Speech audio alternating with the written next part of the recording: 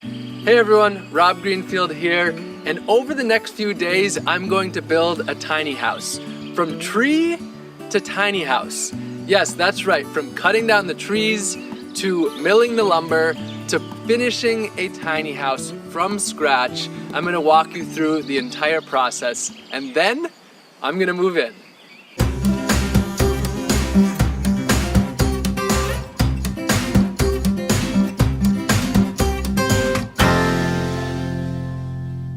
This isn't just any tiny house though. This tiny house is going to be fully off the grid and built completely out of wood harvested on this property, as well as secondhand materials right here from the farm. So this is a tiny house that's designed to work within the land that it's being built on and not be a pain to the land. So where is all of this happening? It's at Le Rêve de Gaia, which means the dream of Mother Earth, here in southern France. So now it's time to build the tiny house.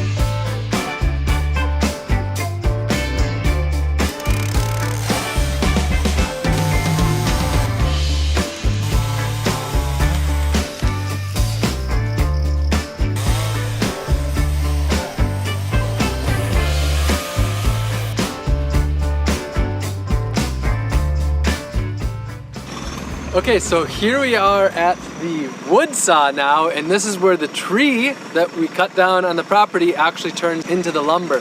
He bought this land about 7 years ago, and this has pine forests on it that have been used for forestry for decades now, probably centuries. And a lot of it was done in a very unsustainable way. Now he's transitioning this into sustainable forestry and just moving it back into hopefully a native forest that is a place for humans, other species, and the environment to thrive. So he is working on managing it sustainably, using this wood to build, and then also it's his source of income. And behind me is his wood saw. And this thing is incredible. This is the first time I've ever worked with a wood saw, but he bought this for about $8,000 prior because of his work as a forester. And it's amazing what this could do in a community. Imagine if a community had this, they could come together and build their houses out of wood, locally harvested, and it would pay for itself in no time, creating jobs and opportunity and working with the land rather than having things shipped and depending upon huge corporations. So we're gonna turn the tree into the lumber.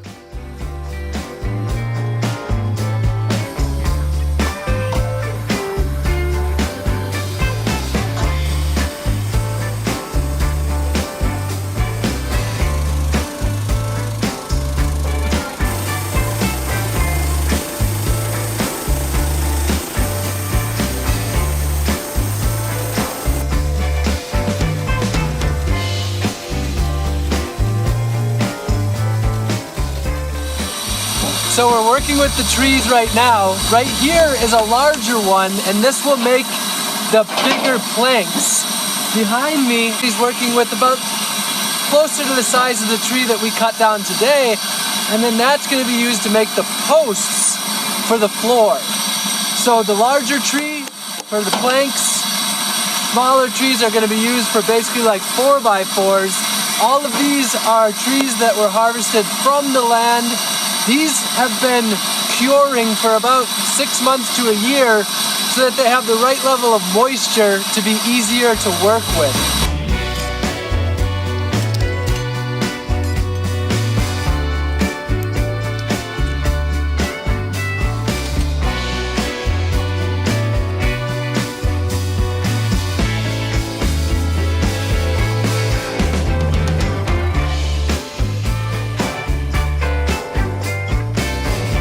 Alright, so we have finished cutting. Again, a lot of stuff was cut prior to today, but almost everything here is stuff that we cut today. And I want to show you the different things. So these wide, almost like 4x4s, these are for the foundation. And then these are for the foundation as well. And then these, what we're calling planks, are for the roof slash sides. And then these are the floorboards, which you can see are thicker. So all of these came from the different sizes of the trees, and we started with the trees. Now we've got the lumber, and then it'll go from tree to tiny house.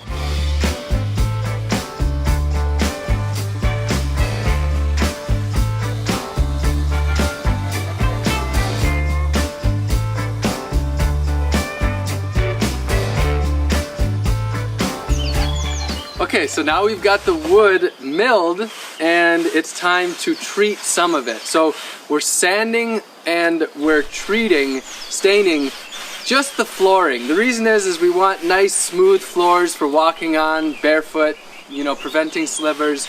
But the rest of the house we're not going to sand and we're not going to stain. And the reason why is we're actually experimenting with a as natural as possible build here. And over time, it might not last, it's not going to last as long as if it was stained. After the house is no longer something you can live in, it's just returned back to the land, whether it's wood breaking down in the forest or turning it into firewood. So the idea is that we're designing it, you know, extremely naturally with the wood right on the land, and the wood can go back to the land.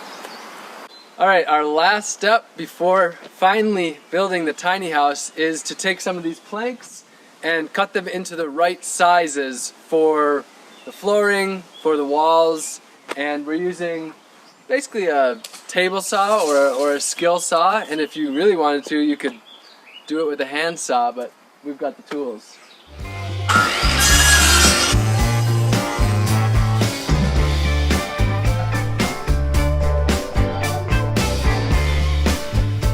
Alright, so we have the site. Now the first step is to create the foundation. We're having a little bit harder of a time than planned with that because we're on a bigger slope than we had thought. So we're having to raise it up. But first step is to create the foundation, level it, then we're gonna put on the floor, then we're gonna create the frame, then we're gonna put on the sides and the roof, and then the last step will be to put in the doors and windows. So we've actually moved the foundation back a little bit so that we didn't have to put it up as high. And one thing that I want to mention is on the bottom, we're using Douglas fir, which is more resistant to rot and will last longer. And then the rest of the housing is spruce. So a little bit of Douglas fir on the bottom that's contacting the ground, then the rest will be spruce. So got the foundation pretty much set and it's time to start moving upwards. We just got this foundation set in really just about an hour, which for me was the part that I was the most worried about because I'm really bad at making things level or even, like angles, like 90-degree angles. That's what I have a really hard time with. So that went really, really well. Right now we're just putting these giant screws through, and I should mention this is basically the one material that's not secondhand or from the forest. These were bought new. And this is pretty much the main cost, right? Yeah. The screws. That's the only cost, yeah. And some gasoline. Yeah, for the chainsaw and the saw machine. How much gas do you think we burn? In total, maybe about 5 to 8 liters. Okay. So like $16, about $20 of gasoline. So two gallons about, less than $20 worth of gasoline, some screws, and then the rest was from the forest and stuff that was laying around in the barn. So it's looking pretty good. All right, the foundation is done and we used about 18 of these, and that's it. Wood, 18 of these with the foundation, and now we're putting on the flooring, which is pretty simple. We just have to line that up to make it even, and then we'll have the flooring done. All right, so we have the foundation set, and I am pretty amazed. It's basically 2 ingredients, wood and screws, and it's solid. It's feeling good. Yeah. It's looking solid, and that only took really probably 2 hours. And next step, building it up. So we're putting up the frame now, and the frame is about as simple as can be. Antoine said this is the simplest structure that he's really ever built. And so the frame is just the 4 beams. We have one up and we have one sitting here that's going to go up right now. And then in each of them there's about 16 screws, these heavy duty screws, both at the top and then at the bottom. So total for the frame we've got about 30 of these big screws. And then the next step will be to put the planks right onto the frame, and we're getting pretty close.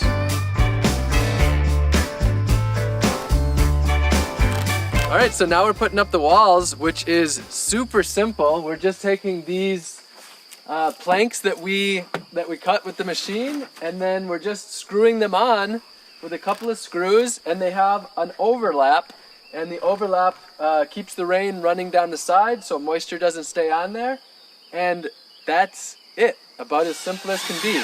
We're going for simple and natural. We are putting in the last screws to have the sides and the roof done. On the top there's just a little overlap to keep the rain from coming in, and now we just have to do the front and the back. Alright, once we finished up the sides, then we went ahead and put on the front and the back, and pretty much the same method.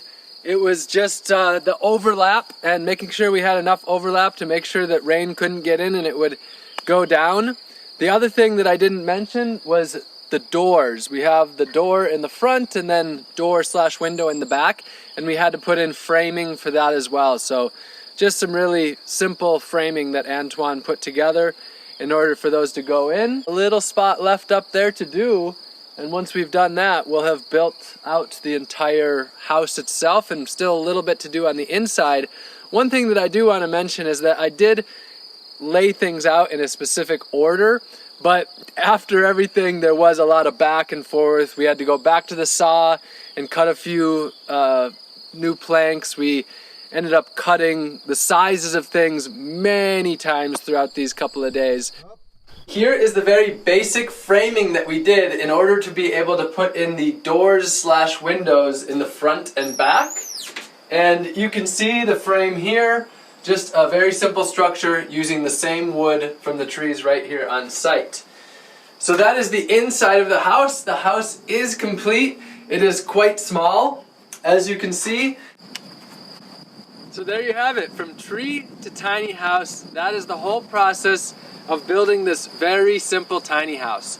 Now, I want to say that this is designed just to be used during the spring, summer, and fall here in southern France, and it's for woofers or volunteers who are learning organic farming here at Le Rêve de Gaia. So it's not designed as a year-round structure for one person or a few people to be living in. And the key is, whatever you're building, to design it for the use and the purposes that you have. So I hope that this video has been helpful in realizing how simple it can be to build a tiny house. Now, in the next video, I'm going to walk you through the rest of the processes that I did with the compost toilet and the compost bin and the outdoor shower and the kitchen. I'll walk you through that in the next video and give you a tour of this place as well. If you got a lot out of this video, then make sure you subscribe for more videos to come, and like and comment to help this video get out there into the YouTube world. I love you all very much, and I'll see you again real soon.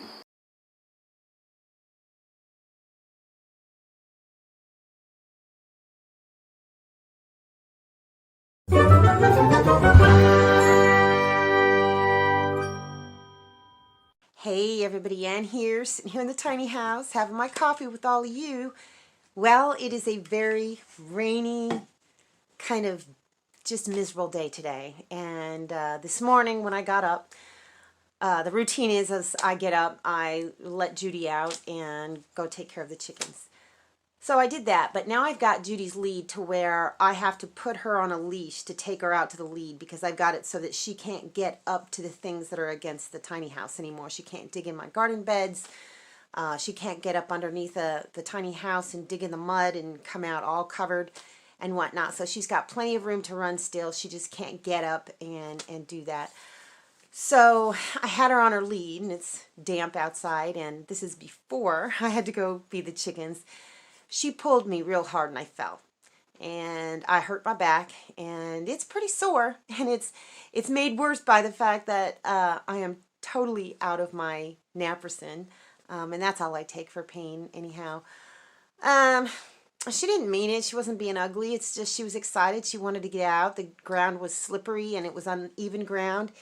And yeah, so I fell. So my back is just absolutely killing me in my right hip. So, so I had to try and do my little business with the chickens. Now I didn't let them out. They're all still in the coop. The girls are separated.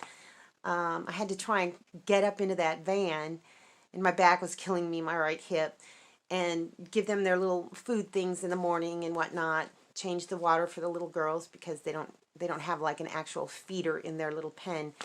And it took every bit of strength I had to get out and take care of those chickens today. So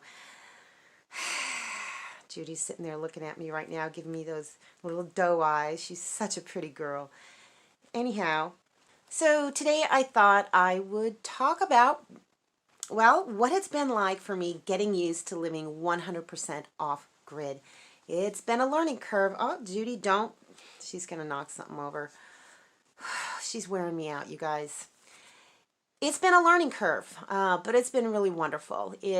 Everything is harder work. I mean, you have to take 2 or 3 steps to accomplish something that most of you go turn on a light switch or you flush a toilet or something like that. So this is what it's been like for me living off grid. Okay, first of all, no running water. I have to get water. So I've got that water catchment system out there, and I do have a hose and I do have spigots on the bottom of them, but I still have to haul that water to where I need to haul it to, and depending on whether it's a 5-gallon bucket or something smaller. I'm finding that I'm having trouble lifting the full 5-gallon buckets of water. Thank goodness I've got that little wagon thing, because that certainly helps. But what I found works for me, bringing the water in that I'm going to prepare for drinking water that I will pour. What are you doing, Judy? She's just right up here by me. I think she feels bad. You're a good girl. I love you. I'll fill up a couple gallon jugs and I'll put that through the Berkey, and that way I don't have to lift a big 5-gallon bucket. But I have to think about water conservation. A lot of people just think of something as simple as rinsing vegetables. You just turn on that faucet and just rinse and rinse and rinse away. Well, I can't do that. I have to be careful how much water that I use in everything that I do, because it's just not abundant for me right now. And then we talked about filtering water. I have to filter water. Washing clothes. I wash my clothes outside. I use a washboard, and I have to wring it out by hand because I've been unable to find a wringer that's any good. And I've also found that I tend to wear clothes longer. It's really funny. Mr. Lucas' son's wife, his daughter-in-law, her family came and visited, and hang on a second, I've got to tend to Betty. Judy, she's getting ready to, yeah, hang on. Hopefully she'll stay up there for a little while. It's hard for me to get anything done because she will just get up and start barking until I pay attention to her. So, anyhow, yeah, doing laundry is a big, huge chore because I have to use a lot of water. I rinse it. You have to wash it first, and then I usually end up rinsing it twice just because, and this is another thing too, I tend to wear my clothes longer. If they're not practically, in fact, Mr. Lucas' daughter-in-law's family came to visit, and they had this cute little boy with them, and he got to come and play with the chickens and feed the chickens and stuff like that. And he whispered something to his grandma, and I didn't hear it, and I said, "What did he say?" And because she scolded him, and she told me what he said. He says, "Why is she wearing the same clothes 2 days in a row?" And I explained, you know what, my clothes have practically got to be up and walking on their own before I'll wash them. So I tend to wear clothes longer than I would otherwise. And stuff like doing dishes, I just can't run a big huge sink full of dirty dishes. I have to clean them as I use them, one by one. And what I'll usually do is just wipe out the contents on the inside with a paper towel, and then I use a spray sanitizer to clean it further and wipe that down. Francie from Finding Joy made me scrubbies, and I use the scrubbies, and that gets off any particulate and whatnot. And then I spray it down with a sanitizer. And if I run out of sanitizer, I'll use vinegar, vinegar and water, and just spray on it. So I just don't run a whole ton of water to wash dishes. Now, if something's really bad and it needs to be soaked, like today I made potato soup again, that pot's going to be a mess. I'll have to fill it with water and kind of soak it a little bit to get it clean. And bathing and showers, you have to think about that too. Yes, you can capture, water to use to water the plants and whatnot, but I found that there's very little water left over that comes off of me after I take a shower because I use so little water to do that. And most of the time I'll take little bird baths, and I've got plenty of baby wipes. Those really come in handy. I use those religiously. And otherwise, I don't take a full soaking shower every day. In fact, I need to wash my hair. Yeah, I think I need to wash my hair today. So you have to think about those kinds of things too. You have to make some sacrifices. But I think they're worth it. I really think they're worth it. All right. And then there's the issue of no electricity. I have to think about conserving electricity. Most people just go to, a light switch and turn it on a light. They've got their whole place illuminated all the time. Sometimes they don't even think about turning on, off and on, a light switch. Electric everything. Well, I am completely 100% on solar power. So I have to really be mindful about how much electricity I use, and I have to kind of pick my battles and pick and choose things. The refrigerator uses a lot of energy. I can't keep the refrigerator running 24/7. So I sometimes most of the time default to my ice chest, and I keep ice in it, and that's good because the ice can be used to keep my food cold, but then it melts, then I use it for drinking water. I didn't used to filter it, but now that I've got the Berkey filter, I'm definitely filtering it now. So that's good. The ice situation, the ice chest, it's kind of like a two-pronged thing. I've got two uses for the ice, so that works great. And then you got to think about things that, you may have never even known about or even thought about, your amps and wattage that you're using, your load that is on your batteries, whether or not it's going to overload your inverter. And you have to think about all of those things that a lot of people take for granted. And I don't take any of that for granted. That's why anytime there's sun in the sky, it makes me happy. Conversely, anytime it rains now, that makes me happy too, because then I'm going to have water.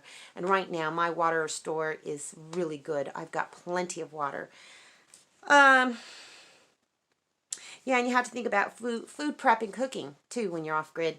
Most of what I cook, I use propane for, or wood outside on the rocket stove.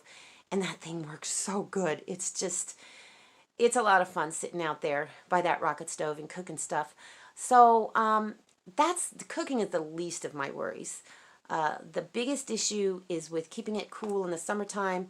And then inside, I am going to be able to keep it warm because of the wood burning stove. And then you also, sometimes people take for granted the weather. I can't take the weather for granted. I absolutely have to know what the temperature is going to be every day. I have to know how hot it's going to be, how cold it's going to be, because before the chickens even, if it was too hot in this tiny house, I couldn't leave Betty, when she was alive, and I couldn't leave Judy by herself inside the cabin because it would get, 110, 115 degrees in here, and it would just be cruel. So I would have to plan my days around, the weather and whether or not it's going to be too hot inside for my beloved Judy. And now I have to think about the chickens. I have to know how cold it's going to get down to because those chickens still don't have all the feathers. Now I know that people have said, oh, you don't have to use that heating mat anymore. Well, I think I do. I pay a lot of attention to Jeff at Bubblehead Homestead. He's kind of like a chicken expert. And I did ask him a question a while ago about baby chicks and when they're ready to go outside. And he basically said, well, If they've started getting their feathers and if it's going to stay above 60, then they should probably be okay. Well, it's dropping down into the 40s now, and those little baby chickens don't have all their feathers yet. So yeah, I have to be able to provide them with some heat.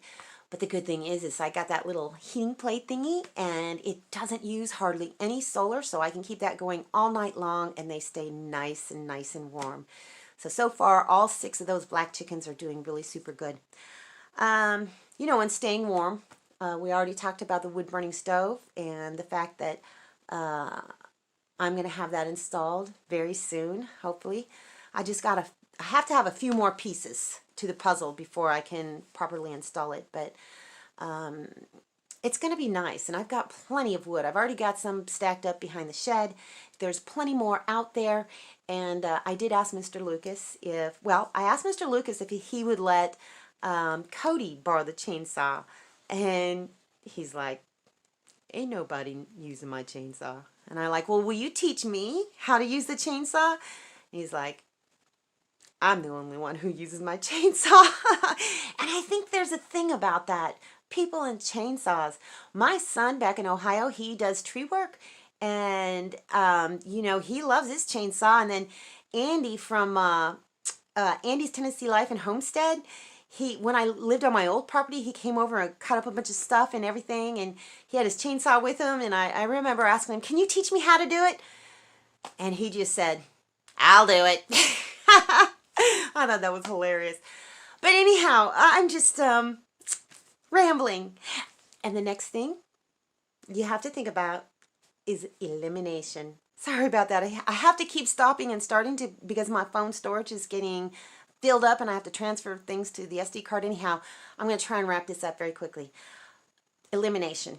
Everybody does it. The way I do it may be a little bit different than the way you do it. I use a composting toilet, and I've done a lot of research on it, and I've tried different kinds of bulk materials. Right now I'm using pine shavings just because I have limited storage space. I don't want to have big bags of pine shavings that I'm using for the chickens and big bags of mulch that I'm using for the composting toilet. So I'm using pine shavings, and it works pretty good. If you put enough of it in there, it'll cover the odors, and you're going to be just fine.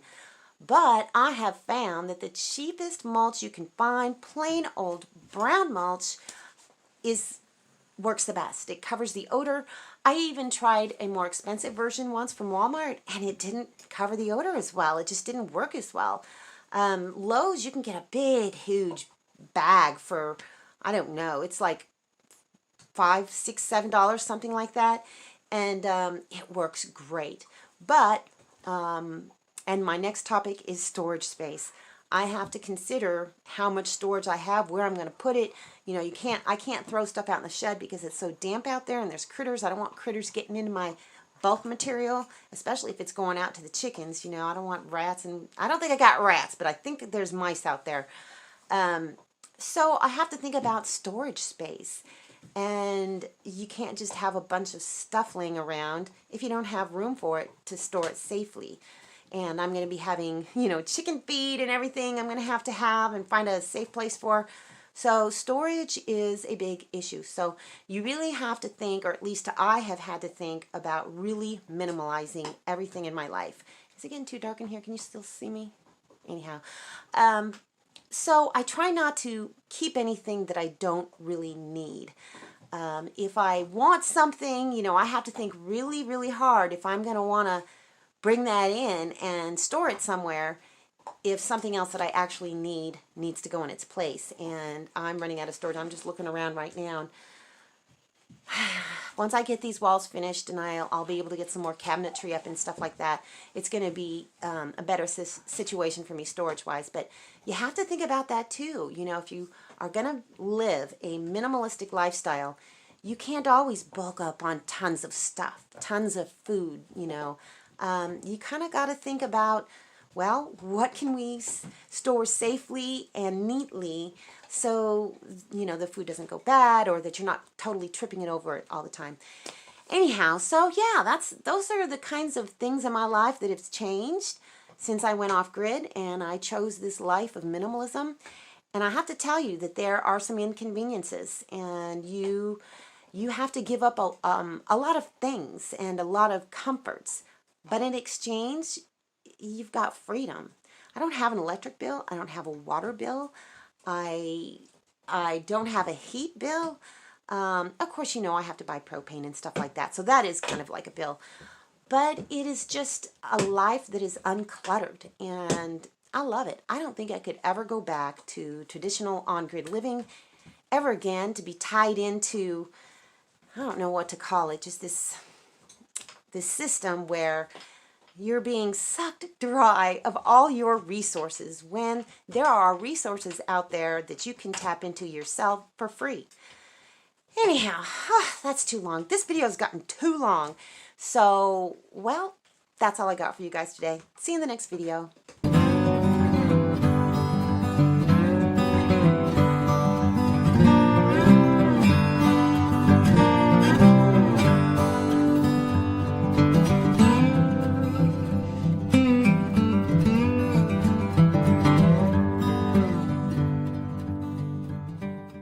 Thanks for watching, everybody. I hope you enjoyed the video. Make sure you like, subscribe, hit the bell, and y'all have a good one.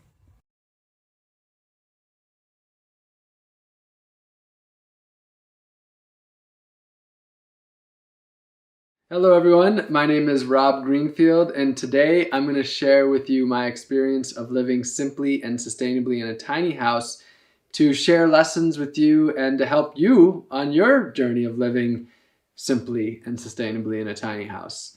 So before I get into the lessons and the tips, I'm going to share where I'm coming from.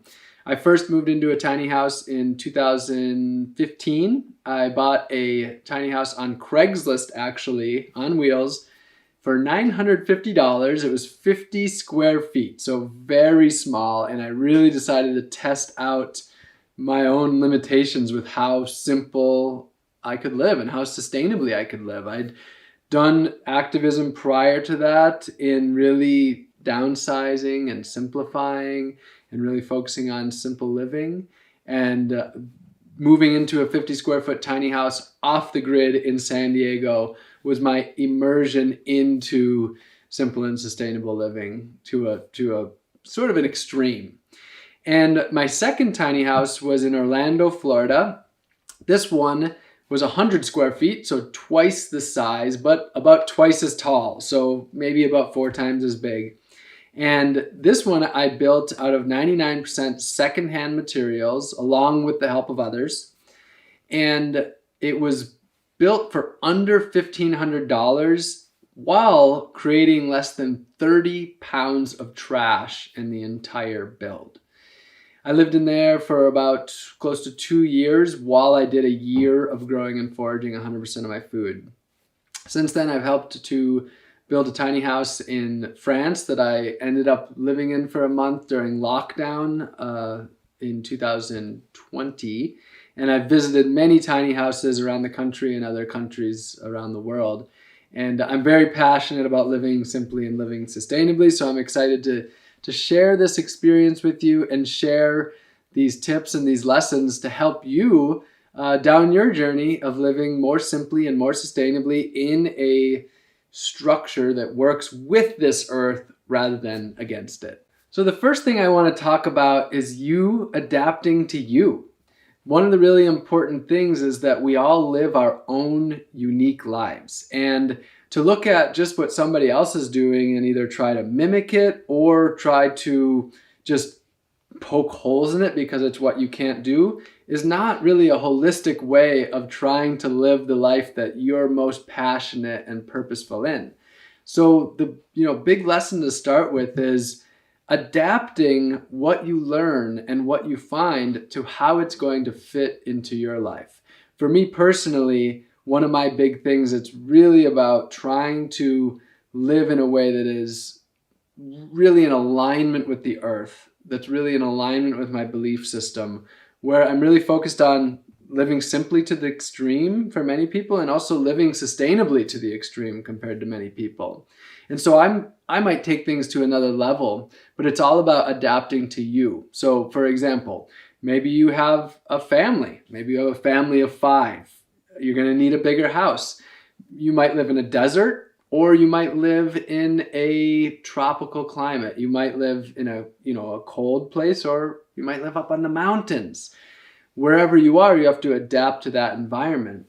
So adapting to whatever your situation is in and really critically thinking and problem solving, this is really the key to having a highly functioning tiny house, really having a highly functioning living situation, and really, having a life that works. And the other big part about it is that when you adapt to your environment, to the life that you're living, and you do this in a way where you are living out your belief system, this is what I think some people would refer to as the flow state. I look at it as living a life in alignment. When you can design your living scenario and you can design your life so that your actions and your beliefs and your thoughts can all be in alignment, that's when things will really flow. And so I really encourage you to look back at the big picture, like zoom out when you're designing your tiny house and you're designing your living situation. Zoom out and really look at who you are and what you want to be and what you want to become and how you want to be living, and incorporate that in. Your house should reflect your life as a whole if you're going to really love the place that you live. Next, I want to talk about simplifying. I think simplifying is one of the absolute most important keys to really being able to live in a tiny house and live an alternative lifestyle. So one of the big things that I've learned is that the more needs that you have, the harder it is to meet those needs. And the more you can simplify your needs, the less needs you have, the easier it is to meet them. So the more bills that you can cut back, and the more ways that you're tied into the industrial system and to the corporate system, the more that you can just pull these things back, the easier it is to actually get into living in a tiny house. The less stuff you have, the easier it's going to be to function in a tiny house, and the easier it is going to be to live simply. The more bills and debt and the more, all of these working parts you have, the more struggle that it's going to be. So really simplifying is one of the absolute keys. And again, it's about looking at your situation. How simple do you want to go? How sustainably do you want to live? And really having that honest conversation with yourself about both what you want to do and what you can do. But my big suggestion is that it's about this mindset and realizing that, again, the more needs that you have, the harder it is going to be to meet those needs. And so if you can cut that back, you can get more into that flow state. We're living in a tiny house rather than feeling like this burden where you're like, well, I just don't know how I could possibly have enough space or meet my needs. It kind of comes into a state of flow rather than this state of feeling like you're cutting back and resisting. Living small means more time outside of your house. And that's one of the absolutely beautiful things about living in a small house, is that it's about getting outside of our comfort zone. It's about getting into our community. And so one of the really beautiful ways to look at it is that, we have our house, but this earth is our home. We have, for example, our national and state forests. That can be our home. That is the public commons. And so the more we get outside of this idea that our house needs to be our everything, and we start to realize that we are inhabitants, we are citizens, we are residents of this earth and of our community, that allows us to really be able to get into this simple living and really get into this space of being comfortable in a tiny house. So there's a couple really big keys to that, and this comes down to the idea of community, the idea of communal living, and the idea of shared resources. When you live in a small space, you might not be able to have everything that you might need. And that's where sharing resources come into place. So when I lived in San Diego, for example, I didn't have a car, but I used a car share program. You might not even have a bike, but you could use a bike share program. You might not use a food processor but once a month, or a food dehydrator but once every 2 months.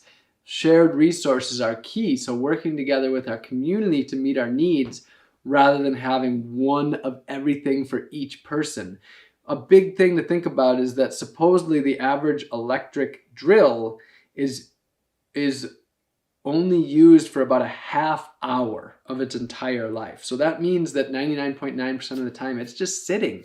So instead, if you can share these things within your community, and you can do this in a very organic way, just by connecting with your neighbors and being able to share things, or there's the shared economy. There's so many things like libraries of things, or tool libraries, or regular old book libraries. You might not have room for thousands of books, but you have a library card, and that allows you to live tiny while having access to an incredible amount of resources.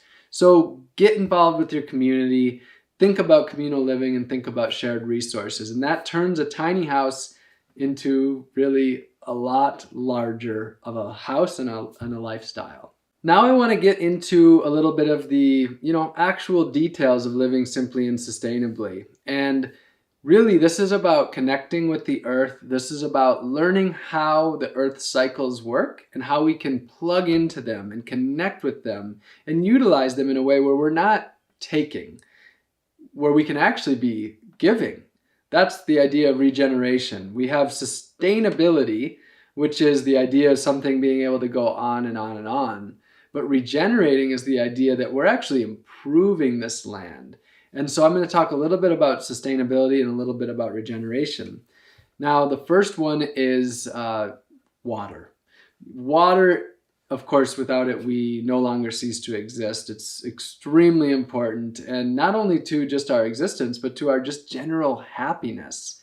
So I want to talk a little about rainwater harvesting. I see this as one of the big keys to living sustainably and to living simply. It is one of the simplest ways to attain our water at zero cost and in a way that causes no negative impact. So rainwater harvesting, some people think as very complicated, but the reality is all you're doing is diverting the water that's coming off your roof, and you're just directing it into something that can store it, which could simply be buckets under your drip line, or setting up gutters and a downspout that goes into some 55-gallon drums or some 275-gallon totes. Now, the really beautiful thing about rainwater harvesting, so for example, in my tiny house, my shower is run off of rainwater and my sink is run off of rainwater.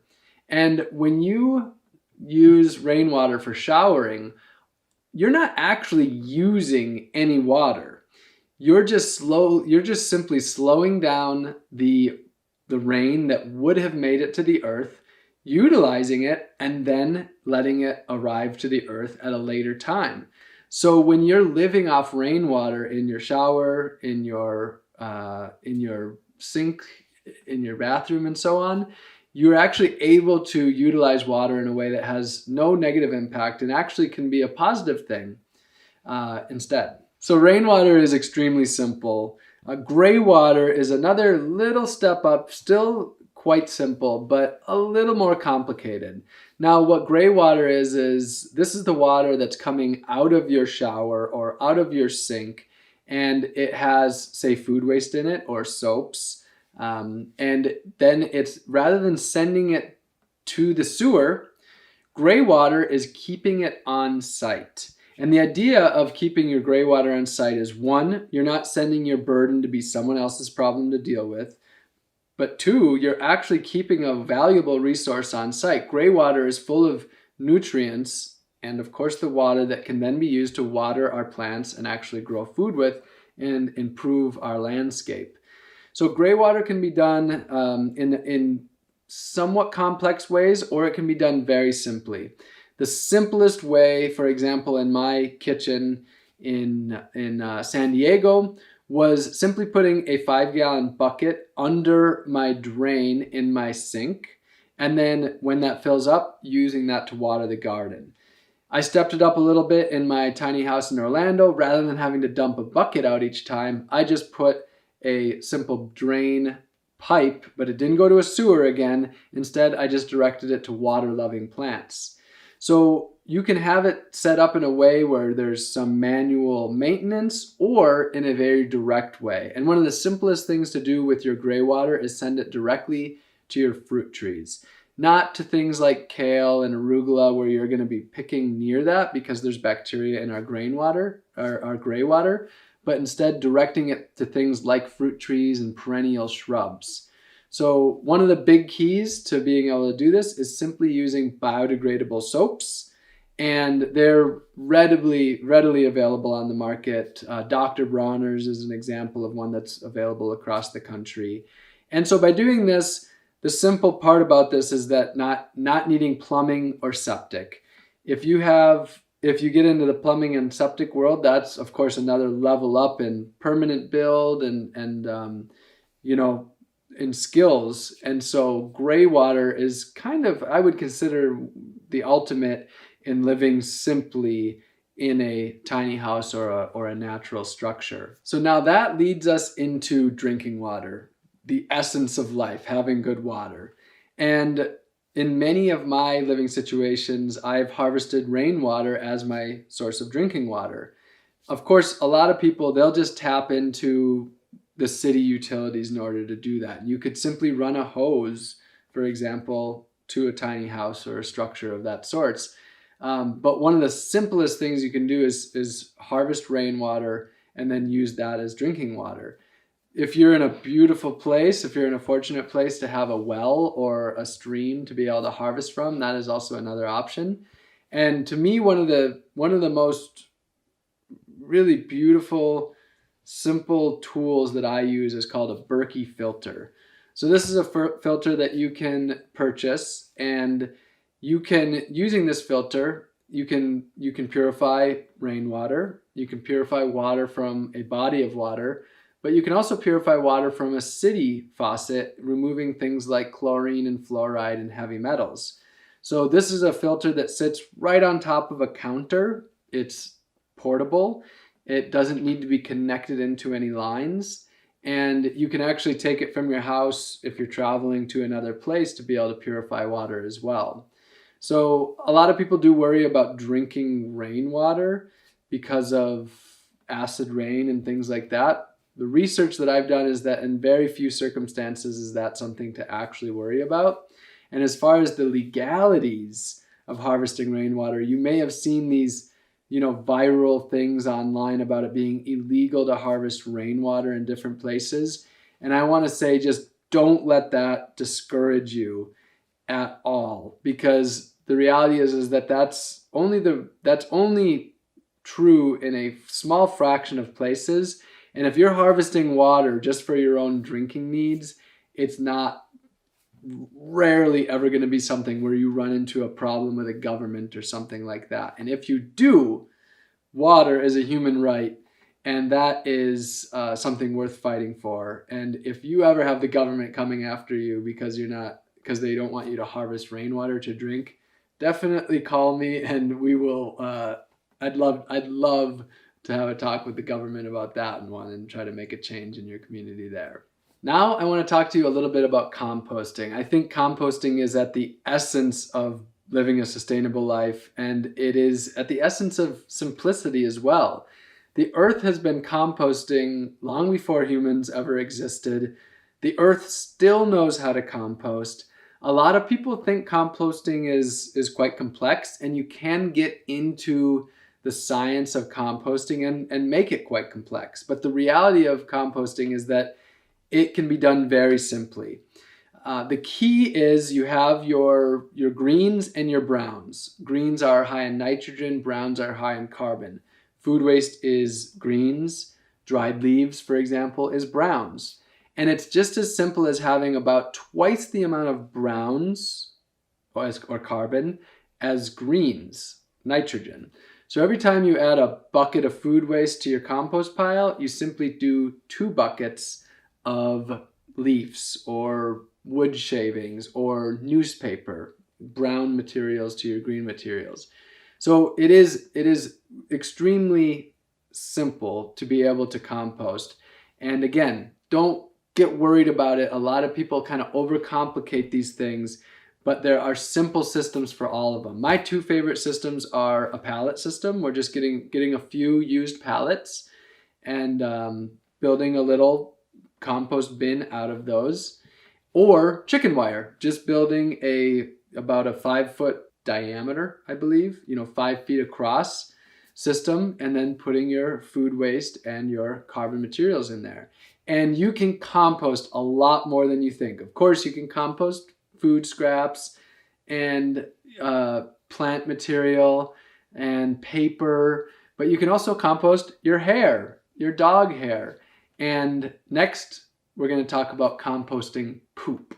For me, composting my poop, also called humanure, was sort of the holy grail of sustainable living. It took me about 5 years to get to that point where I was willing to be the person that deals with my own poop. Because in our society, we are a group of people where we put our poop out of sight, out of mind. It is someone else's problem. Now, I'm not going to think about it. It's gone. We poop in that flush toilet, in the water, we hit that little lever, and it's gone.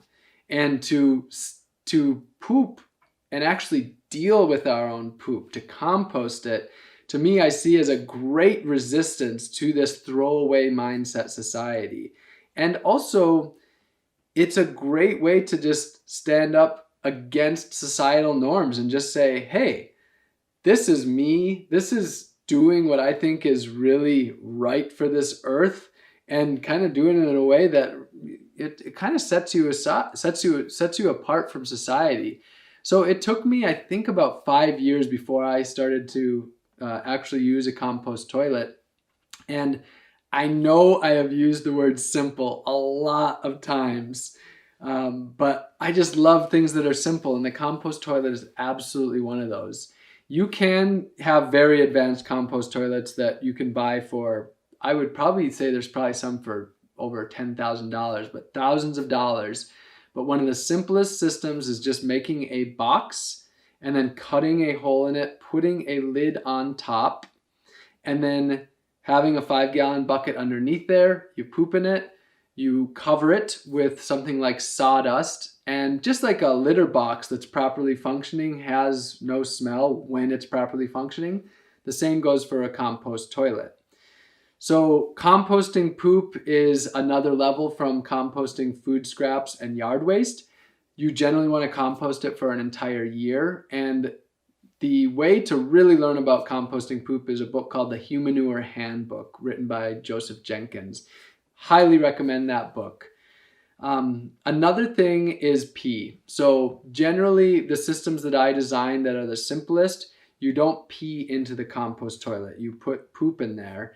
And then you have a separate, either you have a urine diverter to divert the pee elsewhere or to collect the pee, or just another bucket that you're peeing into. Now, pee is also called liquid gold. And it's ironic that what a lot of people are lacking in their gardens is nitrogen, and that's what our pee is so high in. We're literally flushing away the solution every time that we pee into a flush toilet. If we simply utilize our pee or liquid gold in our gardens, we can provide our own nitrogen needs, which means we don't need those fertilizers that are using an incredible amount of fossil fuels and resources. So composting our poop and using our pee in the garden are very simple. With pee, you generally want to dilute it about 8-to-1 to water. And so you have about 8 times more water than pee. And by doing this, it also makes it not very smelly at all. Properly functioning compost toilets and liquid gold systems really don't smell hardly at all. It's all about properly functioning systems. If you want to take it to the next level, you can even grow your own toilet paper. In Florida, I grow Plecranthus barbatus, also called the blue spur flower. And in climates like the Carolinas or the Great Lakes region, a good plant is mullein. There's also lamb's ear.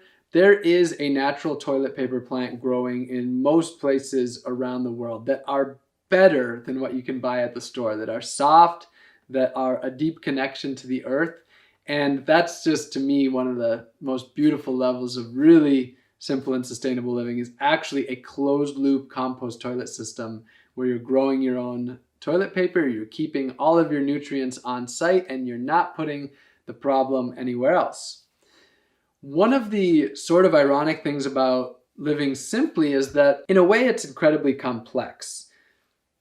To live simply in the 21st century, in this consumeristic, globalized, industrialized system, actually takes a lot of critical thinking. It takes a lot of problem solving.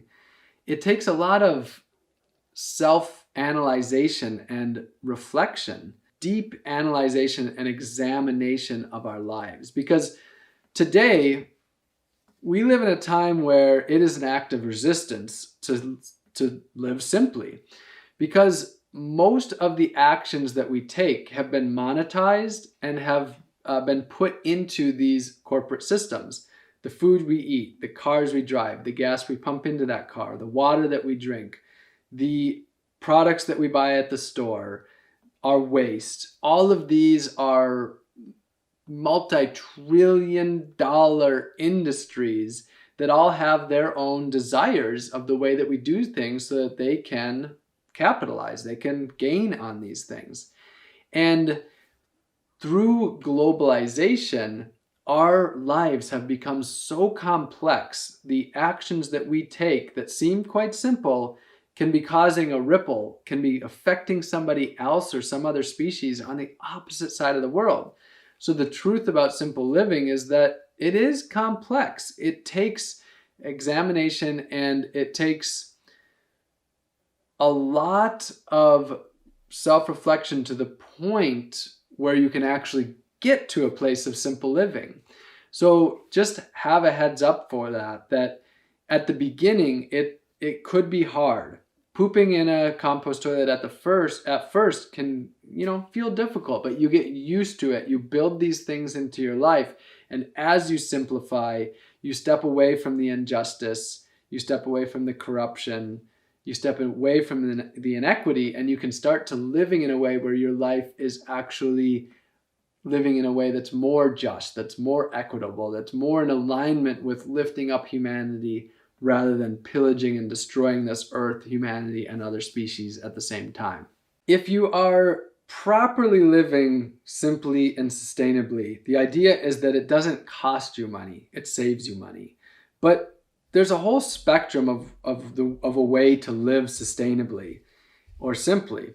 And a lot of people look at sustainable living as having huge solar panels on your roof, an electric car that might have cost tens of thousands of dollars that you have to be working this big job for that ultimately doesn't allow you to live as simply as you'd like to.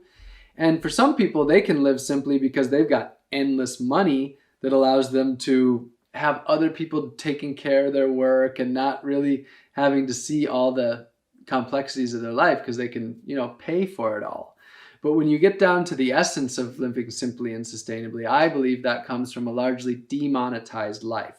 Because again, the monetary system is incredibly destructive and it's incredibly complex. Every time you're spending $1, where's that money really going?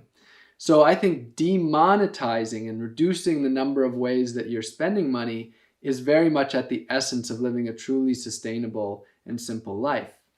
And that also takes time. That comes down to looking at all of the ways that you're living and that you're interacting with the monetary system and chipping away at those one thing at a time.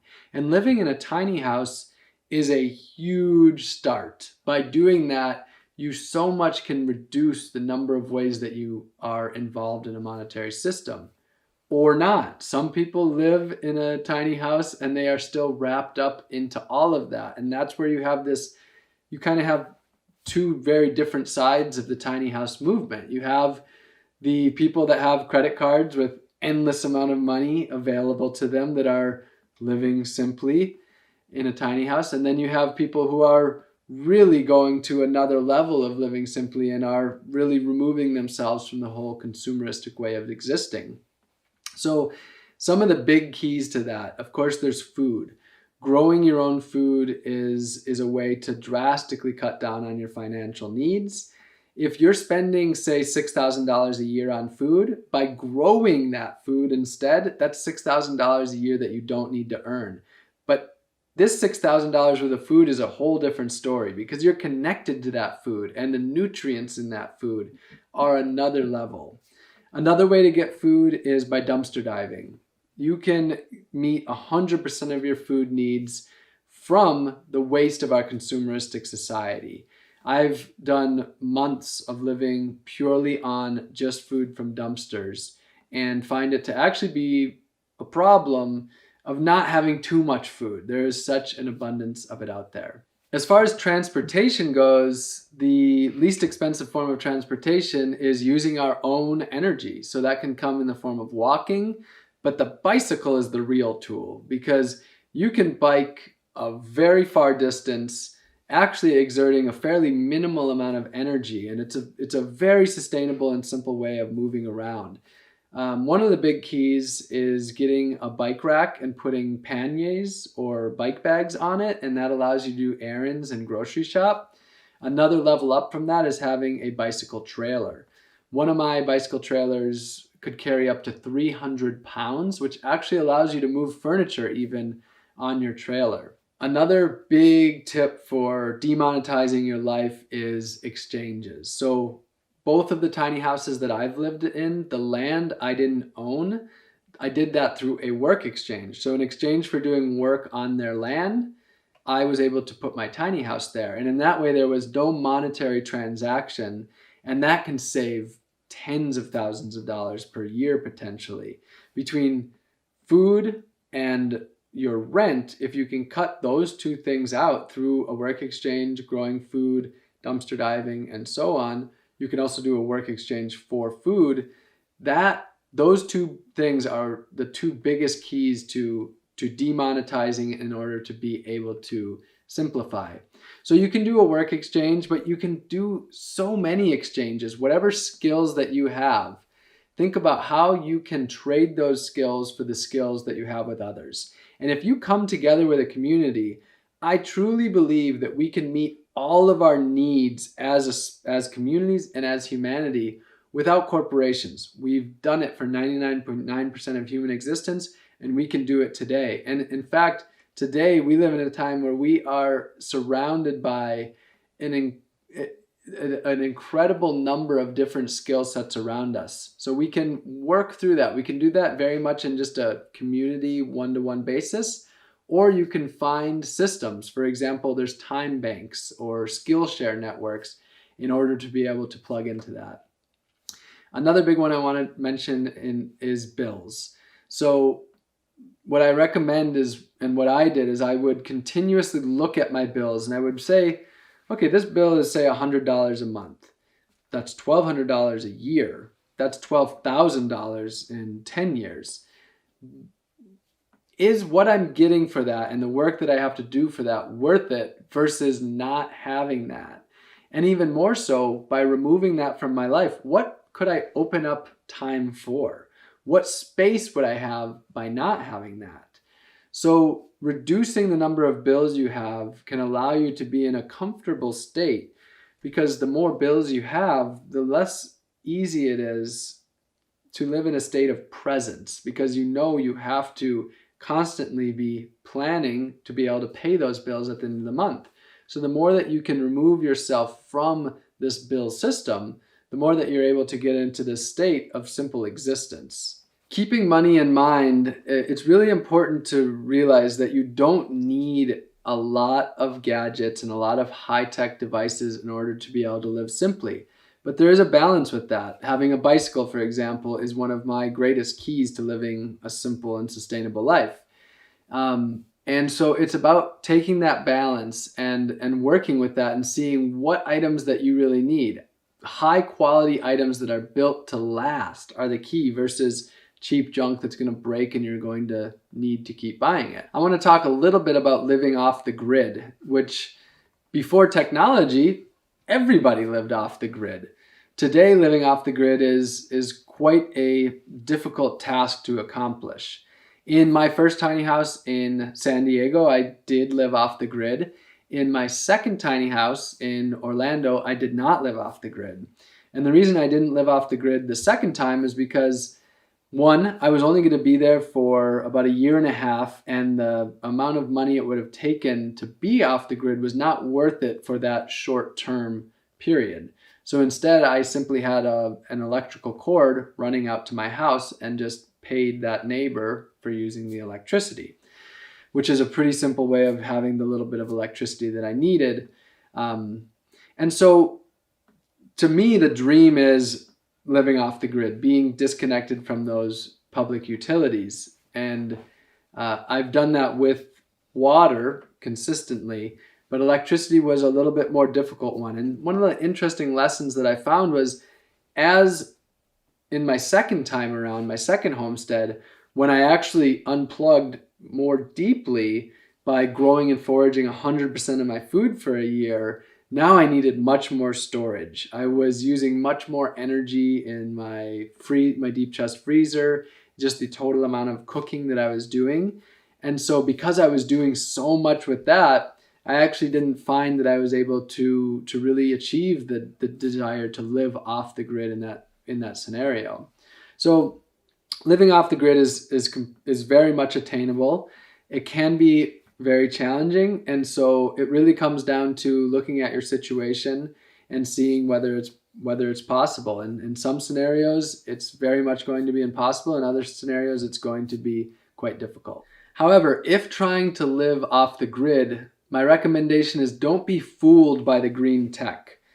Solar and wind are certainly much less destructive than fossil fuels, but to call them a truly green energy would be ignoring the fact that they require a large amount of extraction from this earth, which is ultimately pillaging an area, and requires an incredible amount of inequity, because it's basically saying this area is less worth it.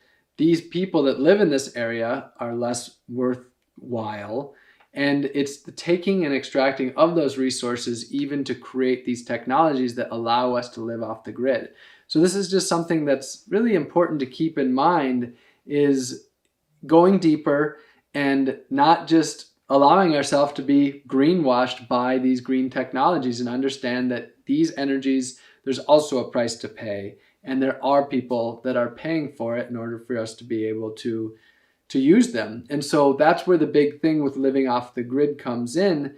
My recommendation comes back to simplifying. The more simply you live, the less electricity you're going to need, which means the smaller solar system that you're going to need. So the more we can reduce our needs in a manageable and reasonable way, the smaller the systems are going to need to be, and that's going to be more sustainable, and it's going to cost us a lot less money.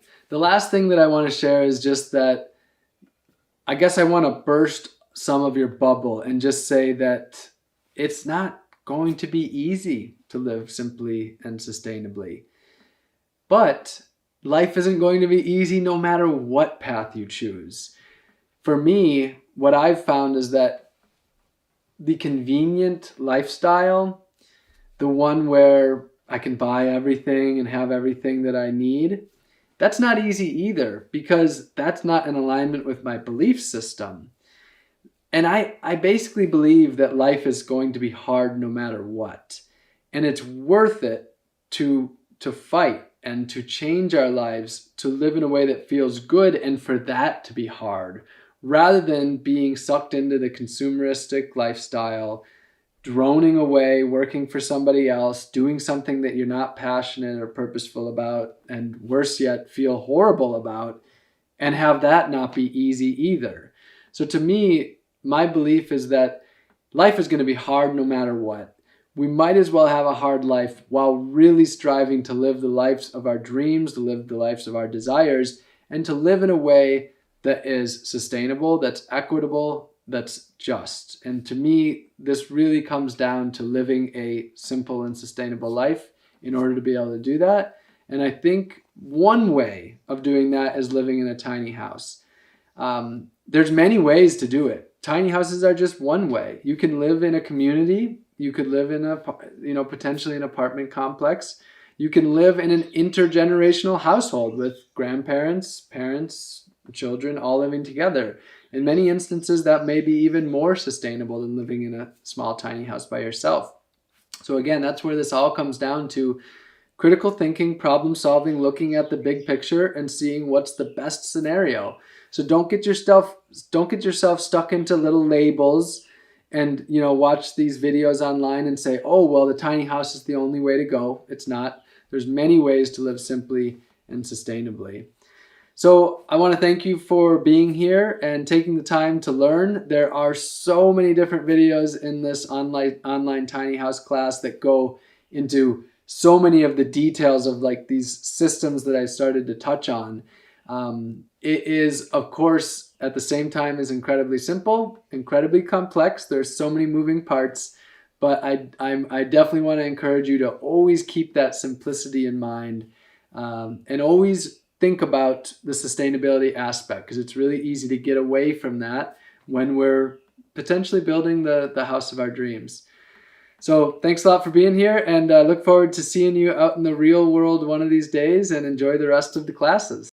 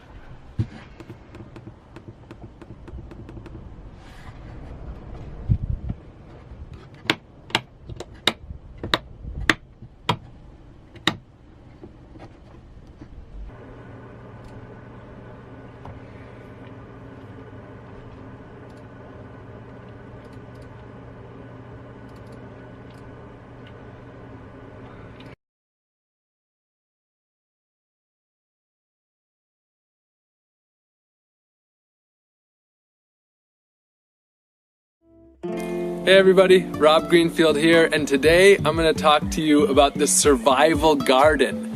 What I mean by that is a garden where you don't have to go to the grocery stores or the restaurants, and you can live off of this. It can produce your calories, it can produce your nutrients, and at the very least it can get you through weeks or months of not having to go to the grocery store. So this is the survival garden.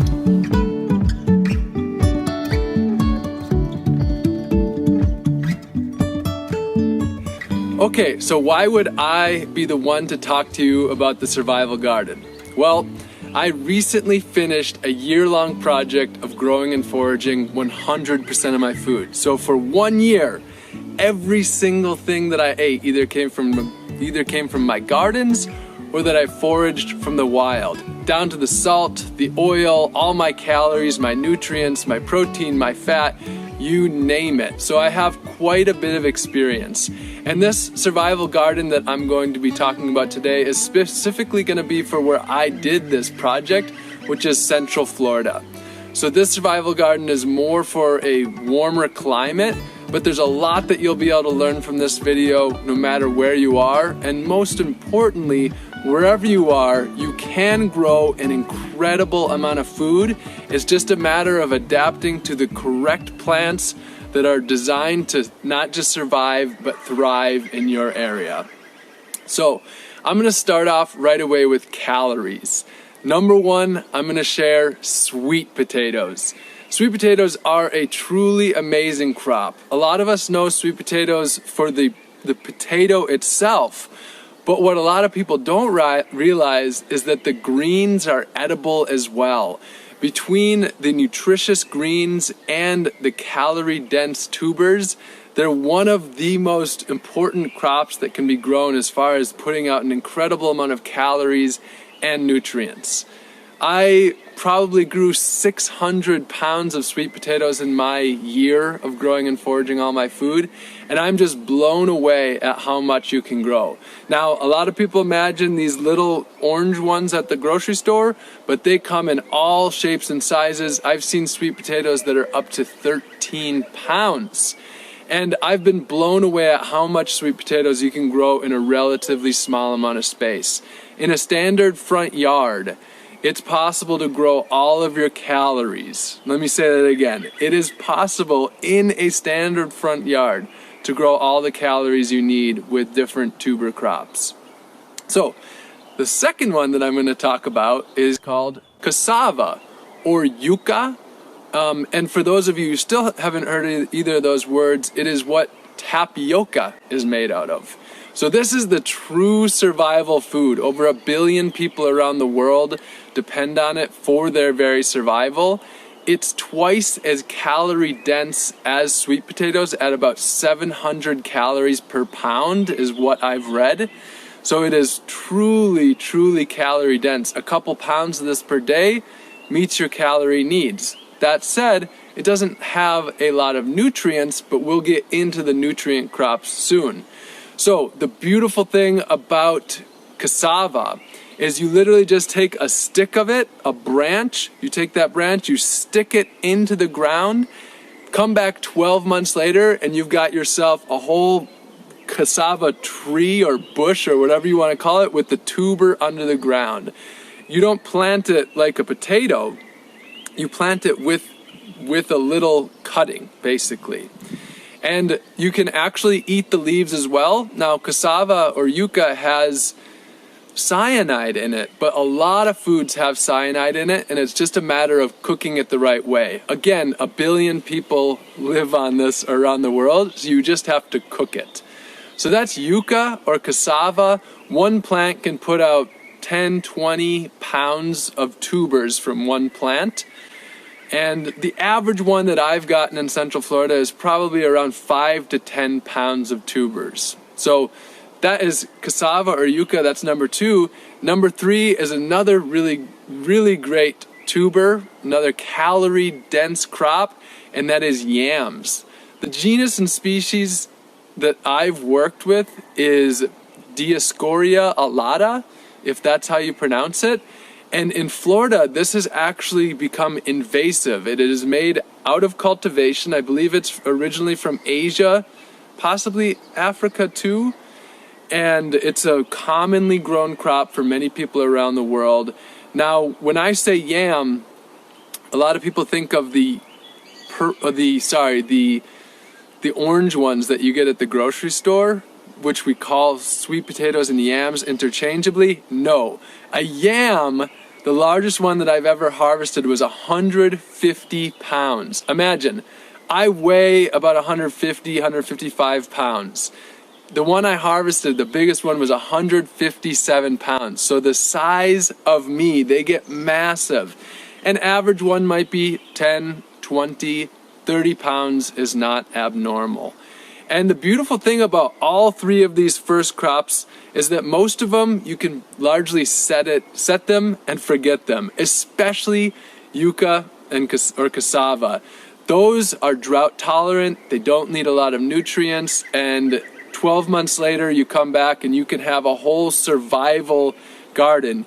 You can do your fence around your property all with yucca and yams and just have a living fence of serious calories to be able to come back to when it's needed or just when it's desired. But back to the big yam. The average one, 10, 20, 30 pounds. They're delicious. I actually prefer them over potatoes, and they are a vining species. Not an edible leaf. Unlike the yucca and the sweet potato, both of those have edible leaves, but this is just another beautiful calorie crop. Now, another calorie crop that I want to mention is potatoes. The crops that I'm talking about are a little bit more for the warmer climates, although sweet potato is something that's grown throughout. But potatoes are a standard that can be grown all across many climates. It's not one that I have a lot of experience with. I have grown it in Florida, but that is a really wonderful crop that you can grow in huge volumes as your calorie. So those are 4 calorie crops. And the next one I want to get into is indeed a calorie, but it's also a delicious fruit and a favorite food of many people around the world, and that is bananas. And I'm also going to talk about plantains. Bananas are a true survival food. You can take bananas, by the way, you don't plant them from seeds. You plant them from a pup, which is basically a small plant. How bananas work is they send up babies or pups, little shoots out the sides, and you can get, if there's a huge stand of bananas, you can just dig one of those up with part of the corm, plant it in a few years, and in a few years time you can have a whole stand of bananas. So bananas in Central Florida, where I did my year, for example, within about 12 months they can be starting to produce. Within a few years you can be talking about huge quantities of bananas and plantains. Now, bananas can be eaten green, fried for example, or you can wait until they're ripe and you can eat them as a delicious banana.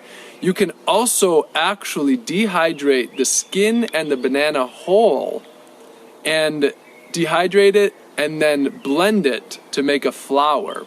And then, of course, plantains are a staple of many, many, many people all over the world. Those can be eaten ripe as a delicious sweeter flavor, or they can be eaten savory when they are still green. So that is the banana. You can grow hundreds and hundreds of pounds of bananas. You can start it with something that you can get for $10 or $20 or for free. The next one that I want to go into is papaya. And papaya is extremely versatile. Papaya is a tree, but it's not your typical tree. They will last generally about, at maximum, 7 years. 3 to 5 years might be pretty normal. And they're a very soft tree. You could basically push them over. You can cut down the papaya tree just with the one swipe of a machete. But the fruit is a beautiful fruit, and it's very versatile. So of course you can wait until it's ripe, and then it's a nice sweet orange, or you can eat it while it's green, more as a vegetable. And I make sort of like a sauerkraut with it, a papaya kraut, by fermenting it, and then people all over the world use it green as a vegetable, whether pickled or sauteed or raw. What's commonly known as Thai green papaya salad, for example. And I love to make a coconut curry out of my green papayas. If you're dealing with wasps, a pest that often comes for the papayas, then the best thing to do is not wait for them to get ripe and eat them green.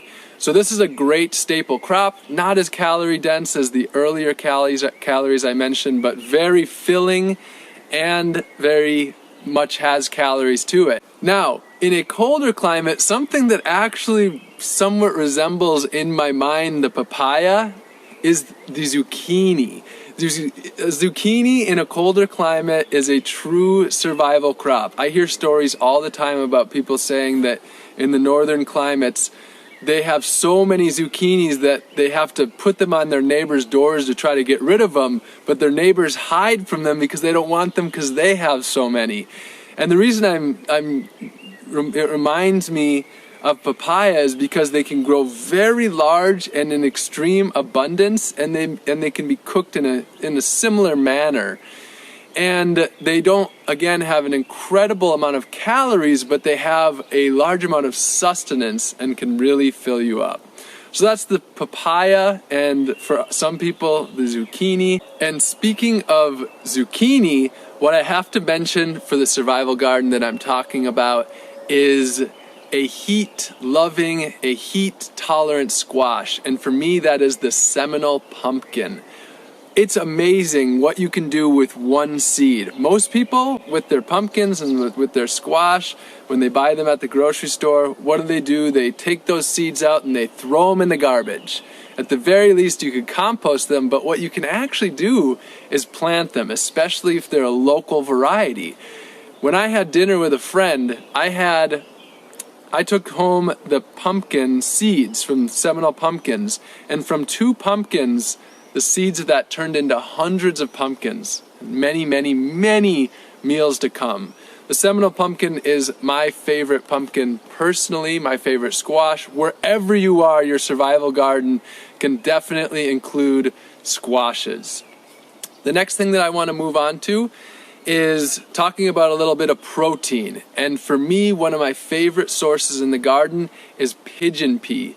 Now, pigeon pea is a perennial crop. It's not a bean that has to be planted year after year. It's actually a tree that will continue to put out pigeon peas, and sometimes multiple times per year, and even throughout the year. They're a truly delicious, they're called gandules. They're very popular in Puerto Rico and other parts of the Caribbean, other parts of Latin America as well, and they are truly, truly delicious. I've eaten a large amount of them and have never once got sick from them at all. And in fact, my friend and I actually even made tempeh from them. So there's a lot that can be done with them.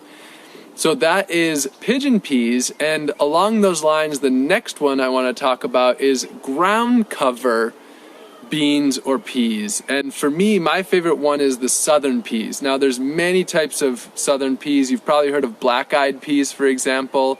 There's many different types of these, and I don't know the names of all of them, but we're talking about spreading the seed on the ground. It creates a wonderful ground cover, and it produces a lot of healthy food. It can also be used as a cover crop and as a nitrogen fixer to add nitrogen to your garden. Now, these can be eaten fresh, or they can be left to dry on the vines, harvested once they're dry, and they can be stored. And the same goes for the pigeon peas as well. So talking about survival, these are foods that when dried, you can have these lasting in your pantry for years. And that's an important part about this, is storage. Now, in the warmer climates like Florida, for example, you can grow food year-round. In the northern climates, the key to success with the survival garden is producing as much food as you can during that window of time that you have, and then preserving it for the fall. Now, for all the people out there who are saying, oh, you can only do this in Florida, I have to say, the most extreme abundance that I've ever seen was in the fall in places like northern Wisconsin, where I'm from. The abundance of nuts and different fruits like apples and plums and pears and berries is it's incredible. So much more than I've ever seen in some warmer climates. So you just have to work with your area. So those are a few examples of protein. We've covered calories, we've covered some protein, and now I want to get into some of the very nutrient-dense foods. And the really good news is that a lot of these nutrient-dense foods, whether you want to be self-sufficient and being able to exist without a grocery store or restaurant at all, these nutrient-dense foods are a no-brainer for everyone because they take very little work. They can save a lot of money. They're some of the healthiest foods out there that you can eat. And environmentally, they're one of the most logical things to grow at home because shipping greens is one of the least efficient things that we can ship. So I'm going to talk about perennial greens. And the first one that I'm going to talk about is moringa. Now, moringa is also called the vitamin tree or the tree of life, and it is truly the tree of life. It's one of the most nutrient-dense plants on earth. Supposedly, it's about 20% protein by weight as well, so a lot of greens and vegetables actually do have a lot of protein in them as well. Moringa is a perennial. You can start it either from seed, or you can take a cutting, stick it in the ground, and have a moringa tree.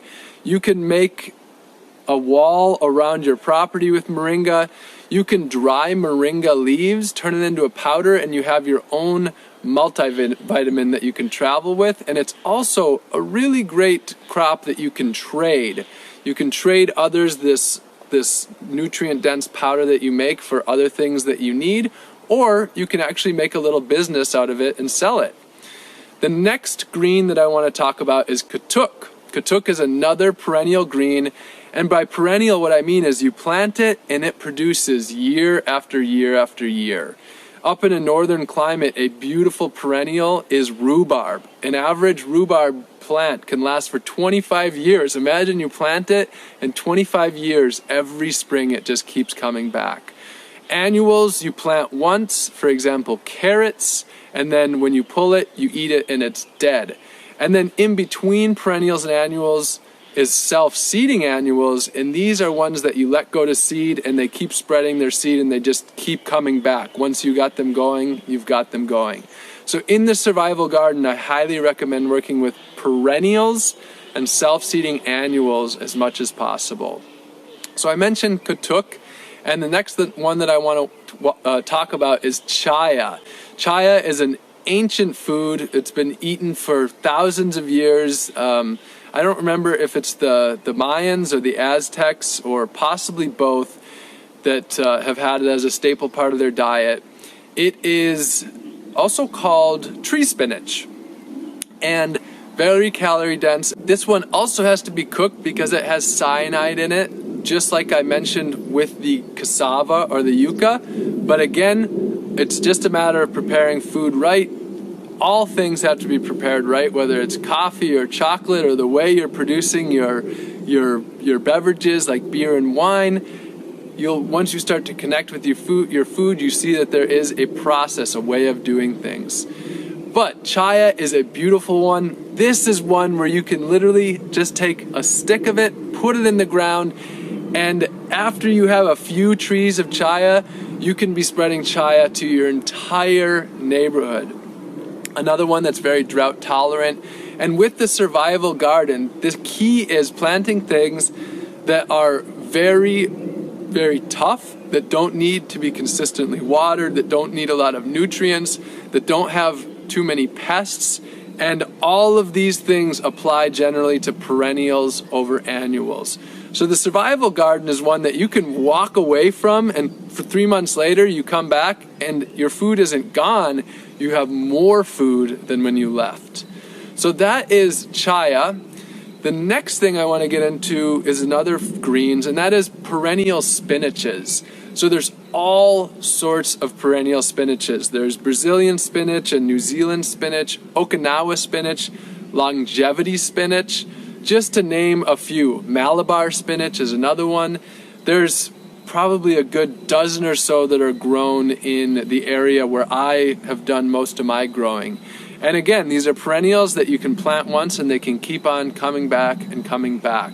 So with those perennial spinaches and those, and the chaya, the cassava leaves, the katuk, and the moringa, that right there is quite a bit of diversity in itself. So there is a saying, and that is, let thy food be thy medicine, and let thy medicine be thy food. Now, in 2020, that is, let your food be your medicine, and let your medicine be your food. Pretty basic. Now, the beautiful thing is that, yes, our food is our medicine, but there are some especially medicinal plants that we can grow to really give ourselves that important immune boost and to really just take care of ourselves. I'm talking about holistic medicine, holistic healthcare, taking into account everything that we're doing, our food, our water, the way we move our body, the way we live our lives. But we can grow a lot of our own medicine. The number one that I recommend in this survival garden is turmeric and ginger. Turmeric, you take those little rhizomes, you stick them in the ground, and 7-9 months later, you'll have a lot more turmeric. Most of my friends' gardens who have turmeric, they have more than they can deal with. Ginger it takes a little bit longer. It takes more like, I think, about 1.5 years. I've successfully grown ginger, but it takes longer to get it to be a large amount and to get a lot to harvest, but very, very easy to grow. So turmeric and ginger, very easy to grow and very, very important medicines. There's many different medicines. One that I recommend growing is elderberry. And along with honey that you can get from your bees, you can make elderberry syrup, and this is one of the most incredible natural medicines that prevents cold and flu. I like to take a spoonful of my elderberry syrup every single day. It's one of my favorite things, and it's also an extremely delicious treat. So I've covered calories, I've covered some protein, and I've covered greens as nutrients. Those three things right there can take care of a massive, massive amount of your entire needs. You could probably live just off of that, but there's no need to because there's such an abundance of other foods. I'm going to name a few other things right now that are really easy and important to have as a part of this garden. That would be peppers. I grew serrano peppers starting from one seed from a pepper from my friend's garden. I, for 1.5 years, had a serrano pepper plant that put out well over 1,000 peppers. Wherever you are, there are peppers that will survive and thrive. Peppers are a great part of any garden. And then herbs. Herbs to add flavor to your food. Living off of your garden does not in any way mean not eating delicious, delicious food. And in fact, it's often far more delicious. So some of the absolute survival herbs that I've grown, that would be Cuban oregano, grows like crazy. It's a huge oregano leaf. Then there's lots of other ones. African blue basil grows into shrubs, brings in an incredible amount of bees and pollinators. So important to have different plants that can bring in pollinators into your garden. And herbs are one of the easiest things to grow. You have cilantro and basil and dill, just to name a few. Herbs are a very easy beginner plant too. If you're just getting started, herbs are a really great place to start. I'm going to mention just 2 more, even though there's so many more plants that I would love to talk about. But a truly amazing one is daikon radish. We're talking about a radish that can get this big, that can become self-seeding, that's coming back, that creates a great ground cover, that can be chop and dropped, and you can ferment this and make a wonderful radish kraut, or mix it in with your different krauts. It is it's delicious. It adds a lot of value to meals, and you can just produce incredible amount of quantities with it. That's the daikon radish. Wherever you are, radishes can be a part of your game, and radishes are one of the fastest foods to grow. You can get them in about 30 days. Now, a garden could be complete without tomatoes, but tomatoes add such an incredible value to life. Where I did my survival garden, that would be the Everglades tomato. In really hot climates, it's often the very small tomatoes that you want to work with, not the really big ones. But in northern climates, you can produce so much tomatoes that you could not possibly eat them. So tomatoes are just a beautiful, beautiful thing to have in the garden. And then one last thing that I'm going to mention, and that is garlic or onions. Really adds an incredible amount of flavor. Garlic is also a great antimicrobial and antibacterial, a really important one for fighting off sicknesses.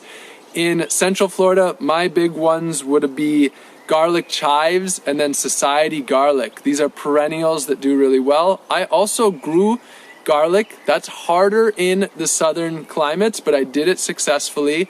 But in the northern climates, garlic is an easy one. So that is my survival garden. I've covered your calories, your protein, your greens.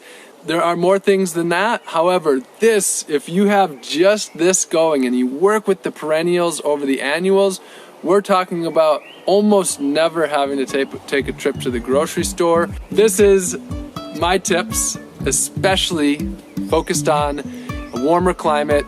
In future videos, I will have some that are specifically focused on colder climates. So make sure you come back and tune in for that. And if you got a lot out of this video and you found it to be really useful, then definitely I encourage you to subscribe to this channel. And if you have questions or comments, put them below. Hit that like button to make this get out into the world so people can see that it is possible to live without grocery stores and without restaurants and live in a way where we are working with the earth rather than against it, and where we can live happily and healthfully with food sovereignty right in our own communities. Love you all very much. See you soon.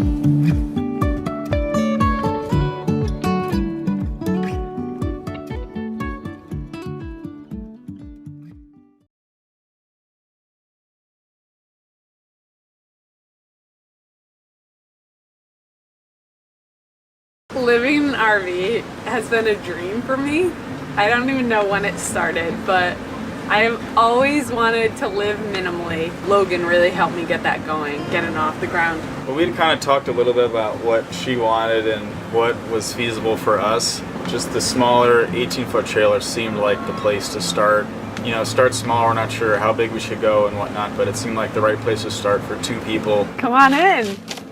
One part I really had to have, here's the couch, folds into a futon. It's actually also a bed when you have the easiest bed when you have people staying over. There's not much space on the camper, and you obviously find things that you need room for or just need something extra. So we just found some shelves, put it in Velcro here so that you can take it off when you do fold your couch into a bed. They actually just can be pulled off. It's really strong Velcro. I knew I couldn't afford anything new. I hadn't ever saved up for an RV. Whatever I had saved, I was gonna put towards it. So I was looking online on Facebook, on Craigslist. I was looking at local classifieds, anything. And people were also looking for me. I mean, I was very vocal about this is a dream. Someone found this for me on Facebook, on a marketplace on Facebook. And I was very particular about the layout. I didn't know too much about an RV. I knew I needed a bed, a separate bed from my eating area. And then I knew I'm a nurse and I work nights, so I knew if I was going to have someone with me, they need to have their own space to hang out while I'm sleeping in the daytime. So it had to have a separate eating area and a separate couch, neither of which were my main sleeping area. So this is the bedroom area. Plenty of closet storage. You wouldn't think. It all fits perfectly in here. Little closet, and then you have some underneath storage. I need to sleep when it's light out, and that's hard in Alaska when it's light a lot of the time. I actually put up this rod here, got some blackout curtains. It keeps the light out so well. You can just pull it across. There's 2 panels here. Just pulls across and totally blocks out all light. It's dark back here where you sleep, so it works really well, especially when you have someone else with you that is up during the day. It's a full-size bed.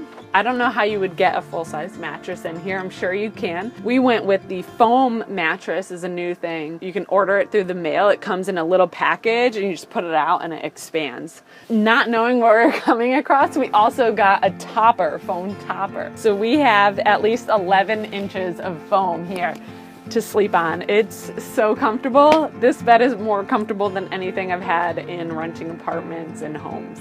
It's a cave. It's really awesome. There's still plenty of light if you want it. I have curtains over each of the windows. This would be a bunk area.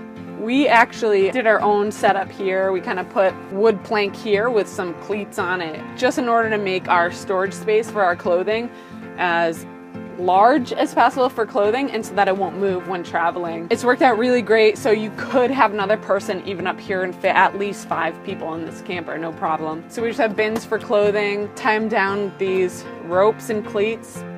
Nothing moves. It's been really awesome. We find it's really easy. All our clothes fit fine, that you have plenty of extra space. This is an extra linen closet. We have a friend that stays on our couch. She kind of comes anywhere we travel and stays here a long time. So she's got a comforter, a blanket, and sheets when she wants it. You wouldn't even know, but yeah, we can set her up with a full bed. It was pretty much good to go besides some interior modifications. We knew we were going to drive on the Alcan all the way up to Alaska when we bought it. So this RV in particular had been sitting for a while. So we knew we needed to get new tires and maybe pack the wheel bearings and take a look at the hardware underneath just to make sure we can make the drive up, because we've only heard horror stories about driving to Alaska in the springtime with some freak winter storms that could roll through. So we want to make sure we could actually get there first before worry about most of the other stuff. Interior wise, as soon as we saw it, it kind of had that old sitting for all winter type smell. I cleaned that thing head to toe. As soon as I cleaned it, I felt like everything was in really good shape. The stove, oven, Everything never been worked used. Great, yeah. One burner on the stove had been used. It had been 2 previous owners, neither of which had used it year round. It's not meant for winter, but it definitely had hardly been used, and a good clean was all it needed. I picked it up for $7,500. From the time I looked at it and purchased it, purchase price and all the things that went into it to get it on the road to the Alcan and across, about $9,000. It's been different having a smaller water tank. I'm used to taking hot showers all the time and taking my time, but after taking a few showers in here, we realized the water tank's empty and it's only 40 gallons. It's like, wow, we really go through a lot of water without realizing it. So it's been nice to realize how much water we're using and don't wash the dishes with full faucet going, or lather up and turn the water off in the shower and then do our thing and then rinse real quick, So we really realized how much water we've been using. There's so much to learn and to do. I mean, we don't even have, we're not even using this space, so hopefully we do have shelving at some point here to put mugs or something up here. But in the meantime, you just always have your stuff so that nothing moves around as you're moving in the trailer. The cutting board's totally cool. It's pretty typical, but when you get a camper, your cutting boards go in the sink, and then you have more counter space to actually do stuff. This storage right here, we've got our paper towel holder, and then this bin right here has got most of our cleaning supplies, soap, all that stuff. And then here we've got all these recyclable grocery bags that we use and get groceries and whatnot, and just kind of the usual under sink kitchen stuff. And then all these other drawers, we've just got silverware, basic Tupperware items. Your spice rack is a big one. Comes in a lot of these campers. I'm actually taking up half it, but yeah. Oh, you could have so much here. It's clutch. In a lot of these old pull-behinds, this is about a 2008 Pioneer Spirit, and they all come with this spice rack. You can't get away from it, and yeah. I thought it was cheesy, and actually it's the best thing. It really helps out. Really nice. The thought of living a trailer life was actually to live minimally. We've tried to dry camp quite a bit. We don't, it's nice to pay to use what we have. And so that's dry camping.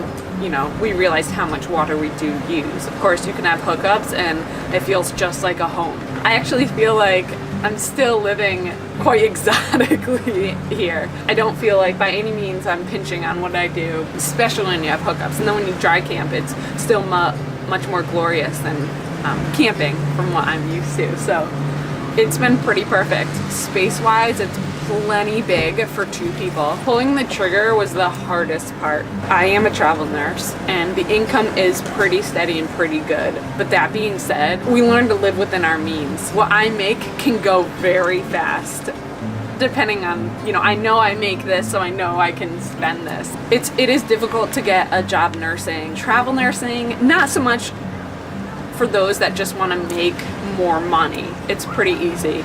I travel nursed for the reason that there were places I wanted to go and wanted to see, and it wasn't about the money. I was just gonna get there. I work in the merchant marine, so I work on container ships and oil tankers and sometimes ferry boats for 3 months on, 3 months off. So I do all my time at work, make my money then for 3 months. I'm away from home, on the boat for 24/7, in port, out at sea, and then when I come home for 3 months, I'm with her. And before it was in Wyoming skiing every day, all the time, and then now it's traveling up to Alaska, which has been great. So I'm very fortunate in that I can work in a job where I can go for a few months, work full-time, then come back and be able to enjoy time here with her and at the RV and just kind of go wherever we want for wherever we want to go. We just about never use our microwave. You have to be hooked up to electric to use it. And we used to eat popcorn all the time. I would make it on the stove a lot. When we're hooked up to electric, that's the only thing we really even do in here. You use the stove so much that you get used to it, you don't even really use the microwave. I'd say too much. Oven, surprisingly, it was unused. 2 previous owners never used it, and we thought, this is awesome. We've used it once to bake cookies. Other than that, we've never used it. It's just one rack, and it's pretty much unused. The fridge has been great. We've got just a little bit bigger than a mini fridge with our freezer and our fridge. It's perfect for 2 people. I mean, just enough space, just enough for beer and all the other necessities, milk and coffee and whatnot. I'm a vegetarian and I buy so much produce. A lot of my food is all fresh and it doesn't last long, but I fill a fridge. I thought that would be a huge problem, especially with the fridge this size. Having 2 people, I don't know, maybe he just doesn't use as much fridge space, but I can stock my fridge with kale, broccoli, Brussels, everything you can think of, and my stuff actually fits in here. I have less shelf stock than I need. He uses more shelf, I use more fridge, and it works out really well. With her being a nurse too, she'll make a big meal on a Sunday or whatever day, then have to put it in Tupperwares and store it for 3 or 4 days to make it for work and whatnot, and it seems to be plenty of room. Yeah. A lot of my stuff is sauteed vegetables, and with these cutting boards, that's where I do a lot of my cutting. The nice thing is it covers over the sink, which is perfect, and then if you need to, you just kind of put the cutting board and use the table as your space. So someone's cooking and you're sitting and cutting here and prepping. We've got 4 seats right here. I'm sure we could fit more if we wanted to, and this table can fold down into itself underneath these 2 pads, and then we can fit another bed, or somebody else can sleep right here. It's great for 4 people to eat as well. And these 2 blankets we put over our previous upholstery. We're not gonna keep these, but this was the design prior. We were not too happy with that flowery design, so we've had these blankets for a while now and have found the perfect use for them to cover up those old, old seats. So we chose to put our plates and dishes above the sink, and up here we do just our non-perishables. Again, we don't even use half this space up here. It's not organized, but when organized even, you could easily put fine shelving in any real big store, and they have shelving here. So you can actually use this whole upper space as well, which we'll get to at some point. So plenty of non-perishables up here as well. This is, for some, a TV hookup. It has cable and TV. We don't use that, so it just provides us with more non-perishable storage. That brings us also to underneath these seats for the tables is storage space. So this one here is just random storage for shoes and bags. Underneath this one is actually another drawer for which we've used as canned goods, peanut butter, honey, stuff that Yeah. I have a lot of clothes and I try and minimalize, especially thinking I'm living in a trailer. I need food, dishes, and clothes all in one. I don't even need that much space for clothes. We'll show you when we get to it, but the non-perishables, there's plenty of room, and of course that was one of our, we thought, how are we going to fit all the food we need and clothes? The whole kitchen area is dedicated just to non-perishables, produce, and dishes. We do have a 40-gallon tank for water, and it is under the couch/futon. You never know when you come into a camp what you're going to come across. Some has more iron or minerals than others and can leave a funky taste, so we're always sure we have at least 10 gallons. We find these to be great. We keep them under the table. So we have 2 5-gallon jugs of water, and you can just fill them at a Walmart in Fairbanks. I know they have 24-hour water stations, really cheap, so you always get fresh, good drinking water. And if we're ever stranded anywhere too, you know, the water pump doesn't work or something's messed up, we always have at least that water there just in case anything were to happen. Over here we have a little sink separate from the bathroom, which I actually find really nice. A lot of campers sometimes have the sink in the shower or just in front of the toilet, all in this little bathroom, which is doable, but having it outside is great when you want to wash your hands, brush your teeth, wash your face, and you have 2 people here. It's been wonderful. You'll find your own ways of storage, but it works really well. A little medicine cabinet with a mirror. Below the sink you have some storage. Behind this door is your bathroom. I was a little concerned at first on how it would work with having the toilet in the camper. Toilet, they have special toilet paper, who knew, that can dissolve in the tanks. 1 ply. We haven't had a bad experience because we've heard all the horror stories. You cannot put normal ply in the tank. It will clog it up, it will sit, and you can't do it. And then a full shower. It's been really cool. There's a lot of opportunities on Pinterest or wherever to discover organization techniques for living in the camper. I use a shoe rack for mine. It fits my shampoo, conditioner, everything. You have plenty of space. Goes in the shower curtain rings, and yeah, no problem. What advice, what would you say to them if you do suggest they do follow a lifestyle like this? What would you say to them to help get them over the hill? Pull the trigger. Yeah, pull the trigger is the main thing I would say. Once you pull the trigger, then it's real, and then that's it. This is it. You have to work on this, and now you're free to do whatever you want with it. You're not worried about whether you made the right buy or the wrong buy or whatever. You made the buy. That's it. I mean, there you go. This is your dream now. You're living it. And you figure it out as you go. We knew nothing ahead of time, and everyone had their concerns, their questions. Are you prepped for this? Are you ready for this? No, I wasn't, but I was gonna figure it out as I went. Just putting the money down, getting this trailer was the best thing I could have done, and from here you learn. I'm not one to just kind of wing it, and we did. It's been a wonderful. I think you'd regret it. You'd forever question what would happen if you had, and once you do, you'll never question anything else. You just know.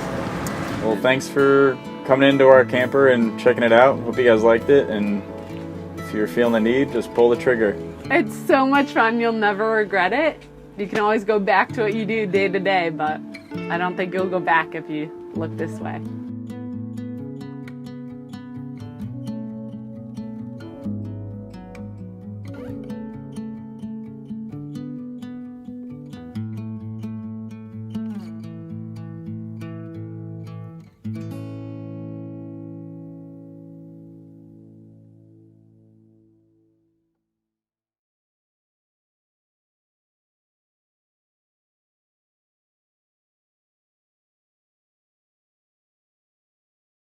Hey, I'm Rob Greenfield. Welcome to my tiny house in Orlando, Florida. This tiny house is 100 square feet. I built it for under $1,500, all using about 99% repurposed and secondhand materials, while creating just about 30 pounds of trash. So today, I'm gonna give you a tour of my simple, sustainable life and show you my homestead.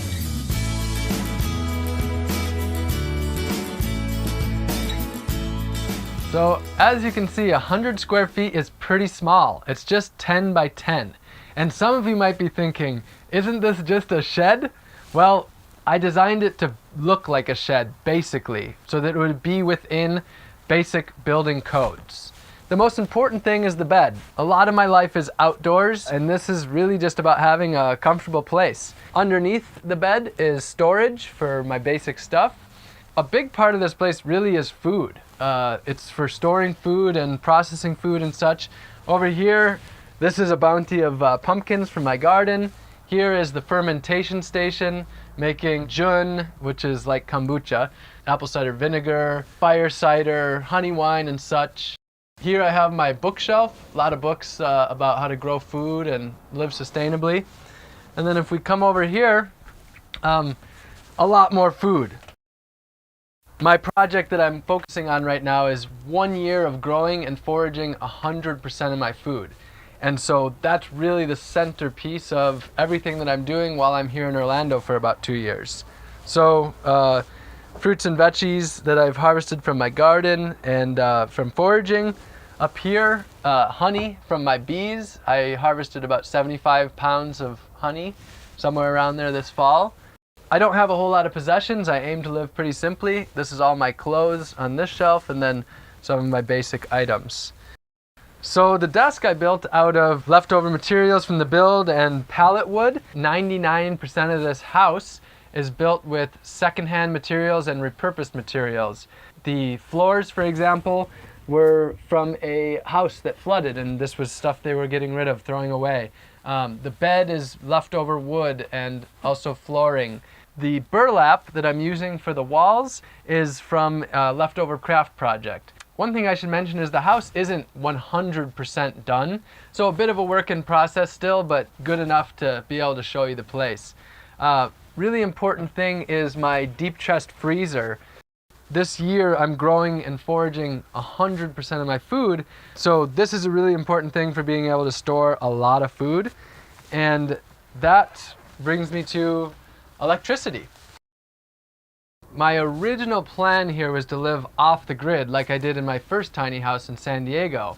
But with this project, I found that it just wasn't quite the right match to be completely off the grid. And I'm only using about $100 worth of electricity per year.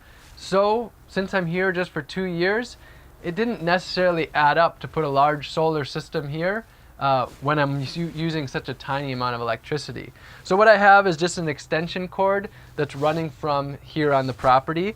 So that's pretty much the inside of the house. It's quite simple. There's not a lot to say about it because most of my time is spent outdoors, in the garden, in my community. And so let's move on to the outside. I really like having an outdoor kitchen because I enjoy being outside, and also when I spill things on the ground, they just soak right in, which means a lot less cleanup. This kitchen was built using leftover materials from the tiny house build, and I have a light that runs here on top. It's pretty simple. Has a battery which I can either charge using my small solar panel, or it can be charged inside. I actually have 4 ways of cooking food. The first is a not sustainable form, and the other 3 are renewable energy forms. So the first one is just using a basic propane camp stove. I'm working to move away from that completely so that I'm using all alternative energy. The main replacement for that is a home biogas stove. So this actually converts food waste into methane, which can then be used to cook with, and I'll show you that. Secondly is a solar oven, which just uses the sun, which we have plenty of, to cook. And then third over here is my fire pit. So if I'm cooking like large quantities, I have a 5-gallon pot that can go right on top of here. So this is the biogas. It works like a human stomach in many senses. So one thing that happens when we eat, one of the byproducts is gas, of course. So how can you trap that gas and actually use it for something good? How it works is you simply put food waste into it. I get a lot of food waste from a local restaurant. Simply put the food waste into here. It goes into the stomach. There's bacteria in there, and the byproduct of their digestion is gas. So this up here is a bladder that holds the gas, It's pressurized to push it down. And then just out the back, there is a pipe that goes over to the kitchen and delivers the gas to the stove. Another great byproduct of this system is a bucket full of fertilizer, really nutritious for the plants. So here's the sink. It's extremely simple. This is a 55-gallon barrel in the back, and that holds rainwater. And then it's just gravity fed. I use a biodegradable gray water safe soap so that this water doesn't have to go to a sewage treatment plant. Instead, what happens is it goes just down the drain, and then there's a tube that just goes out the back, and then back there I have bananas, which are really water-loving plants. So this water, all the water that goes through the sink, doesn't go off-site to a waste treatment plant. Instead, it actually grows food on-site. Also back there, I have my compost bin. The reason I really like my compost bin right there is I can actually toss food in standing right here. So it's really easy to access. So I create very minimal garbage. The little bit of actual trash that I do create, I just put in the trash can of the property. But mostly food waste, yard waste, paper, cardboard, all of that can go right into the compost bin, and that is used to grow food rather than be somebody else's problem. Also here is my drinking water. So it's a pretty great system. It's called a Berkey, and this can be used for purifying rainwater, water from lakes and rivers, or city water.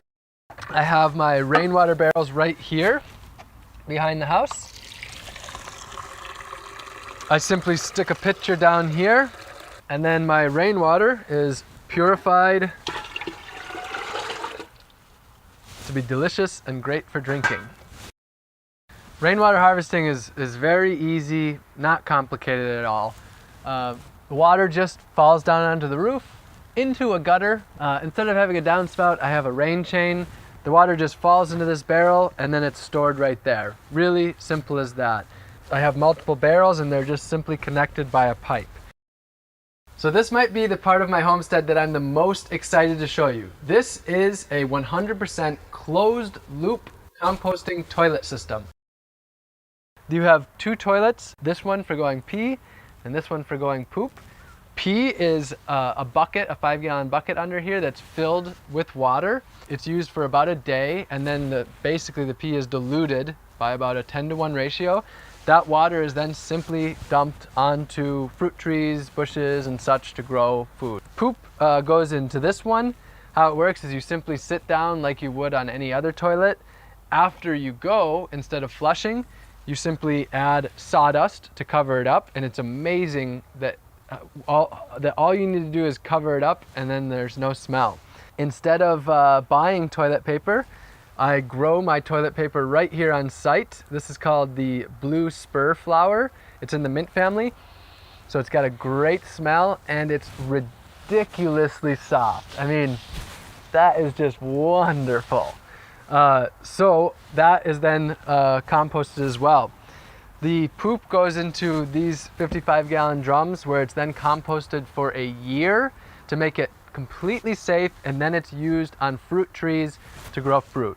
So this is a 100% closed loop compost toilet system that doesn't create any problems for anyone else, and instead makes fertility. So because the property owner's roof is much larger, I also harvest rainwater off of their roof. I have two 275-gallon totes. This is used for watering the garden, for filling up the barrel at the sink, and for showering. This is my shower right here. Works pretty simply. I have a 5-gallon bucket down here that I fill up, and then that just goes right over, and it's just a little handheld shower using rainwater, and honestly, I love it. To me, showering rainwater is one of the greatest ways to shower. A little bit about transportation, how I get around. So I don't have a car or a driver's license. I have a bicycle, and I use that to go almost everywhere that I need to go in Orlando. And then I also have a bicycle trailer, and that bicycle trailer can carry up to 300 pounds. So I can use that for hauling lots of stuff in my garden, tools or huge hauls of food. I can also use that for furniture, materials for the house, things like that.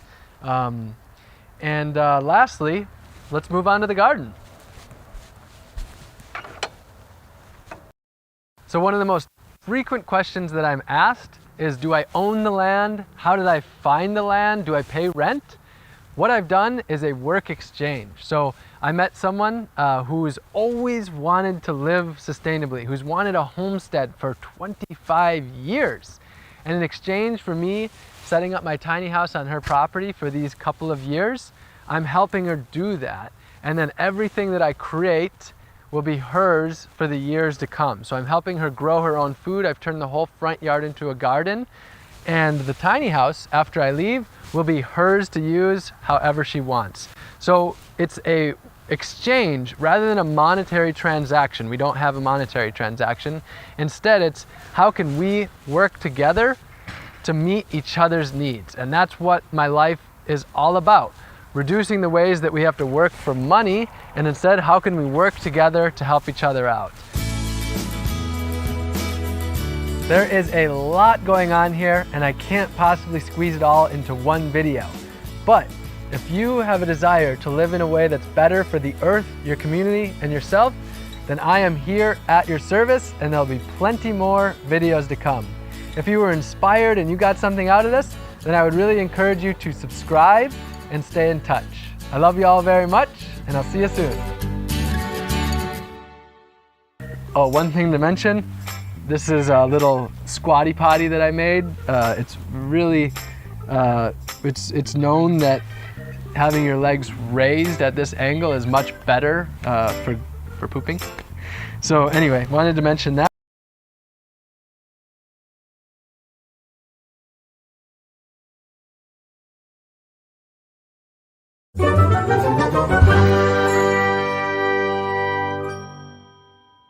Hey everybody, Ann here, sitting here in the tiny house having my coffee with all of you as usual.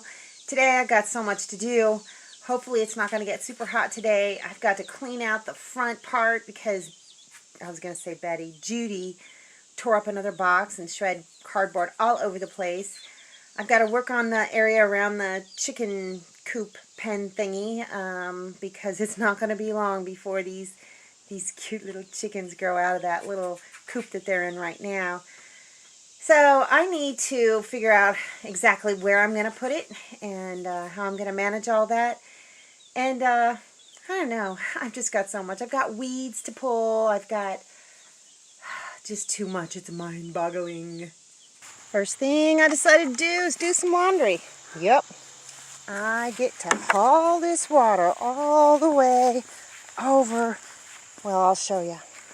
That's right, all the way over to my wash tub. I've just got it right off the porch right here. How redneck is that? So yeah, I just got to get this going and look at what Miss Judy is doing. Then I got to clean up this area. It's a mess. Yep, let's keep on doing it the old-fashioned way. It's kind of therapeutic, actually. It's a lot of work, though. Kind of like these soap for a little while and then use my beautiful washboard. I actually use it, it's not just a decoration, to clean this stuff off if there's any spots or mud or whatever. And then I'll drain them and do it all again until they're done and hang them up.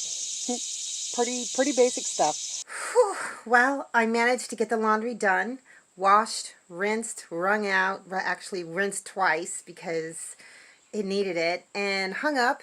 And that's all that I've gotten done today. I did get a bunch of weeds pulled and put to the compost heap, and whew, I'm just beat. It sucks getting old. I'm only going to be 56. Well, wait a second. Is it August? It's August. I'm going to be 56 this month. Oh my gosh. Oh my goodness.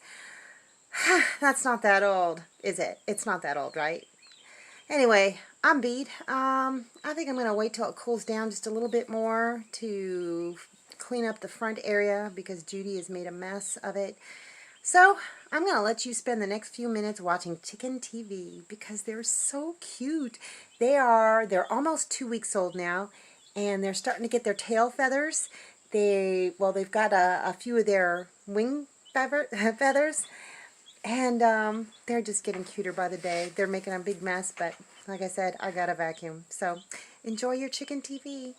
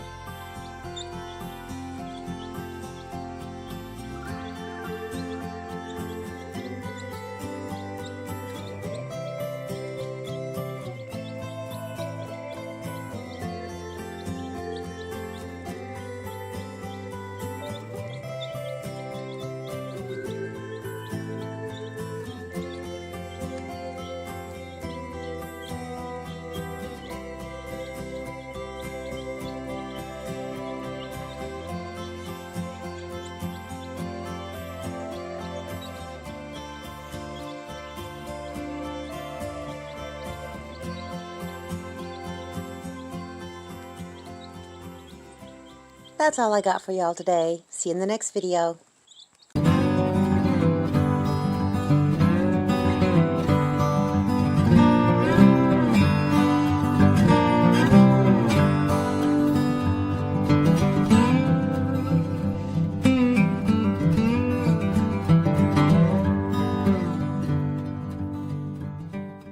Thanks for watching, everybody. I hope you enjoyed the video. Make sure you like, subscribe, hit the bell, and y'all have a good one.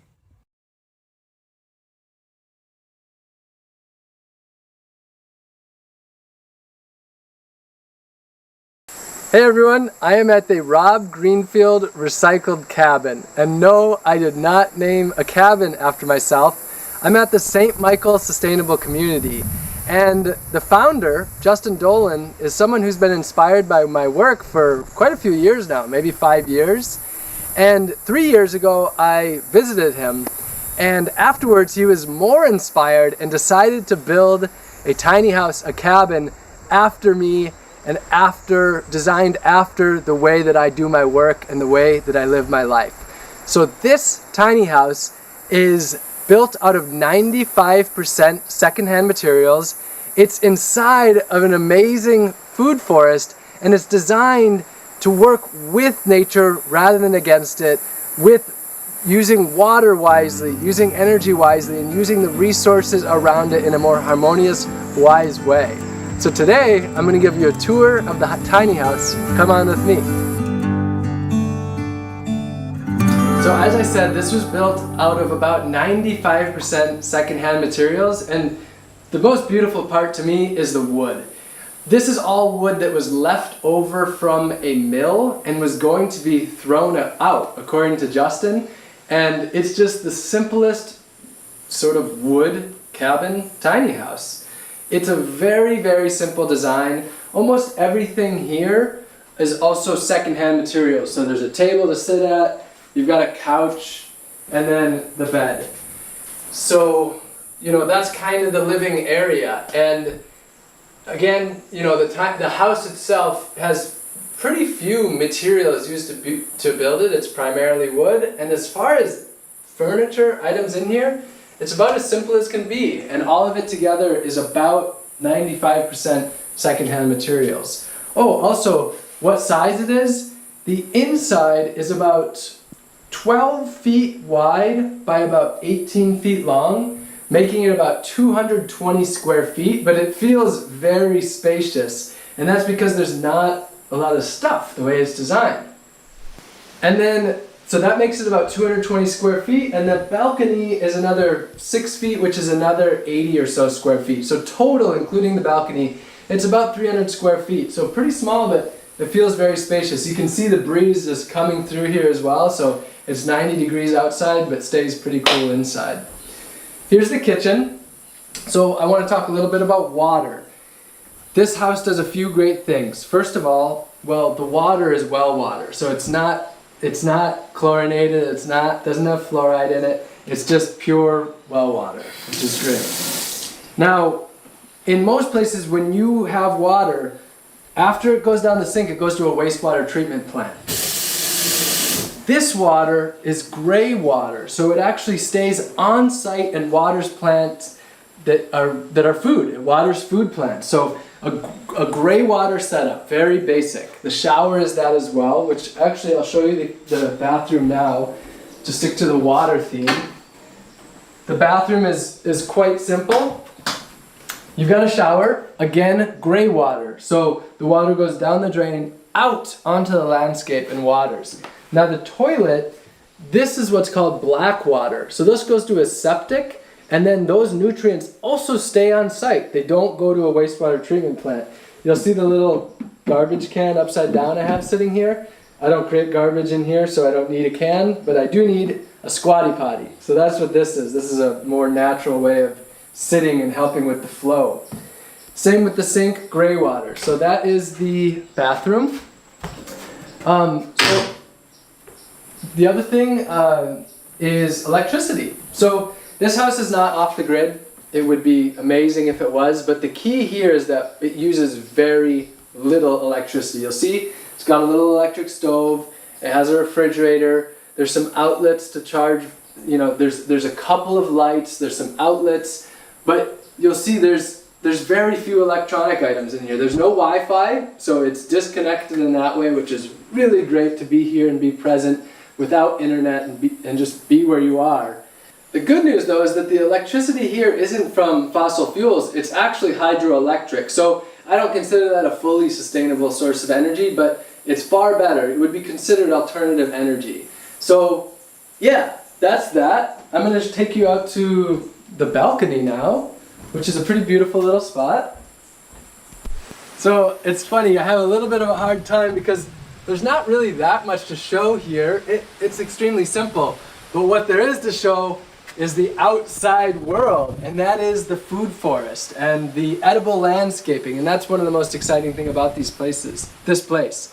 An important other thing is waste. You know, we talked a little bit about water, we talked about energy, sustainable building. Another one is waste. So here I create almost no garbage. That depends on who lives here though, how they decide they want to live. But one of the most important things is composting. So food scraps and paper and cardboard, all of that stuff is composted, not sent to a landfill to be actually kept on site to produce food. So holding in the nutrients for this food forest. There's beautiful mango trees out front. We've got bananas down here. There's dozens of different fruit trees in the area. Just a couple days ago, I counted 27 monkeys that I watched going from tree to tree. So it's really great. It's a place where, you know, it's actually designed to work with nature rather than against it.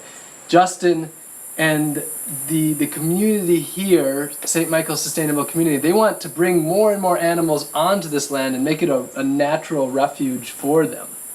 So, I know what some of you up there in Canada and northern United States are thinking. Well, some of you are thinking you want to get down here. But a lot of you are thinking, great, well you can do this because it's a warm climate. This is designed for the climate that it's in. If you look at your area, you will see underground houses, you will see earth ships, you will see straw bale houses. You have to design for where you live. There is a YouTube channel that I really recommend called Exploring Alternatives if you want to see situations that are for that environment. They cover a lot of different environments. But I want to talk a little bit about solutions. So what are the solutions that you can learn here? And what are the solutions that you can do at home? So I'm going to share 8 different solutions that can be done in any climate around the world.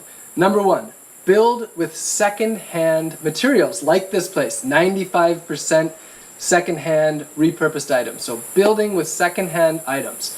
Number 2, and that is furnishing with second-hand items. Things like the thrift store and Habitat for Humanity. Places where you can buy things secondhand, garage sales, getting things from friends from their overflowing garages. So second-hand materials. I'm going to talk a little bit about water now. So number 3 is gray water. Whether you're in the city or the countryside, if you're in a high-rise apartment, that's a different story. But for a lot of people, gray water can be done very simply. The sinks, the showers, and laundry is one of the easiest places to start. Just sending your laundry using biodegradable soaps out to your landscaping. Now you can also just have a bucket in your shower so that extra water, you can use that to water the plants. And you could feasibly carry that down from the upstairs apartment down or use that for your balcony. Of course, just using water wisely, reducing the amount of excess water in the first place. And then number 4, rainwater harvesting. This is something that millions and millions of us can do. Whether we're in the desert, that's where it's the most needed, or we're in a tropical climate, everywhere we are, we can do rainwater harvesting. Number 5 is edible landscaping. So not planting plants that really don't provide any benefit except beauty, but instead planting plants that provide food and medicine and are also beautiful. So edible landscaping, food forestry, front yard gardens, windowsill gardens or balcony gardens, growing food instead of lawns. Those are something that so many of us can do, whether we're in apartments or we're in residential areas, big houses. There's always ways to grow a little food and design our systems based on growing food rather than plants that are not benefiting us in as nearly as many ways or the critters around us. And now if you don't have space, then joining a community garden is something that you can do, or finding a friend who has space and growing food there and sharing it with them. Number 6 is composting. Food scraps, yard debris like leaves and sticks and all of that, cardboard, paper, all of these things can be composted to create fertility rather than sent to the landfill. Number 7 is reduce energy usage. Before you even start talking about alternative energy, first look at how much energy you're using and get rid of all the extraneous ways that you don't really need. So drastically reducing energy usage and then switching over to alternative energy. Now, in a lot of places what you can do is you can actually join an energy co-op where you actually have alternative energy through the grid that you're supporting rather than the fossil fuel energy. So it doesn't require any infrastructure, you just change over your bill to a source of renewable energy. And then lastly, number 8, and that is be happy with what you have. Simply need less. When you need something, ask yourself, do I really need this or do I just want this? So simplification, and that is the solution to so much of this, not needing things nearly as much in the first place. Most of us watching this video, well, most of us already have enough and we don't really need much more. So those are 8 tips. We're talking about solutions, things that you can do, whether you're in sunny Costa Rica or Southern California, or you're right now sitting in freezing cold Montreal, wherever you are. These are 8 things that can be done. These are solutions. So if you got a lot out of this video, then I definitely recommend subscribing because there is a lot more to come. And if you want this video to spread and you want this information to spread, then comment and like this because that gets this into the algorithm for YouTube to get it out there. And also ask questions as well. And yeah, so of course share it with friends and family too, people that you think can be inspired by this and will make a positive change. So with that being said, it's great to be here. It's wonderful to spend a little time with you all. Hope you enjoyed the Rob Greenfield Recycled Cabin. And of course, you can stay here. You can rent this place too. I don't own this place. I don't manage it. It's just named after me. But St. Michael Sustainable Community runs it, and you can rent this along with other cool places. So love you all very much, and see you soon.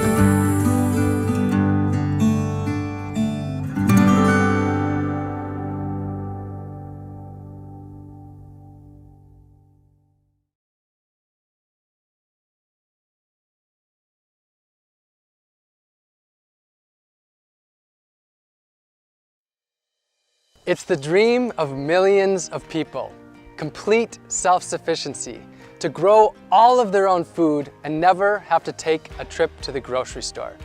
But for most people, it's just that, a dream.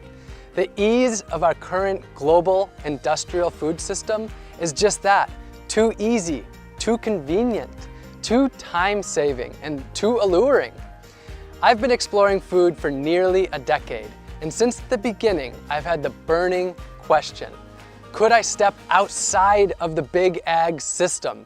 Could I go without grocery stores and restaurants? Nothing packaged or processed, nothing shipped from a far off place. Could I grow and forage 100% of my food, everything that I ate for an entire year? That's exactly the journey and the quest that I decided to set out on, and now I'm here to share the story with you. But one big thing, I had very little experience with growing my own food. When I lived in San Diego, I did have a few raised beds where I grew some greens, tomatoes, and herbs. But as a traveler for the last 7 or so years, I had never really settled in one place long enough to grow my own food. So in order to do this, I would have to settle in one place. And that place that I chose is Orlando, Florida, where I'm sitting right now. Besides being really fresh to growing my own food, I was also fresh to the scene here in Orlando and Florida. And I was giving myself just 2 years here before hitting the road again. So I had to get planting as soon as I landed here. But I didn't have a garden, I didn't own any land, and I had almost no experience with foraging in the state of Florida. I chose Florida so that I could grow food year-round. And I chose Orlando because I had passed through here a few times and met a great community of permaculturists and people who grow their own food. And specifically, I chose the community of Audubon Park because that's where Orlando Permaculture and my friends at Fleet Farming were based, and there was already a movement here of turning front yards into gardens, so I would have the support I needed in order to do it here. I quickly got to work meeting people in my neighborhood and proposing the idea to them of turning their front lawns into gardens. It really wasn't hard to find takers because it was a pretty sweet deal. Their boring lawn would be turned into a garden, I'd do almost all of the work, cover the costs, and they could eat all the food they liked right from their front yard. In fact, I quickly had a list of lawns longer than I could handle. The transformation was amazingly quick, and within just a few months, I was growing more food than I could eat myself and sharing it with friends in the neighborhood. I ended up creating 6 small plots, all within easy cycling distance of each other. I was just figuring out what I was doing the whole time. I went to local meetups like Orlando Permaculture, volunteered in the garden with Fleet Farming, visited farms and gardens and nurseries, took foraging classes with local foragers like Green Dean, read books by local growers, and watched videos online and more. For a place to live, I built a simple tiny house homestead in the backyard of a community member that I met. And in exchange for using their space, I turned their monoculture of grass into an at-home supermarket. Starting from scratch, it took me 10 months to be comfortable and ready to begin my year. November 11th, 2018 would be my first day. It was now time to eat 100% from my gardens and food that I would forage. Now, when I say 100%, I truly mean it. No grocery stores or restaurants, no drinks at a bar, nothing packaged or processed, nothing shipped long distances, no farmers markets, not even going over to my friend's pantry or even going to their gardens or their food forests. Why not share food from my friends' gardens? Because I wanted to truly immerse in my food. I wanted to have to literally figure out how to grow every single food or ingredient that I needed, or how to source it from nature. Many people know me for my dumpster diving to raise awareness about food waste. And a lot of people who follow me online assumed that I would still be eating from dumpsters. But nope, no food from dumpster diving at all. I had already proved to myself that I could live off of the waste of our globalized food system. Now it was time to see if I could step away from that completely. That included everything that I put in my body, even supplements, vitamins, and medicines. Now you'd think on day one that maybe I'd have eaten a lot of 100% homegrown and foraged meals, but to be honest, my first meal on day one was my first 100% homegrown and foraged meal of my entire life. It was day one and I was in the deep end. But I had laid the foundation that I needed. My gardens scattered across the neighborhood were full of food, and I had scouted out food both in the city and the countryside to forage. My supermarket was on nearly every street I could walk down, and the shelves were stocked. Over the last 365 days, I grew and harvested over 100 different foods from my gardens and foraged over 200 different foods from nature. That's a new species for almost every single day of the year. I grew a dozen different greens packed with nutrients: moringa, katuk, chaya, purslane, collards, kale, and perennial spinaches, just to name a few. I grew sweet potatoes, cassava, and yams for my main caloric needs, pigeon peas and southern peas for protein, delicious fruits like papayas and bananas, Seminole pumpkins, carrots, eggplants, just to name a few vegetables, and garlic, onion, peppers, and many herbs to add flavor and nutrition to all of my meals. And I raised bees for honey to satisfy my sweet tooth, which, believe me, I do have quite the sweet tooth. All of the bees that I stewarded were rescued with my friend Dennis the Bee Guy from locations where people didn't want them living, such as in the side of their homes. I harvested giant wild yams from the woods, picked coconuts to make coconut milk, butter, and coconut curries, foraged from fruit trees in the wild, growing in public parks, and in the city with the bounty of fruit falling onto the sidewalks. And of course, wild bananas too. I caught fish from the oceans, lakes, and rivers, and even harvested deer that had been hit by cars during my visit to Wisconsin. I harvested over 20 species of mushrooms in the woods, picked nutritious plants that people call weeds that they walk by unknowingly or even constantly battle with in their yards and gardens. My caffeine came from the native Yaupon holly tree that I made a tea from, and I even harvested my own sea salt from the ocean by collecting the water, boiling it down in a pot until I was left with just the sea salt for my meals. I grew and foraged all of my own medicine and vitamins too. I grew fresh turmeric and ginger in my gardens, foraged elderberries from the wild. I harvested reishi mushrooms and herbal teas, and grew moringa, also known as the vitamin tree, to make an easy to travel with multivitamin powder. But most importantly, my food was my medicine. It's a different way of thinking for most people, but even the weeds that grow just outside of our doorstep are some of the most nutritionally and medicinally dense plants on Earth. For the last year, nature has been my garden, my pantry, and my pharmacy. With the seasons, my foods varied greatly. I cooked up dozens of different healthy meals, fermented foods like sauerkraut with my homegrown cabbage and herbs, and fermented delicious beverages like honey wine and ginger beer, and whipped up delicious desserts and ate the healthiest food of my entire life. This was food that I could feel truly good about eating.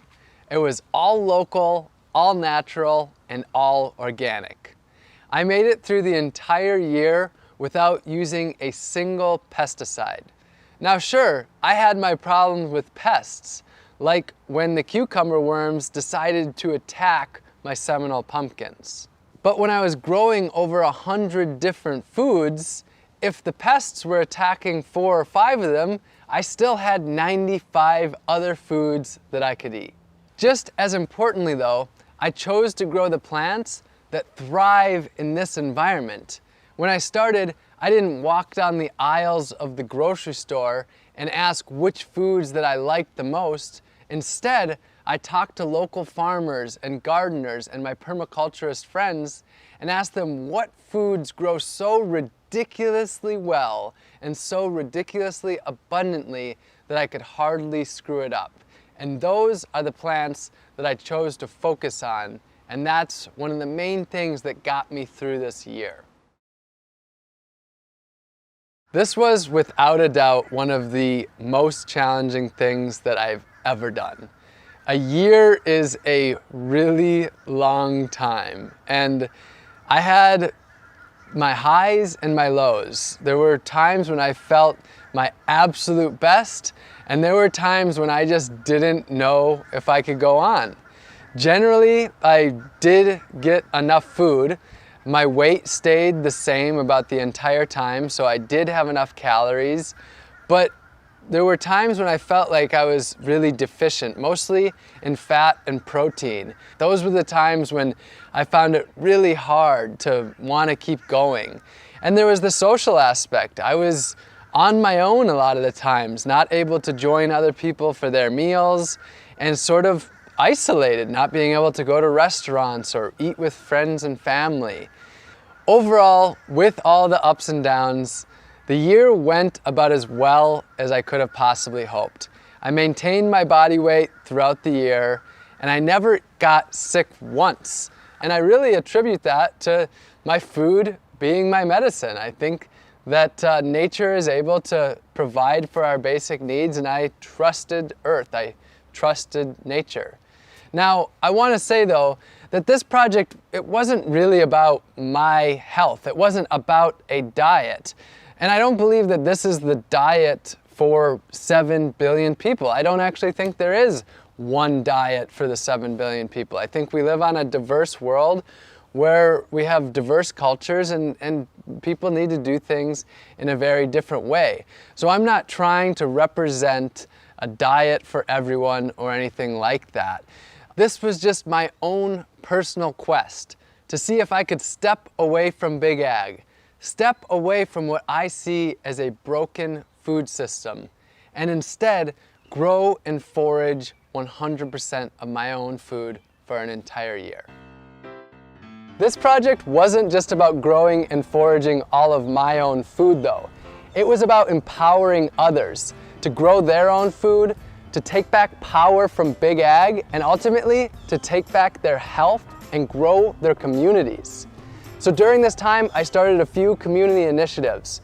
We built 15 gardens for the people, planted over 200 community fruit trees, and sent out over 5,000 free seed packs to help others grow their own organic, healthy food.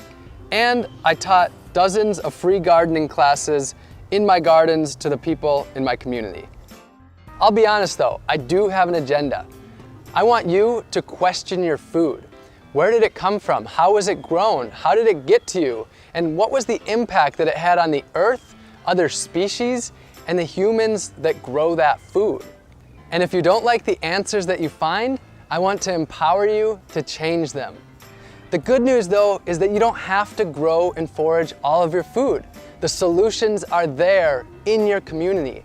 You can grow a little bit of your own food, maybe an herb garden on your windowsill, or some pots of tomatoes and basil on your balcony, or a raised bed in your front yard. And if you don't have any space at all, you can join a community garden. You can source your food locally and purchase from local farmers and gardeners. The farmers market is a great place to start. You can buy whole foods and cook more, rather than packaged processed foods that leave trash behind. And you can work with your community to make healthy foods for people in need, grow a garden for your elderly neighbor, or start a grassroots organization to harvest the fruit trees in your community to distribute it to others. And this doesn't need to be a lonely journey. For most of us, food is at the center of our lives, and we can do this together in our communities. My year is over, but my journey of food has just begun. A book is in the works, and 100% of my proceeds will be donated to organizations working on the food solutions. And I'll be here online sharing inspiration and education on how you can get involved in gaining food freedom.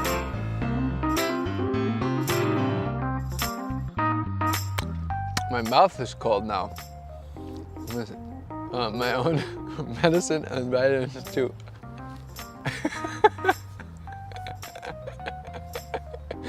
All right, make note of that.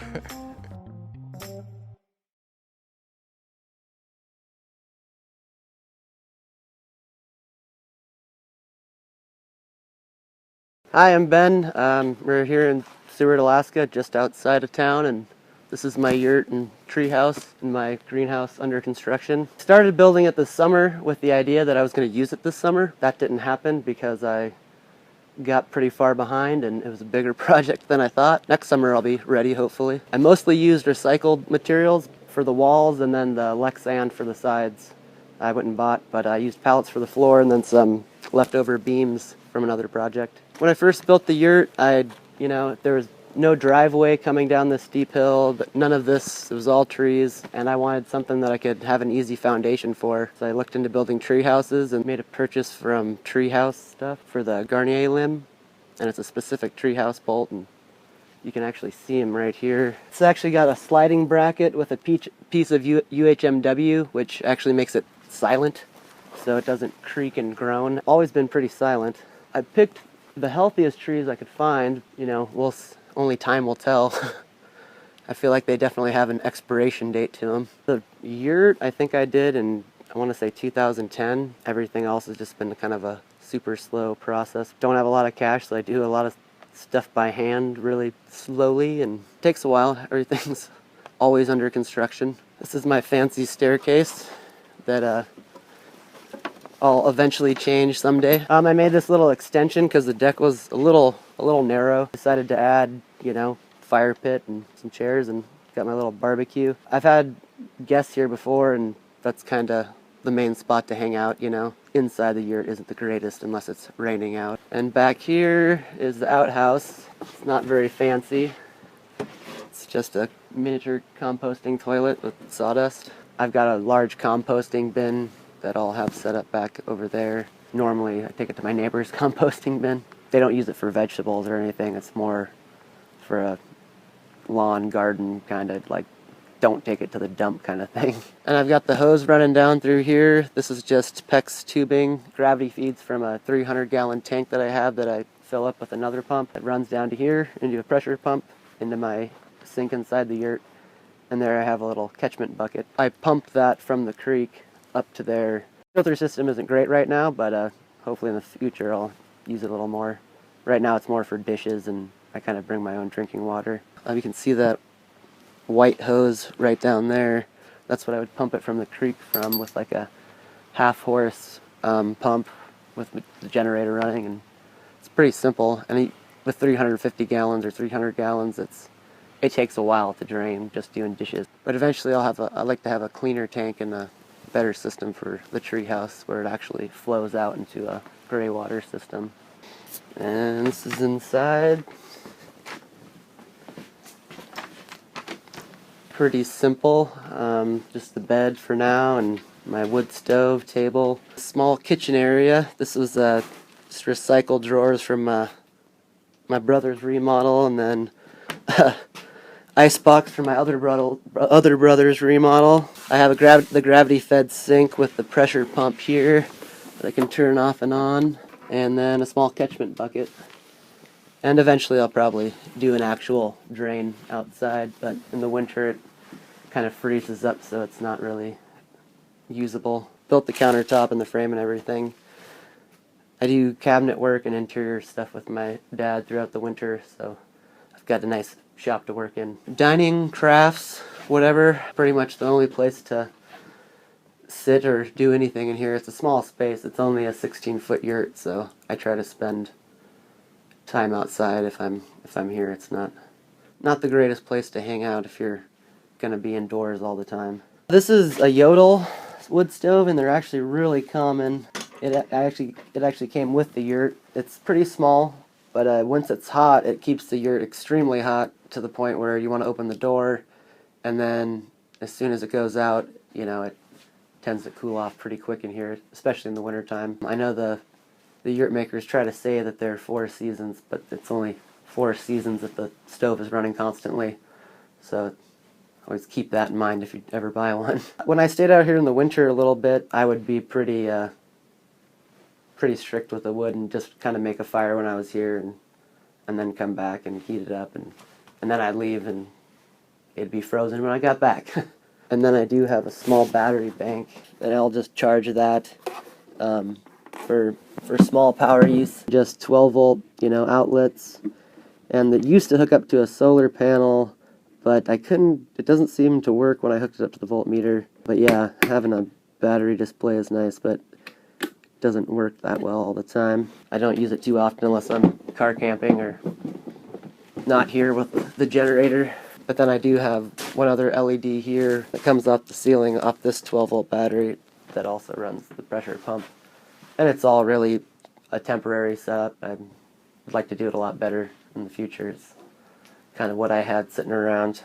Well, I bought the yurt on Craigslist for about half the price that they are new, and that was the biggest sell for getting the yurt. I don't think I would buy one brand new unless it was gonna be a rental and you knew it was gonna pay for itself, or you knew you were gonna be moving a lot, because they're really not that warm, and for 10 grand you can build a pretty nice stick-built structure of probably a bigger size. The insulation isn't great. It's a 4-season yurt, but I mean, when the stove's going, it's really hot, but it's also hard to control. You know, it's either way too hot or really cold. They are easy to set up and easy to take down. The hardest part, I would say, is putting up the platform and the foundation, you know, and if you have an elaborate foundation, then you tend to not want to take it down again. I do plan on taking that down and moving it somewhere else and building a stick-built structure there at some point, but that's what led me to the tree house, because I wanted something a little bigger and something that would retain heat better. And they're definitely not for a season, you know, unless you like to suffer. Eventually I would like to make a sauna, hot tub area, bathhouse, whatever, kind of in between the two structures that could be shared, but that's a long ways down the road. So yeah, now we can go check out the tree house. It had nice trees. It's on higher ground.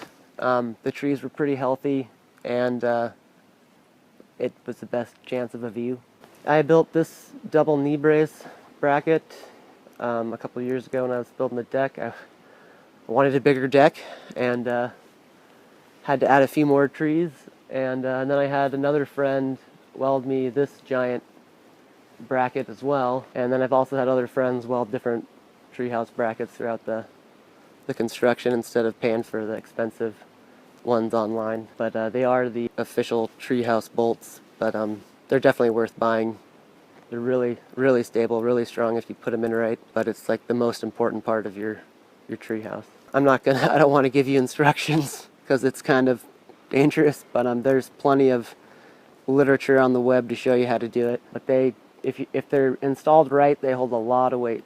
This is the start of the staircase. Right now, it's just a ladder. I'll have a gravel pad right here. With the trees here, I didn't want to dig into the ground and make a deep scar next to the roots and everything, so I'm going to do a gravel pad here, and hopefully that'll save the tree roots a little bit.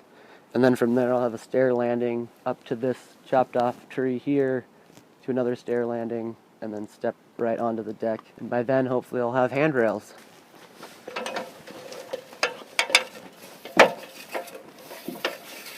Building it has taken a while. I'm a slow builder. It's been to my benefit though, because I've used a lot of salvage materials, so the longer I wait, it seems the more material I end up collecting. The siding, for example, up top, all the horizontal siding was salvaged from a home remodel in town, and it's just old cedar lap siding that never seems to go bad. And then all the vertical board and batten and window trim was all stuff that I milled here off trees from the property. And then also the studs on the interior, or almost all the studs on the interior, were from another home remodel. And I only use 2x4 studs to keep it light, and it's a small structure, so I don't feel like I feel the need for true 2x6 walls. Since it goes around the trees, it's kind of hard to gauge. It's kind of a weird shape. Never actually measured it. I mean, each wall is a different length, but I did make tall walls, 10-foot walls, so that I can have a taller loft, and I think that's important. I mean, I don't want a loft where I'm crawling around in or anything. I definitely consider that if you're building a small home. But this tree in particular, it kind of leans a lot, and I didn't actually want it part of the structure because of the leaning part. So when I did build this through the deck, I built it in the idea that it can break away from the rest of the structure instead of totaling the treehouse. But that's, worst case scenario. And the inside is pretty messy. It's basically a tool shed at the moment. This is my generator that runs pretty much everything as far as tools and sometimes power for my batteries at the yurt if I'm staying up here or somebody else. Right now I've been kind of just collecting a lot of materials in here. I've got a lot of insulation that I bought off the internet or off Craigslist, I think, and then some traded insulation, and then leftover siding. Pretty much just gathering materials. In the wintertime, when it gets colder and miserable outside, I'll come in here and start doing interior work instead of wasting my time in the summer. Like I said, I'll have a loft in here. I still haven't decided if it'll go all the way across or just to right about here, and then have a little open area up top. I kind of like the headspace. From this wall here over to the other wall, I will install a wall with a sliding door, and that'll have a small bathroom with just a composting toilet and then a shower on one end, and hopefully enough room for a small sink in the middle. And that will take away quite a bit of the space in here, but I think it'll be worth it not having to go, you know, down out of the treehouse to use the bathroom. And then on the opposite side of the wall that'll be here, that'll be my kitchen area. The imaginary loft will be the sleeping area, and then mostly storage too as well. But I do plan on renting it for a while before I live here, I guess. So I do feel like tree houses have an expiration date. So no matter how well you build them, you know, shit happens. For myself, I might do a wood burning stove, but as far as renting it, I'll have a vented propane heater.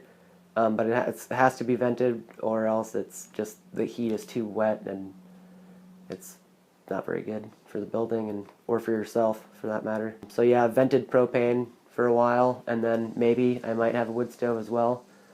But wood stoves are a lot of work, and that's a big staircase to haul wood up. So I'll have that tank that I have below the treehouse hooked up to another pressure pump. Hopefully that should be enough to get pressure up here. And I've also thought about doing rainwater, but being underneath the trees with all the pine needles, it's kind of more hassle than it actually is worth. And then I do have a lot of birds around here. My neighbor tends to feed the ravens, so I have bird shit everywhere. So I don't know how great the water catchment is up here. If you had to guess, since you're doing a lot of reclaimed material, how much do you think you have into this place? I don't want to know. I don't know. My goal is to get 10 grand from it, from renting, and then I feel like I can be satisfied. I know I have somewhere around 10 grand altogether, and that's more for expensive stuff and paying friends to help me occasionally. I don't even know if I have 10 grand into it, and it's been over such a long period. I really should have paid attention while I was building it, to be honest. Now I kind of forget what's recycled and salvaged and what isn't. The main expense was plywood, it seemed like, plywood and roofing. You can use small pieces, but then you're just scabbing it together and it's not as strong, you have more leaks, I don't know.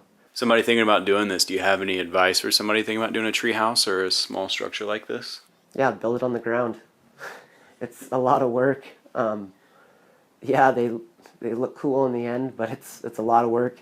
Just putting up siding alone, like I built scaffolding around the entire treehouse, which I didn't think I was going to have to do, but in the end I had to do it, and I'll eventually have to take it down, and it's not easy putting up siding at 12, 14 feet off the ground. Do you wish you would have built this on the ground rather than a tree house? Kinda, just because I think it probably would have been done by now if it wasn't in the treehouse, but I did want to have a treehouse, and I wanted to build something unique, and after I finish this, I plan on building other unique structures. I don't know. I think it's boring to build a normal house. Awesome. Thank you for your time. Yeah, no problem.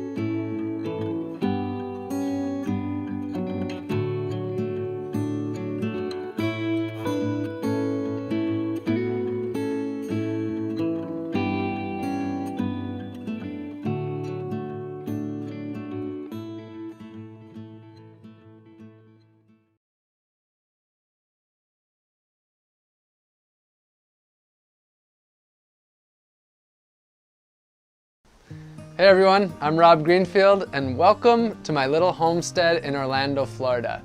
I've been in Orlando for just about 2 years now, so my time here is coming to an end just as I planned. But before I go, I want to give you one last tour of my little homestead and share my life and why I've designed things this way. So welcome in, and I'm going to show you around. Before I get started, I just want to say, this isn't just about this tiny house or this homestead. It's really about a way of life. It's about a way of thinking. For me, it's all about how can I live in a way that's beneficial to the earth, my community, and myself. How can I live more simply so that I can live in the service of others?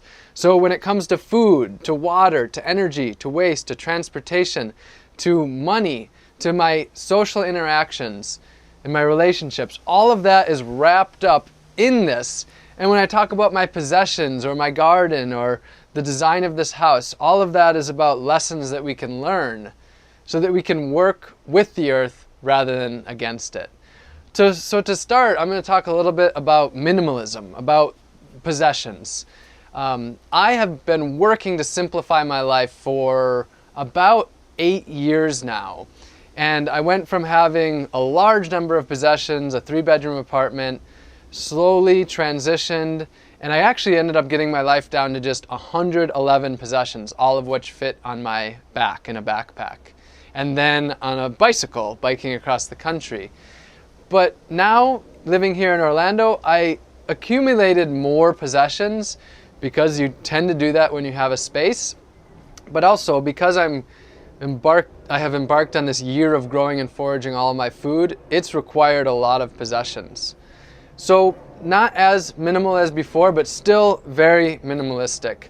I'm going to show you a few things. Here's my clothing shelf. So as you can see, very few clothes.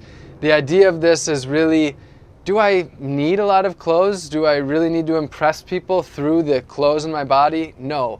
They serve a purpose. They serve a very simplistic purpose, and often, as you probably know, I'm wearing as few clothes as possible because I just believe in the natural usage of the body. So that's all of my clothes right there, except for maybe 1 or 2 shirts or underwear that are ready for the laundry. Here is another part of my possessions. This is kind of the natural hygiene. I woke up to all of the things that I was putting on my body and in my body and realizing that they were not things that I needed to have on my body or foods that I should be putting in there, or not actual foods, like food-like substances. So I started to think about, the shampoo, the conditioner, the body wash, the face wash, the deodorant, and all of that. And I just realized that I didn't need most of that. The body functions without them. So you'll see there's not a lot here. I have a toothbrush and toothpaste. I use a natural toothpaste that's biodegradable. It's in a plastic container. I do minimize my plastic and I do live a pretty zero waste lifestyle, but this is actually one of my luxuries. I love my toothpaste.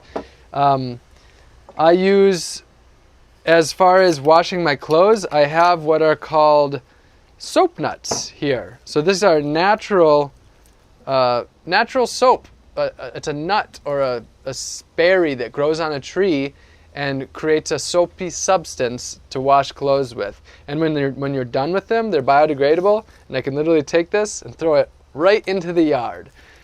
So a pretty zero waste way of washing clothes. I have my dental floss. This is actually made out of silk, so again, biodegradable, goes into the compost bin, no garbage is made. And then I have my essential oils. Lavender is one of my absolute most important essential oils. It really is relaxing and calming. I like to use it every night before bed and multiple times throughout the day. I have natural sunscreen, and this sunscreen is actually so nice that I want to put it on. Mostly use it for my nose, and I don't like the toxic sunscreens, and was avoiding them for a long time, but a friend of mine made this, and it's so nice that I actually enjoy putting it on. So a few other things. I live in a very noisy city with minimal insulation, open windows all the time in the Florida heat. So earplugs are key. I live right next to 2 airports. There's leaf blowers and lawnmowers, busy roads. It's been a challenge living here in the city, to be honest, and I'm ready to leave. But the earplugs have been something that's been really helpful.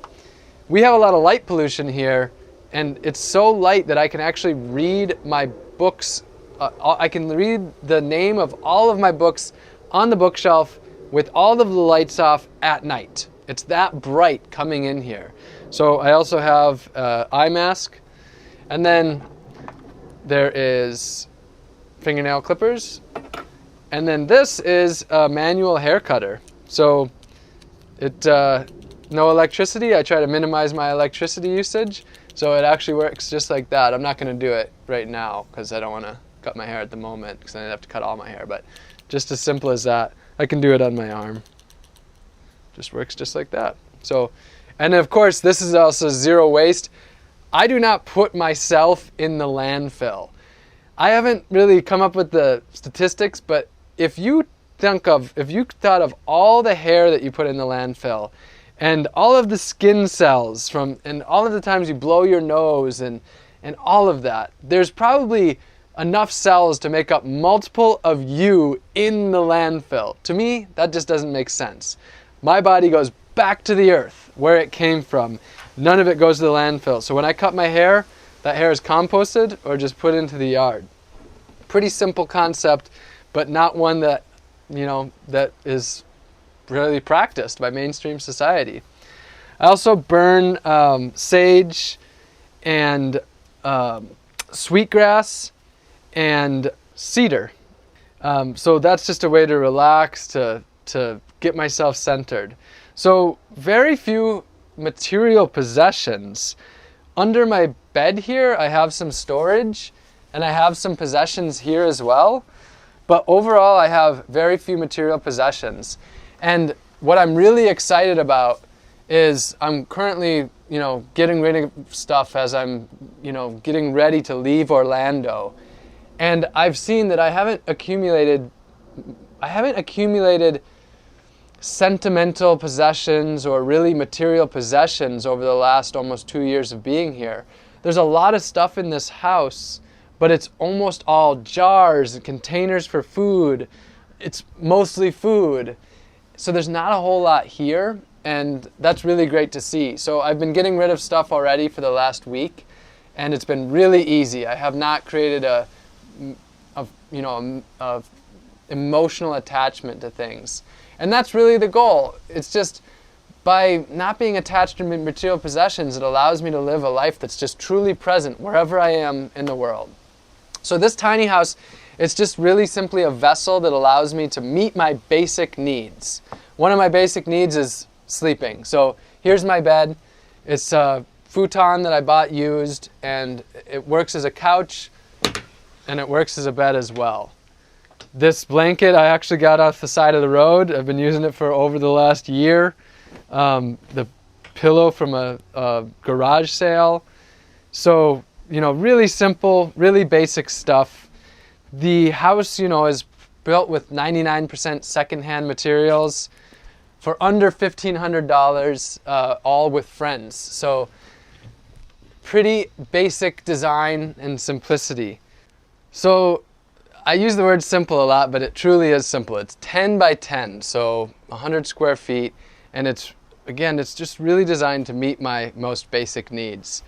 Over right here, I have some more possessions, a lot of food. Today's day 334 of growing and foraging 100% of my food. That's been my immersive project. I'm not going to go too much into that in this video because there's other videos about that, but it's been an fantastic experience, and was the centerpiece of me being in Orlando.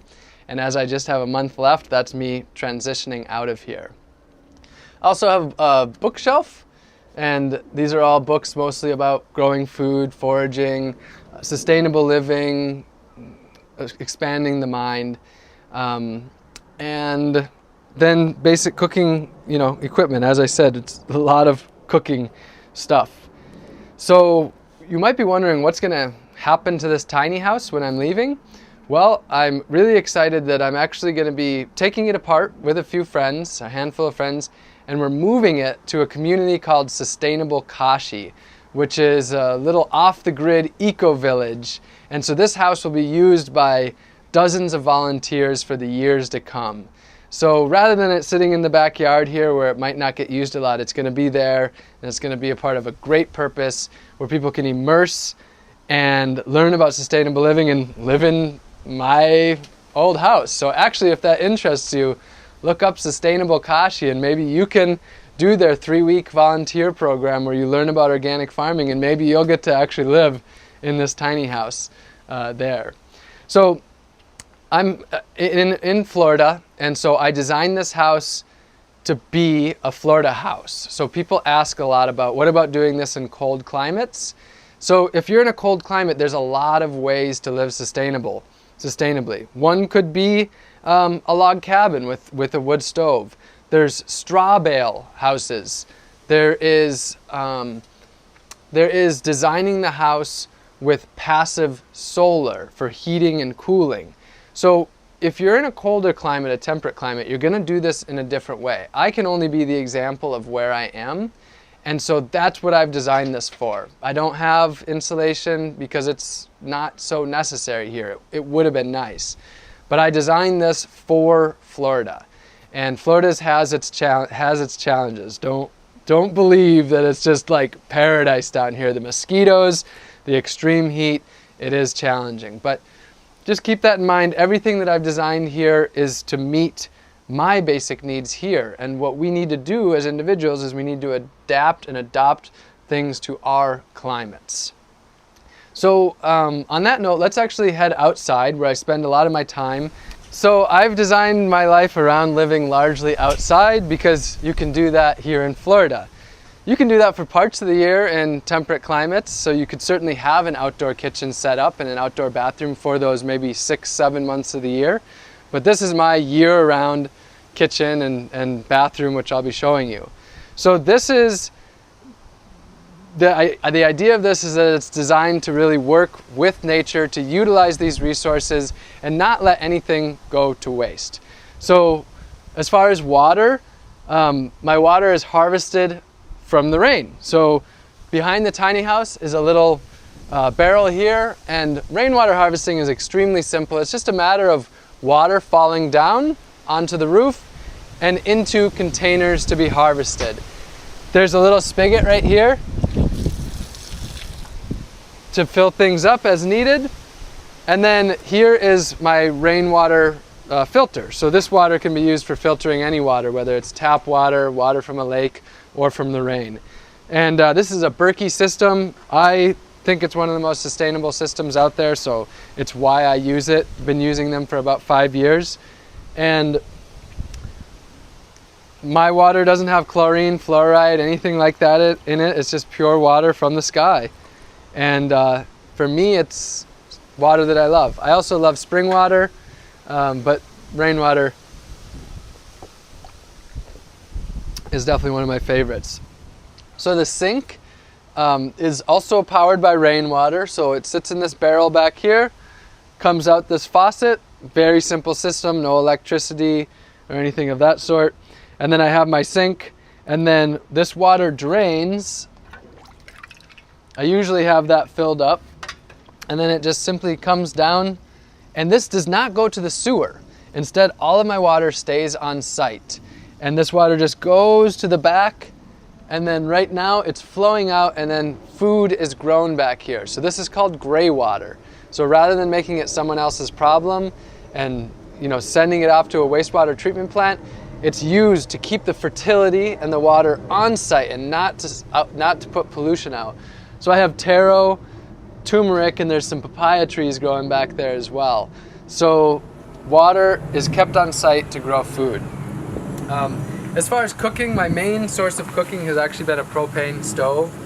This gas is likely from fracking, something that I really do not support.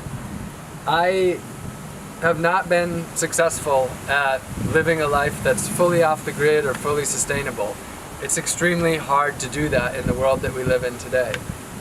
What I do is I do a much better job than I used to do, and that's always my goal. Is I don't try to do anything perfectly. I just try to do a really good job. So it's a message of moderation. It's not 100% of anything necessarily. It's not extreme. Sure, acorns on the roof. That might be one of my recommendations, is don't build a metal roof under an oak tree, because it can be pretty disturbing, especially early in the morning.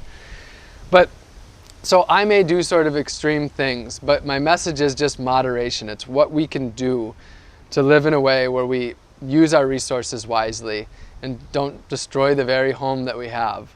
So, the propane stove is not something that I like to use, but it's one of those things that I do. And it's hard to do a perfect job, but I accept that. I have my hypocrisies, I accept those hypocrisies, I embrace them, and I just strive to do better. I also have a solar oven. I cook over fire, and I did have a methane biodigester to turn food waste into cooking gas, but I got rid of that as I'm transitioning away, and that was donated to Sustainable Kashi as well.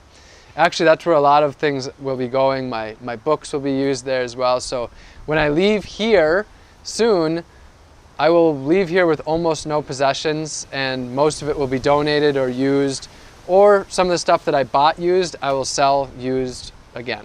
So just a cycle of continuing the usage of stuff and not creating garbage. So speaking of not creating garbage, this is the compost right here.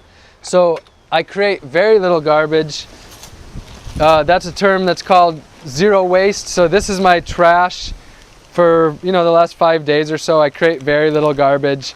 I use the can that's here, that is the landowners, you could say, garbage, since it's very little. Because most of what I do is I compost. So food waste goes into this bucket, which is then brought over to the compost bin. Things like my dental floss, which is made of silk. There's the cardboard and paper, the yard debris, all is composted and not sent to the landfill. Simply composting is something that we can all do that would make a massive change in the world. One little tip, a lot of people worry about the smell, and fruit flies. Here in Florida, we deal with fruit flies big time. So what I've done, you can see, I actually fill it most of the way with water, and that way anything that's below the water line, the flies can't get to. So you'll see, like, this is 4 or 5 days of compost, and there's very few fruit flies here. So from here, the compost goes over to my compost bin. It's all about taking responsibility for my actions and not making my waste other people's problems. In permaculture, they say waste is just a resource out of place. So this is not food waste. This is a resource. So it goes into the compost pile, and then all that water soaks in here, and bananas love water and they love a lot of nutrients. So this food waste this food scraps directly grows bananas, which I've been eating today, that came from right here. And then it also makes a great soil that can go back to my garden. So, one of the big things that I kept coming back to in life, I kept seeing that today, in 2019 and the 21st century, things are so easy and they're so convenient. And I had to keep asking myself, why are things so easy and convenient? And basically what I found is that the burden is being placed elsewhere. Other people are paying the true costs. People, other species, our natural environment. So this is all about taking responsibility for my own actions, not doing the easy thing and throwing it in a garbage can, but actually dealing with my own waste. But the great thing about that is it's a task, but it actually adds fertility to my land, to my life, and makes delicious bananas. So continuing on talking about waste, something that I'm really not into is buying toilet paper. It's actually been over 5 years since I bought toilet paper. And this right here, if you haven't figured it out yet, is my toilet paper. This plant is, the genus and species is Plecranthus barbatus, and it's in the mint family.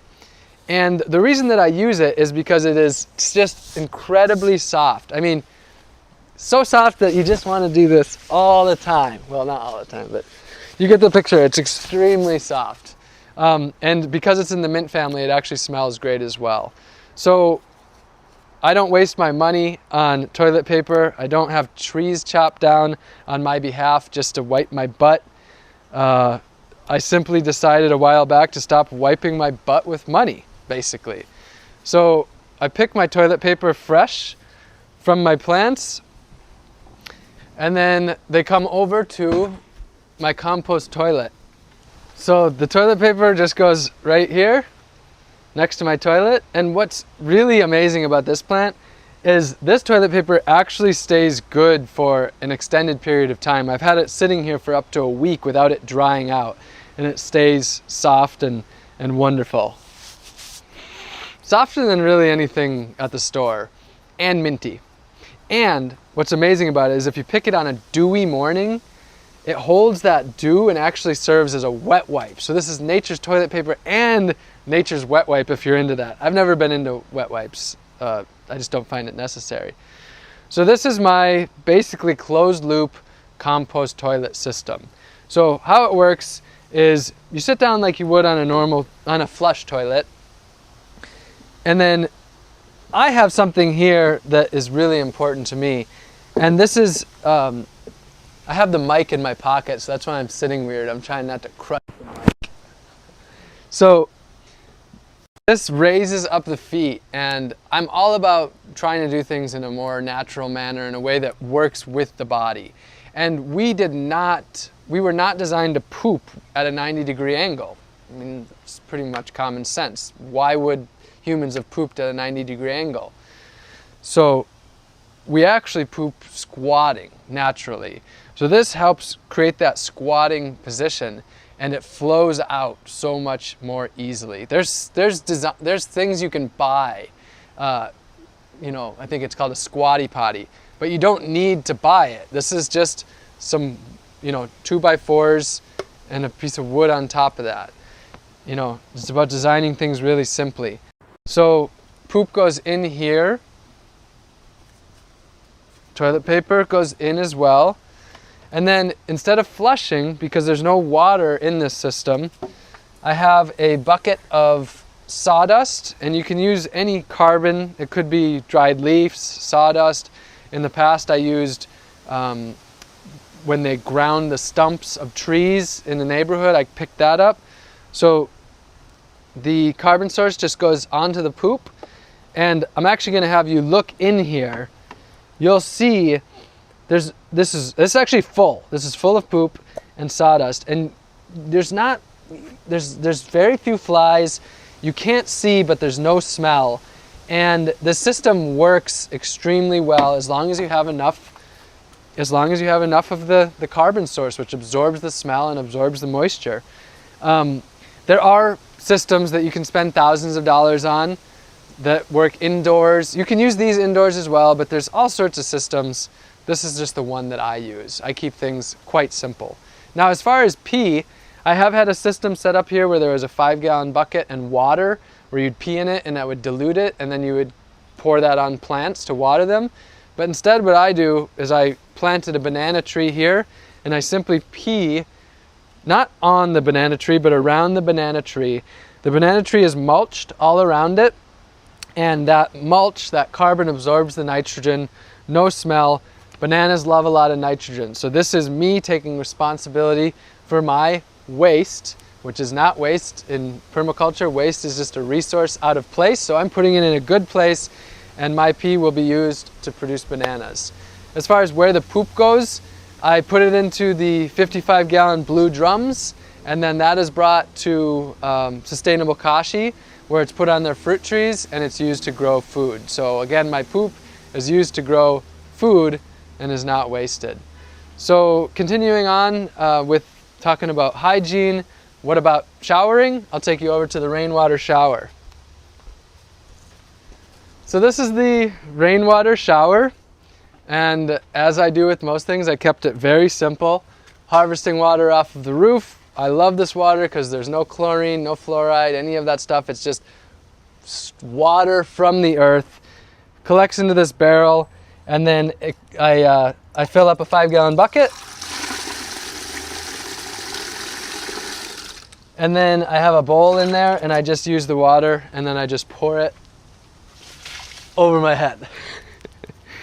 And that system works really great. I love being outdoors. I almost never take showers in people's houses. I feel like I'm in a cave usually. Right here, I'm out, I'm in the air. And speaking of hygiene, that's one of the biggest things, talking about smell. First of all, I think a little smell is fine. It's natural, it's not a big deal. But second of all, one of the things that I think reduces smell greatly is exposing to the air. Feet aren't naturally smelly. It's because they're cramped up inside of shoes. And armpits are a lot less smelly when they get plenty of time outside and they aren't all the time stuck up in clothes. So just a natural mindset totally changes a lot of these things where we think we need products and such.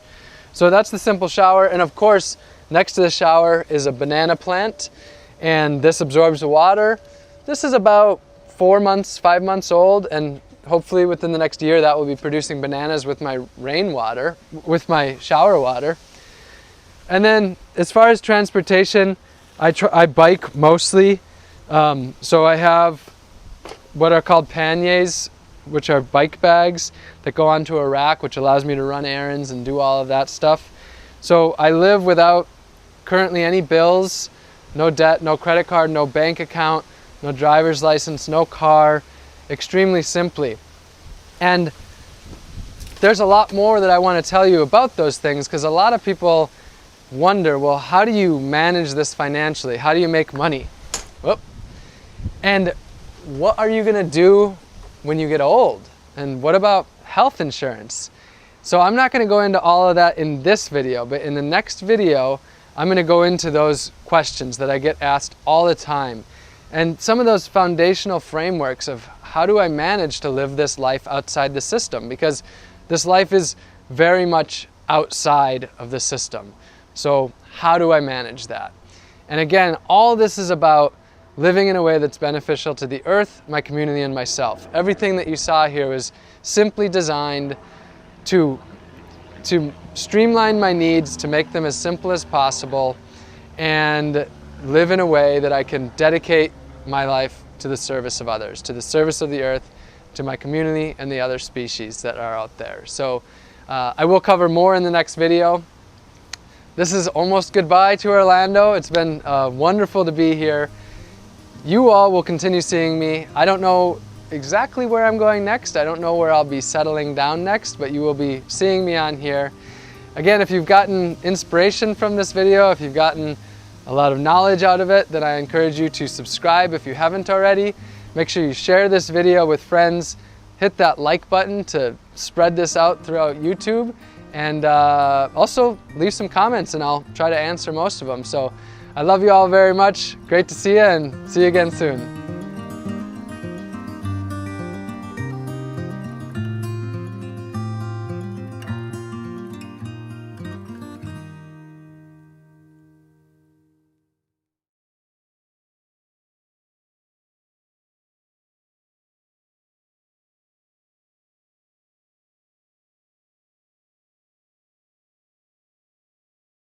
Hey everyone, it's Rob Greenfield. I'm here with Kyle and Jolene at Lake Atitlán in Guatemala, and I'm here at their Super Adobe Dome build and workshop. I'll get into that in a minute, but I wanted to tell you about them because they have an awesome life. They are basically living their dream, traveling the world, and right now building an off-the-grid Adobe, Super Adobe home. Yeah. So in about a week's time, they'll be living here. Some cool facts about him. Kyle has hitchhiked, has had over 400 hitches in his life. Between the two of them, over 500. They've hitchhiked across Canada and back, Belize, Guatemala, United States, Alaska, Canada. They've lived in a bus turned into a camper, a school bus, as well as campers, and a sailboat for a little while. Jolene's a certified yoga instructor and has a bachelor's in kinesiology. Yeah, Bachelor of Science. Bachelor's in Science in kinesiology. Yeah, that's right. So really rad people doing really rad things, and I wanted to share your story. And the reason I wanted to share their story is because it's super inspirational, and to me it shows an example of being able to get out of the rat race or the life that's not the most satisfying and really follow your dream. So tell me what a typical year is like for you right now. Typical year in our life? Well, we spend the summers working in Canada, working seasonal jobs outdoors usually. The winters we live in Central America working and volunteering and doing stuff like this. And in the spring and fall, that's our transition time. We travel between the two. So we'll about work half the year, travel half the year. So you're both from Canada. Yeah. And you don't live a traditional life. You're traveling the world for a good portion of the year, gonna live off the grid in this dome. Why do you choose to live this way? I traveled to the tar sands in northern Alberta, and I just got a real first-hand view and experience of what fossil fuels is doing to our planet, and I thought to myself, this just can't be the only way we can progress as Yeah. humans. Yeah. So I set out to learn different ways to live off the grid and to live in a good, kind way with the earth and with other people. Nice. Yeah. And I'm on a very similar path, and it's all really just about following your heart and choosing things that make you happy instead of just doing what everyone else tells you should do. All right. So that path to happiness has led us to traveling and living in a kind and gentle way. Nice. So here So we are. I feel like for a lot of people in our generation, the thing that really holds them back from living out like you're talking about is money. So how much would you say in a year it takes to be able to live this lifestyle of traveling and, you know, being able to do mostly everything that you want to? Yeah, well, right now between the two of us, for all the traveling and all this stuff, it's about $20,000 US a year. Okay. So- So 10,000 a piece US about. Pretty much. Yeah. And so let's talk about this little piece of land. You got this land for $3,000. $3,000. And then this dome that we're building, which I'll show you in a second, this is costing about, Costing about $4,000 to To build build. this dome. Yeah. so between the two of these, buying the land and building your house, it's about $7,000. Yeah. typically. So for under $10,000, a Canadian or an American could feasibly move to Guatemala or somewhere else and live off the grid and live this Totally. life. Totally. Yeah, they could Yeah. definitely get started. For And sure. so otherwise, you know, they could come down here and live year round. Or the other thing is they could live down here for 8 months of the year, work really hard during the summer or the winter, and make $10,000 and be able to do 8 months here and 4 months back home. Is that? Yeah, exactly. That's Yeah. kind of our plan, and it's kind of what we're doing already. Yeah, exactly. And some of you might be thinking, but flying back and forth isn't really environmentally friendly, but you can hitchhike or you can go overland the whole way. You can right? take the bus. You can sail. You can work on a sailing. sailboat and come down. Now, what is going on here? Tell me a little bit onto the Super Adobe. We are filling these big sandbags basically with compacted packed earth. We take a mix of adobe, which is the right mix of clay and earth and rocks, and then we add in a small bit of cement as well. That's what makes it super adobe, and that's for extra strength, so we don't need as much support as in buttresses and rebar. So coming over here, you got the mixing area. This is where we mix up the different soil we have. We are using some combination of soil from the land, as well as some earth that we got from a landslide nearby on the highway. So between the two, with a bit of cement, we have a really strong mix. So coming up over here, the dome is coming up, as you can see, layer by layer. We layer the sandbags and fill them with earth and then tamp down to compact. It has to be compact so that it'll stay. Here's the inside. It's getting very domular. This is the bottom floor. We're actually going to have a loft as well for sleeping in up above. And this is a high dome. We got a 5-foot stem wall, so 5 feet high before it starts to dome in. So lots of living space for this tiny home. Over here, guys, we got some tools. This is where we keep the barbed wire and sandbags. Barbed wire is added between each layer to hold the bags together for friction and to add tensile strength to the dome.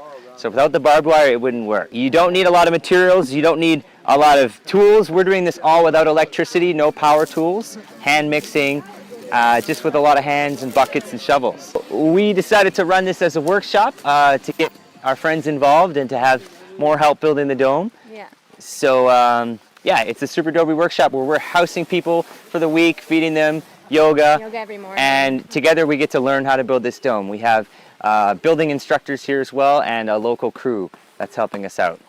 So tell me what the plans are on this. It's about a fifth or a third of an acre, Third right? of an acre. Third of an acre. And what's the plans here?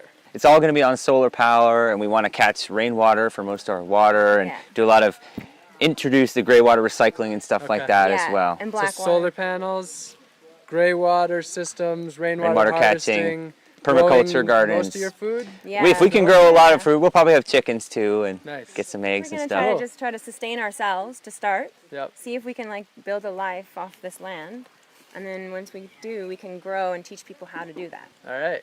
So what would be your 5 biggest tips for somebody who's really looking to do something like this? I would say the biggest, most important one is set the intention. You have to have an intention. You have to plant that within you or wherever you like to hold your intentions and carry that forward. And then second biggest thing is trust and faith that that intention will unfold in time. Okay. And the people will come into your life when you need it.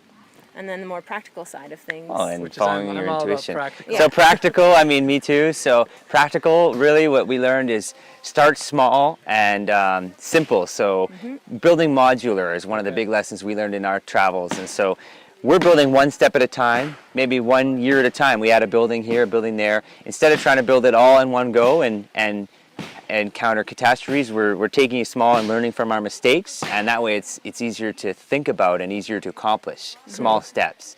Definitely want to find people who are doing something similar in your area and link up with them. Okay. So that's what we've done. Community, basically. Yeah, and well, over the years we've kind of found things like this. We wanted to get into natural building, so we did some studies and courses and volunteering, and that's led us to finding out about the people here. So we found people doing natural building, we volunteered with them, and now here we are, partners running a workshop together. Nice. And lastly, I would say just do it as a community. Yeah, invite your friends. Okay. You know, we can't do this on our own. Get people involved. So yeah, if we inviting our friends doing the workshop, it's a great way to make it happen, and it's a win-win for everyone involved. Nice.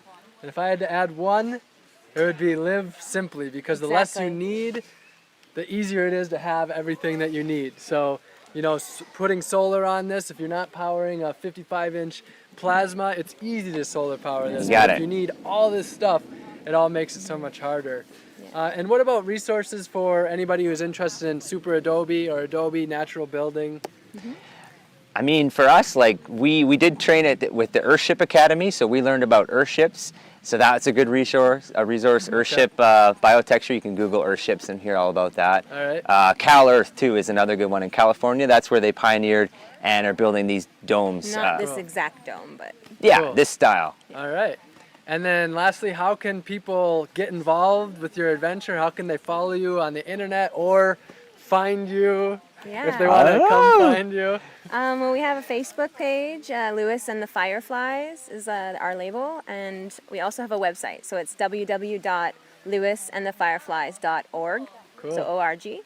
And then I have an Instagram account that I use called Sustainable Presence. All right. Yeah. So the links to all those will be in the description. But Check it out. LewisandTheFireflies.org. Again, they're doing incredible things. It's a couple of people down here with $7,000 about turning it into having their own land, off the grid, sustainable living, and really living out their dreams. So.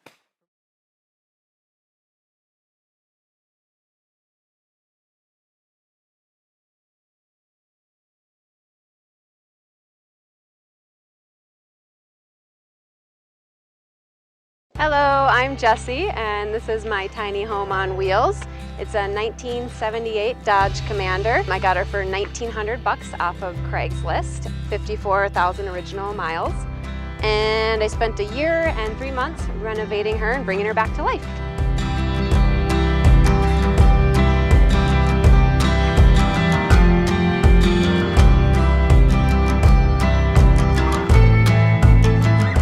I had kind of conceded to the fact that I was going to have to get a really ugly motorhome with like flying ducks on the side and you know, that kind of indefinite 90s look. But when I saw her in her awesome vintage look, I knew she was mine. By the time I talked to the guy the next day, 11 people had already called because he was listing her for so cheap. And there was already somebody on their way, but they fell through and I headed straight there with cash in hand. And the first thing I did was just crawl underneath her because I'm from Minnesota and you have to make sure that it's not a rusted out frame. And it looked solid. So after that, I was like, I mean, if it runs for $1,900, I'm sold. This used to be your standard camper seating arrangement. It was like a horseshoe, and then it had a table in the center that dropped down and there was another bed. I didn't need to accommodate that many people and I wanted it to be more spacious. I demoed out the 2 pieces right here, put these chairs in, and then I lifted this up to be table height. So I built it up, and then most of the time when I use this, I just sit like this and I don't flip it up. If I need more cooking space or more dining space, I can do that. and then I can have a proper meal. I mean, I rarely have this flipped up, honestly. I spend a lot of time in bed, mostly. That's kind of that's my chill zone. But yes, I have worked on my laptop here. If I have anybody visiting and we want to have like a nice sit down meal and we have like multiple dishes, it's nice to have the extra space to do it. And there has been times like where I've decided to bake, and just having more counter room here to bake is definitely essential. So this ended up being kind of just some negative space that I wasn't really sure what I was going to do with it. But this area, absolutely, I had an idea, and I built this up a bit higher. As you can see, this side is higher than that side. And there is a cat door there because that is where the cat box is. And you can actually access the cat box from outside compartment. And I have a very tall cat, and so he needed some more height. But yes, so this goes into a storage compartment that's outside, and the cat box is in there. And then I just have more surface. I have like fruit and avocados and plant and books and whatnot. And then that side just ended up putting more extra kitchen stuff. I didn't want to use a drawer up for the utensils, and I salvaged that out of a dishwasher. So I thought it kind of has a nice color, and I wanted to reuse it, and I like it to just be accessible. I don't really have a ton of cabinetry and drawers, so I feel like anything that I can come up with to kind of stick different things in different places. Also, it did have cabinet doors, but once again, I wanted to open the space up because I just, I figured the more negative space I could create, the more open and breezy it would feel. So I found those bins, and they happen to fit very, very snugly in there, so I'm not concerned about them falling out. And I had heard a lot of horror stories about things falling out when people are driving and going on bumpy roads or taking sharp corners, and everything just like the doors opening and everything spilling out. So that has never happened to me. They are a bit of a pain in the ass. Like I do a lot of this because getting them in and out is kind of tough. So I mostly just peer into them and pull things out. And moving into the cockpit of Mander, I have a single bed up here that actually drops down, which is why I felt so comfortable getting rid of the extra bed there. I don't ever want more than 3 people sleeping in here.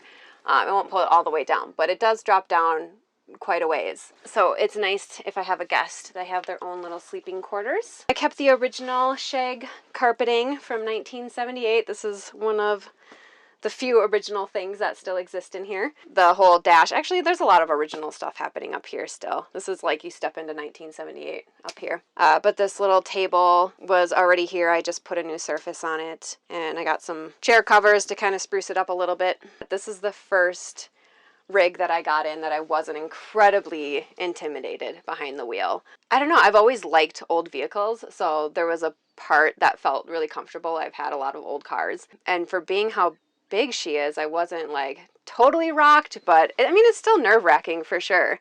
And a lot of the gauges don't always work. Some of them work sometimes, and I've learned if my gas gauge sometimes doesn't work, and I have to just give it a little knock in the right place, and then the needle will start working again. Yeah, so this dog house comes off pretty much daily. I have had to do so many repairs since I left. It's coming up on my 6-month anniversary of being on the road, and I have already replaced countless fuel filters, 2 transmission lines, the starting solenoid, I don't know, probably a lot of other things too that I can't really recall off the top of my head. My batteries, both of them for the cab and the house, used to be in here, but I was having a lot of electrical issues originally, and just to simplify things and to try to start figuring stuff out a little bit better, I separated my batteries, and so now my solar batteries are in the back. I have 2 6-volt golf cart batteries. For my solar panel, it's a 230 watt. I made a lot of changes to not really need much electricity at all. Like all of my light fixtures, they used to be fluorescent, and I switched them over to be LED fixtures and bulbs. I do pour over coffee. I don't have a microwave, I have like a handheld blender, and that's really probably my biggest draw. I have a small fan. I have the fan on my compost toilet, my water pump, but yeah, I don't have a lot. Of course, like my tablet and my cell phone, but I don't use a ton of electricity, so it's definitely more than enough. This area, I just did a new countertop and a new sink. It used to have 2 shallow basins, which I thought wasn't very practical. I just wanted one deep basin. And I got this off of Craigslist for like 20 bucks.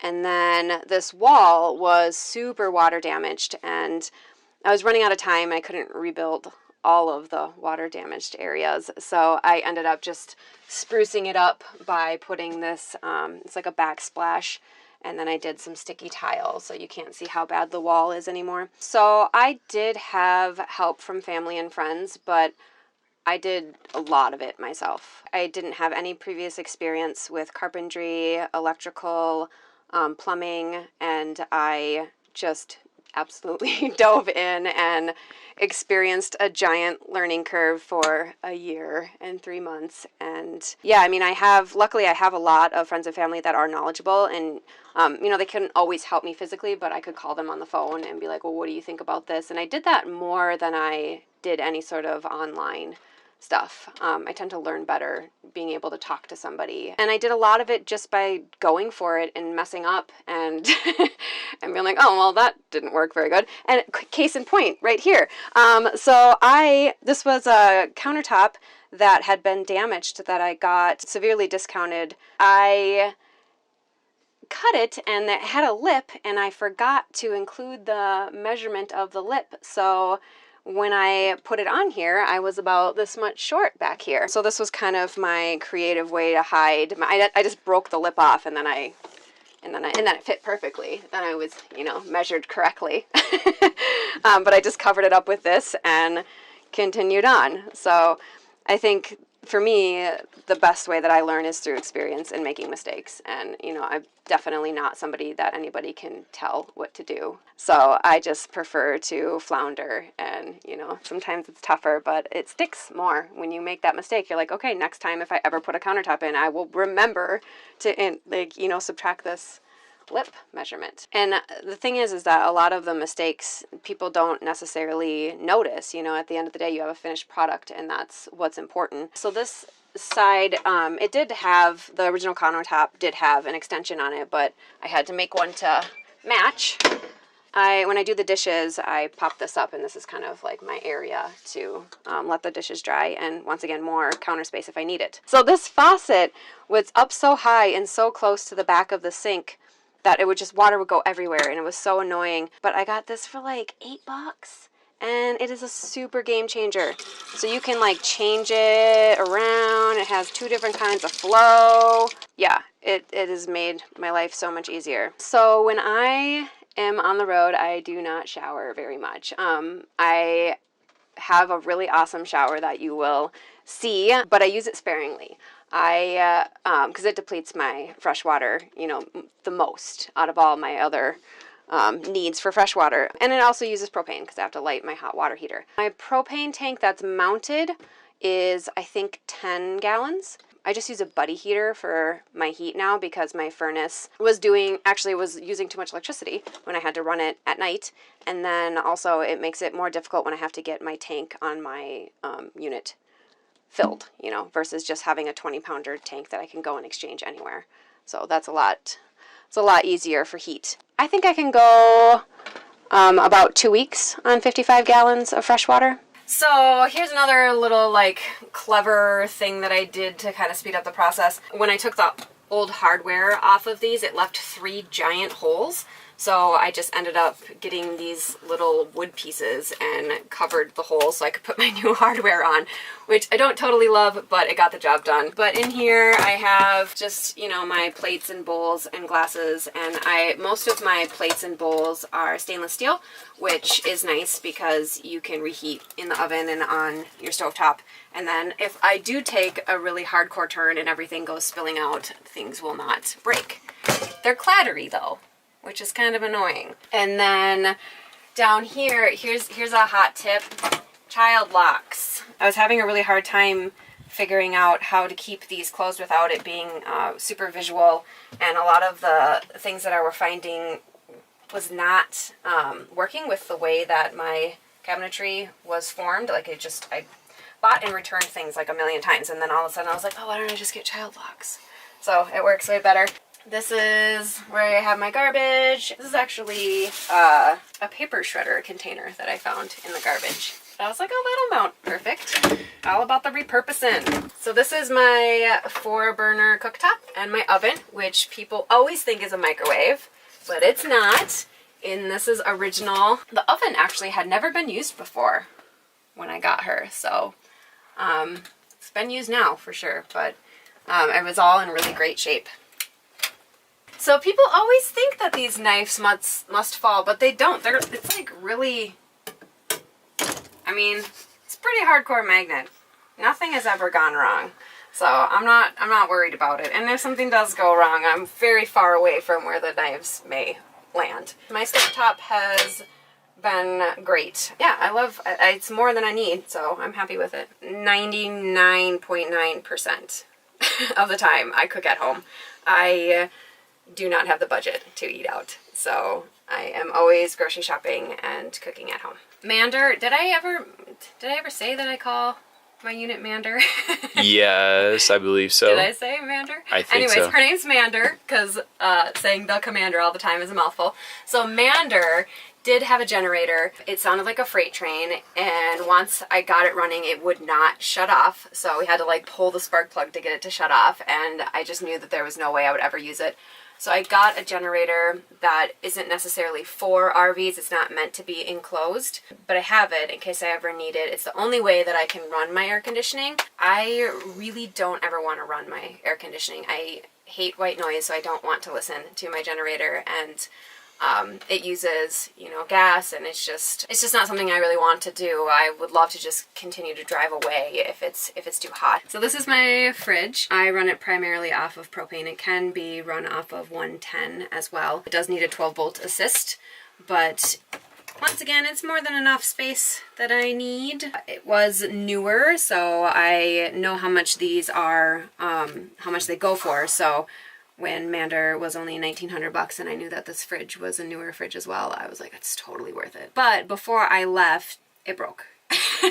And I had to, this little unit here is $400. So I got lucky. Everybody that I called, and Norcold included, they were all telling me like I have to bring it in somewhere, and I was like, I do not have the time or the money to bring it into a professional. And so I just did troubleshooting as much as I could with like a little 12-volt light tester, and kind of decided that this control panel has to be the culprit, and I just ordered it and crossed my fingers, and it ended up working. So haven't had any problems since. That was like very close before I left, and I was like, no, I'm so close to leaving, and that happened. So going this way, this wall actually used to be a doorway into the bathroom. This is kind of where I did a lot of building and changing the blueprint of Mander, and making it a little bit more tailored to my likes and wants. The bathroom, there was a doorway here, and then there was a doorway here. This area was the only bathroom. There was a toilet right there, and then it was a shower as well. And it was way too tight. I knew that if I was going to be living in here full time, I would need a shower that I could move my body in. I mean, if you can imagine, I'm a pretty small person, and the toilet was right here, and then you had like this little shower thing, and it was just super cramped. So what I did is I took out the toilet, and I knew I was going to get a compost toilet, so I didn't want to use my black water tank at all. So I capped off the area where the toilet was, and then there's still a shower drain right here. But when I did that, the bottom of this basin obviously looked not great. So I got these slats, and the water can still drain through them, but it covers up the fact that there used to be a toilet right there. The walls in here were an awful, really hideous linoleum. I'm not sure if it was original, but it was literally linoleum flooring that had been pasted onto the walls. So I ended up painting it with porch and floor paint, and then put the shower curtain just for extra good measure. And I did this on the ceiling, something I already had in my apartment, and I just wanted to repurpose it and then did a new faucet and a new shower head. And this is actually an RV shower head. It looks fancy, but it has the pause thing on it, and it's meant for low pressure. It's really nice. When I do treat myself to a shower in here, I really enjoy it. I'm like, ooh, I built this. It's amazing. And this is how I take a lot of my showers now. I just get a bucket full of water and kind of do, you know, the feet in the pits and, you know, the stinky bits. But I ended up building this platform, and then my compost toilet can get mounted here. And it worked out really well because there was already a venting stack for the sink that I could plug my toilet vent to. And then I built all of this as an addition. This used to be open, and I basically turned it into a hallway by building the bathroom closet here. And, you know, I needed to close off the toilet area, and then I certainly didn't mind having more storage areas. I built this storage closet, and it also works as kind of my control center for my solar. My solar cables come in through the side wall right there because my panel is mounted up here. And then the cables run this way, and then that goes to my charge controller. And then I made a battery bank box under here, and then my inverter is mounted right there. My inverter powers the 110 throughout my rig, but I also plug directly into it, and you'll see in the bedroom the face of it is sticking out through the wall, so I can plug in like my cell phone and stuff on the other side of this closet. But yeah, I use the 110 outlets throughout Mander, and then I use the USBs on my inverter. And then this is another crafty moment. When I got Mander, she was severely water damaged. Kind of everywhere, but mostly like starting here and back. I didn't know how bad it was until I started investigating, and it unfortunately was pretty bad.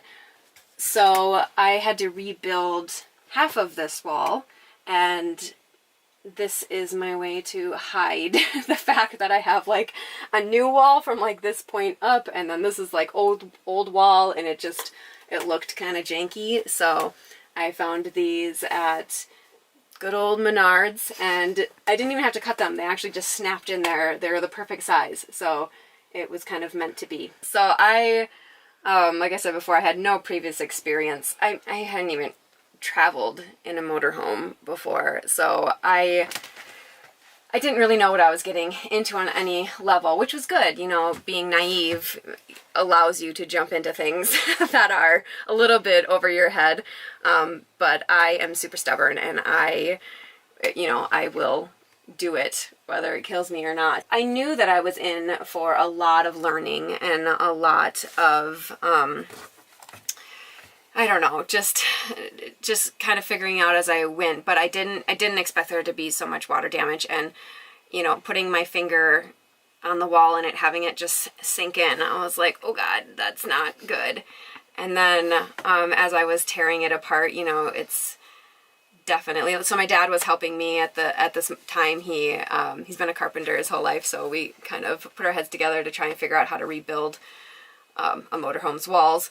And he was just like, well, where do you stop? You know, like, I mean, I could have replaced all of the walls and all of the ceilings in Mander. I mean, she's old and it's definitely seen a good amount of water, but we stopped here, here up, and then the back did rebuild the whole ceiling and half of the wall on this side.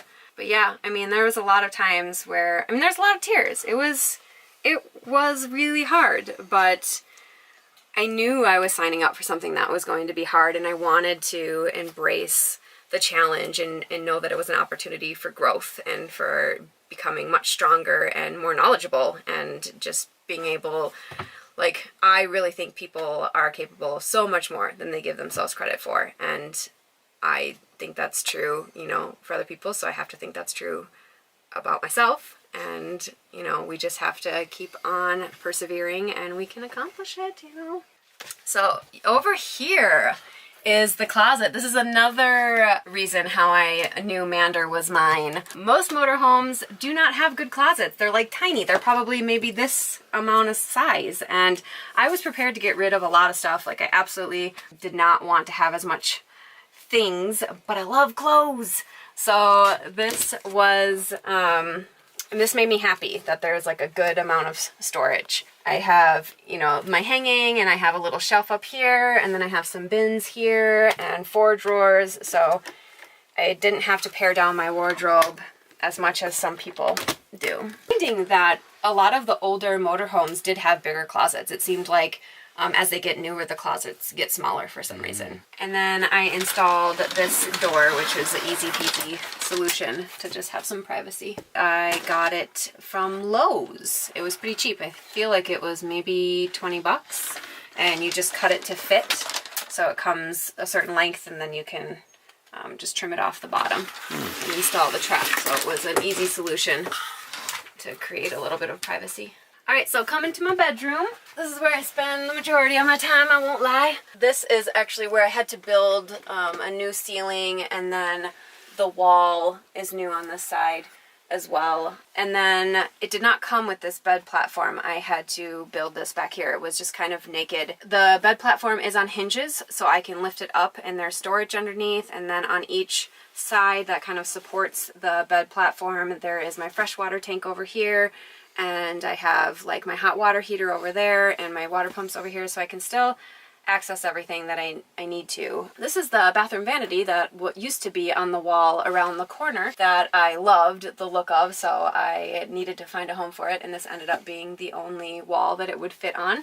But it's nice because I got some bedside stuff in here and nothing ever falls out. This ledge originally was probably only, you know, this wide, and that got demoed out, and I rebuilt it to be wider because I knew I had a queen size bed, and then I had some negative space, so I figured this would be a great spot for the cats to lounge because I have so many windows back here. They absolutely spend a ton of time back here. This is like the chill zone for all of us. Since I have kind of some cubby holes within the framing, I just have, you know, suitcases and baskets with sweaters and extra blankets and just whatever I can kind of shove in there. These are LED lights, and I just use rechargeable batteries for them, but they have a remote, so it's nice. I can, they're light enough for me to read, and then I can just like click the remote when I start falling asleep. But these fixtures are LED, so I use those as well if I need a little bit more light. These are from IKEA, and since my windows are so massive, I had to kind of piece them together, and I ended up with gaps here, but these gaps ended up being a really happy accident because the cats love to just kind of peek in between them. So even when everything's shut down and most people can't see in here, my cats can kind of still peek through the cracks and keep watch. The storage up top was already there. But since I had to rebuild the ceiling, it ended up being a little lower because we beefed it up. And so I had to take the doors off, and I just made these curtains instead. And everything that goes up there is nothing that's like gonna fall out, you know, just some boxes and stuff. So this is also, not only do these 2 windows open up, but this back window, it came with this screen, but everything was waterlogged, and so it wasn't attached anymore. Everything was broken, falling apart. But I just take this off.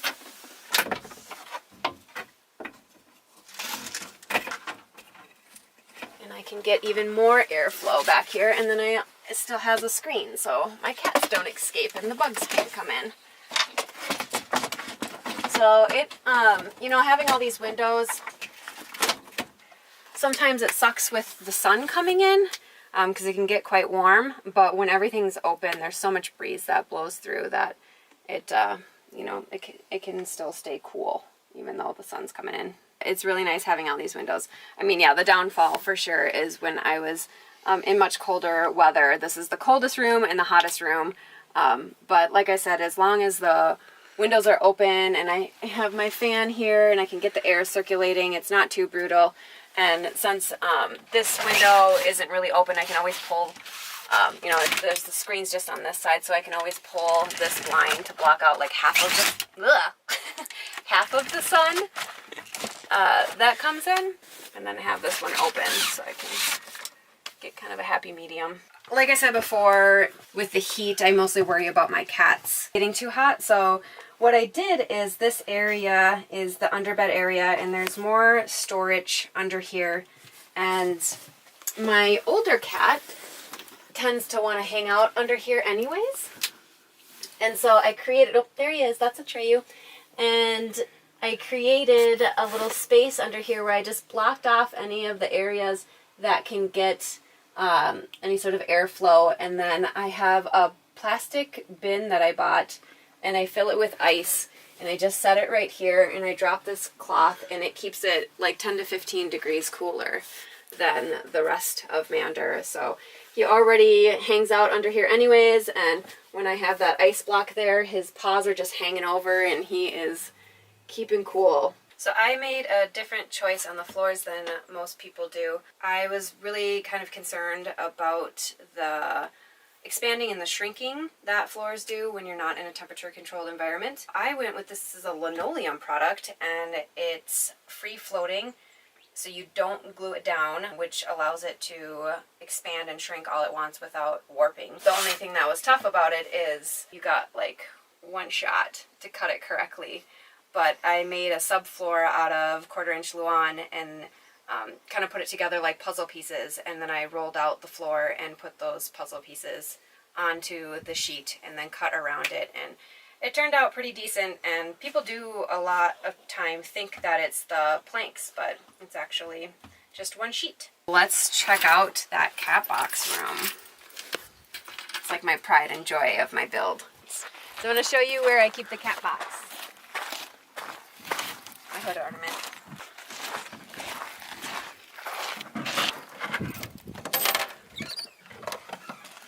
So if you look, there is the cat door that I showed you from the inside, and then this is where, oh, there's people in there, but this is where I keep the cat box. There's the cat cleaner, and then right here is the basket with that cooling pad. On this side, this is like a whole dedicated cat space.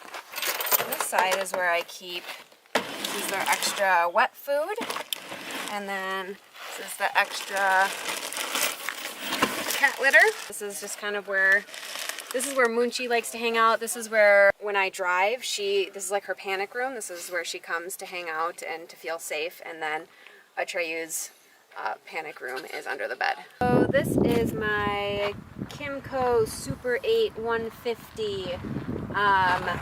I knew I had to have something secondary to Mander because Mander gets about 6 miles to the gallon. And I also knew that, you know, she's not a spring chicken and I might need to rescue myself sometimes. I did not want to tow a car because I was already a bit intimidated with driving her.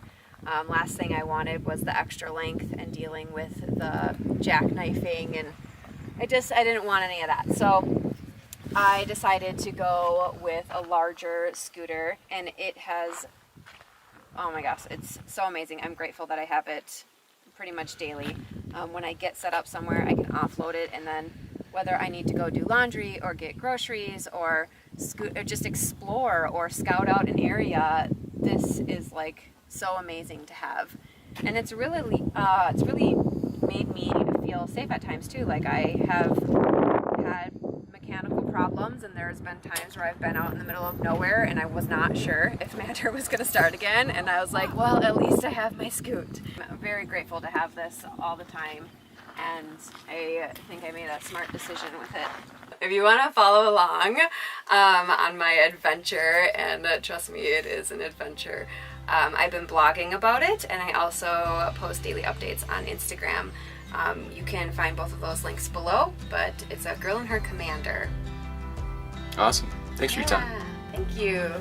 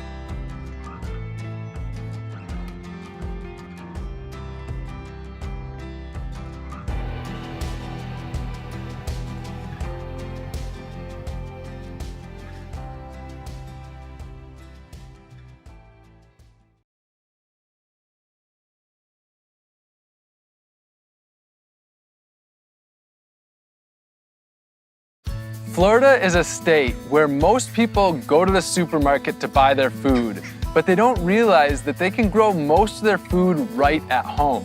Today, I'm really excited to have Pete Canaris on the channel, and he's gonna introduce you to 10 different plants that you can grow that are super abundant and resilient for the Florida climate to help you grow a large amount of your food at home and be able to skip those trips to the grocery store. This doesn't just apply to Florida though. Semi-tropical climates exist around the world: the Caribbean, Central and South America, Southeast Asia, parts of Africa, and parts of Australia, just to name some places, are all places where this can be a super helpful video to you.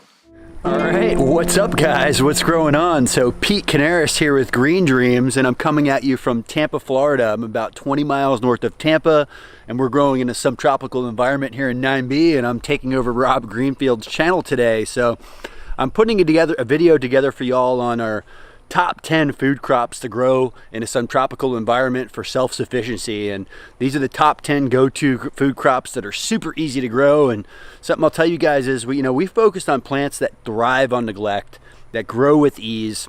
Most of these crops are perennial crops, and by perennial I mean something that doesn't need to be replanted every year like you would an annual. This is a plant at one time and typically forget it. So perennial crops are crops that live 2 or more years. So the first one I want to talk to you guys about is actually right here behind me. This is just over my left shoulder. This is chaya, or tree spinach, and you can see the big giant leaves off of this tree. And this is a really easy one to get going or established in your garden. This is one that I tell people about all the time, and the first thing that kind of scares them about this one is it has to be cooked. So chaya does need to be cooked for about 10 minutes. There's an off gas of cyanide that comes off of there. You definitely don't want to use an aluminum pot, but this is a staple crop. This is a real big time staple crop in like Central America. This is a really easy one to propagate and start. So, if you wanted to share this one with your friends, you would simply take a cutting like this, stick it in the ground, take off the leaves, and it'll start growing. It's really that easy. The leaves from this are actually quite delicious. I find this tree to be really, the flavor of the leaves to kind of be like a hearty. They're really filling. They go really well in a soup, really well in a dish. Also known as tree spinach. This is 4 times as nutritious than typical spinach.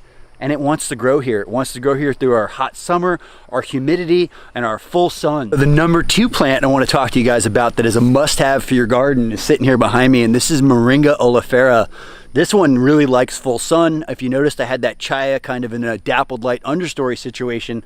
This one wants to be out in full sun, and I look at this tree as like having a health food store in your backyard. This one is like 22% protein by weight, 68 different antioxidants, 4 times the calcium of milk.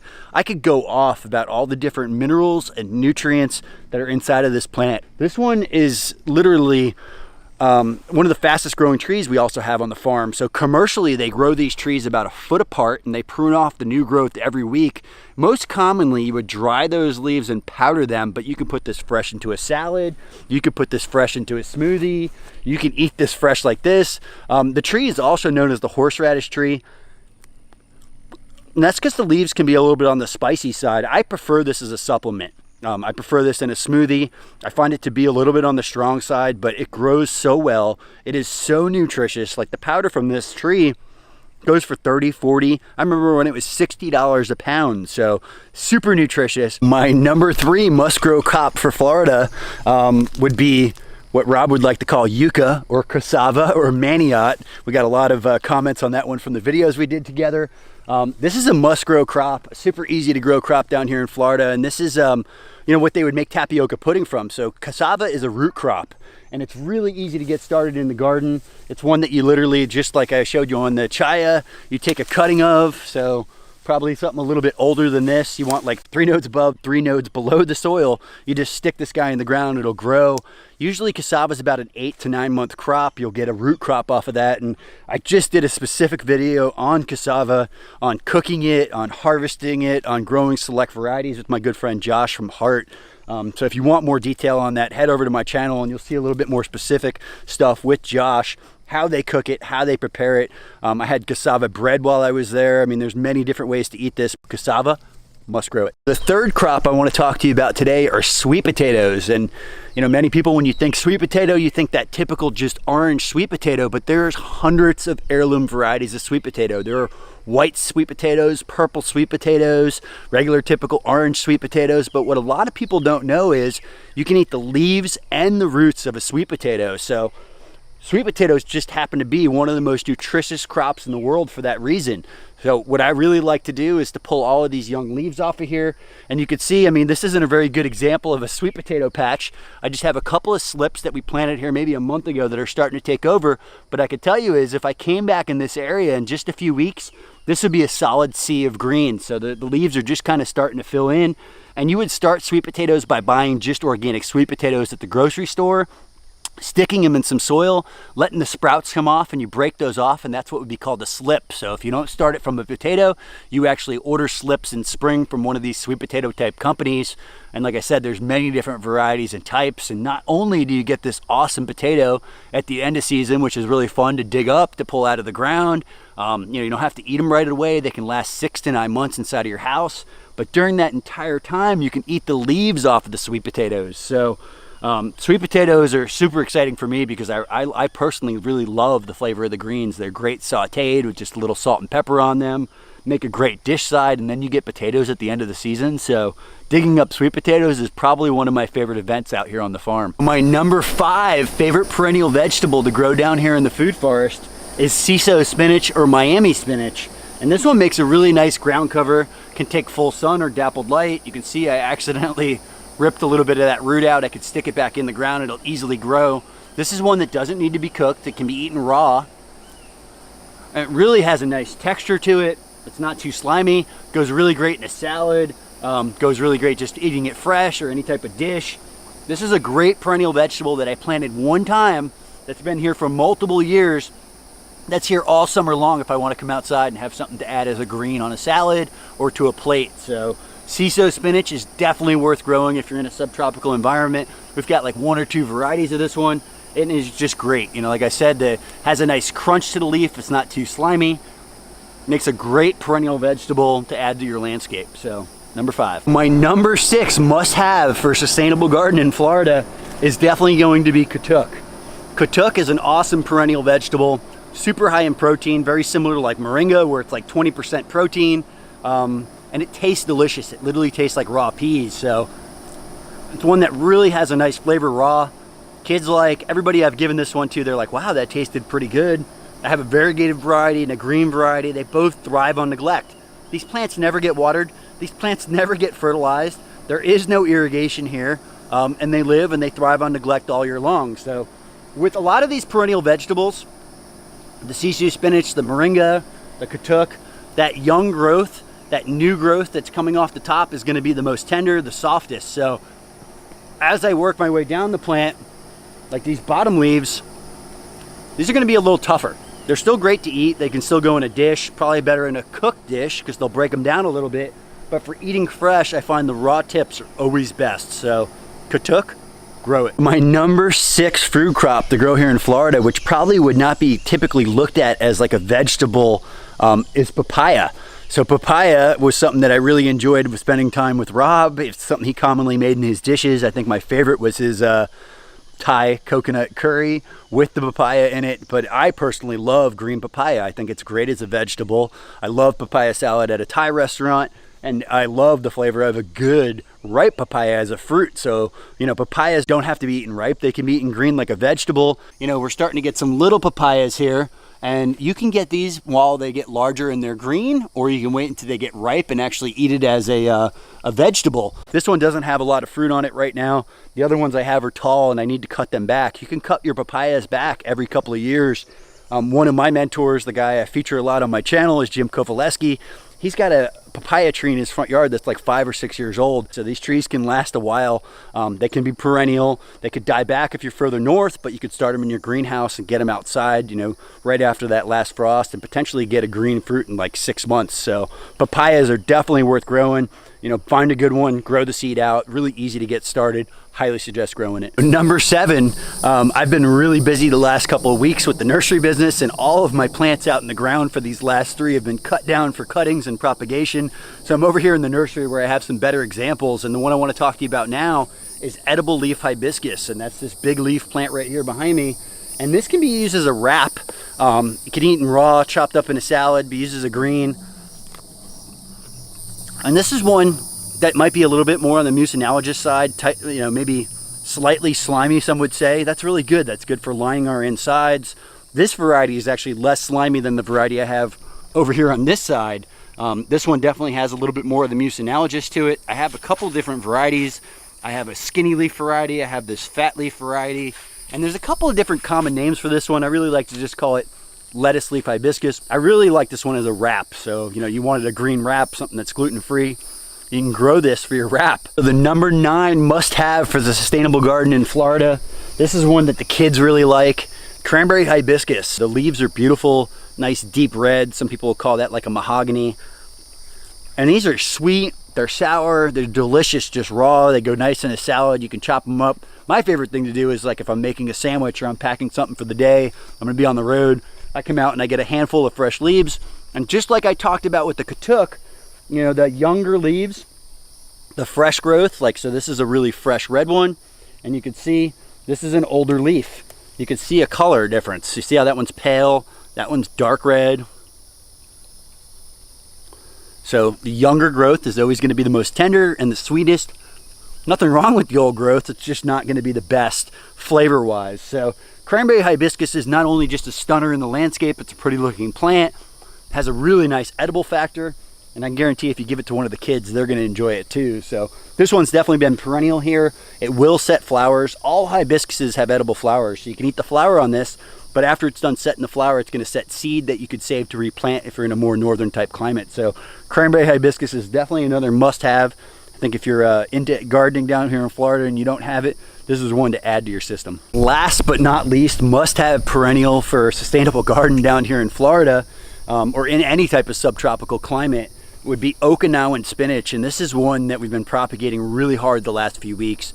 This is also one that the squirrels like here that I have a hard time keeping going in the beds, but I really like the flavor of it. It's really nice to eat raw, it's nice to eat cooked, it's nice to put in a dish, and it's very similar to the longevity spinach, which is right here behind me, but I think the longevity spinach is a little bit stronger, a little bit more of like a medicine. The squirrels don't like it as much, so it definitely grows here a lot better. I've noticed that, you know, we plant these two for clients all the time, longevity spinach, Okinawan spinach, and the Okinawan's a little prettier. It's got some purplish red to the underside of the leaves. It's hit or miss. Sometimes the Okinawan does better on your site, sometimes the longevity does better on your site. So I would say both of these are kind of like a tie for number 10. But this one tastes a little better. So I hope you guys enjoyed this video. Thank you, Rob, for the opportunity. It's been a blast. I cannot wait to work with you again. I cannot wait for your next challenge. I can't wait till you get back to Florida so we can do some fun stuff. Thank you guys so much for following, and what we like to do around here, pound dirt.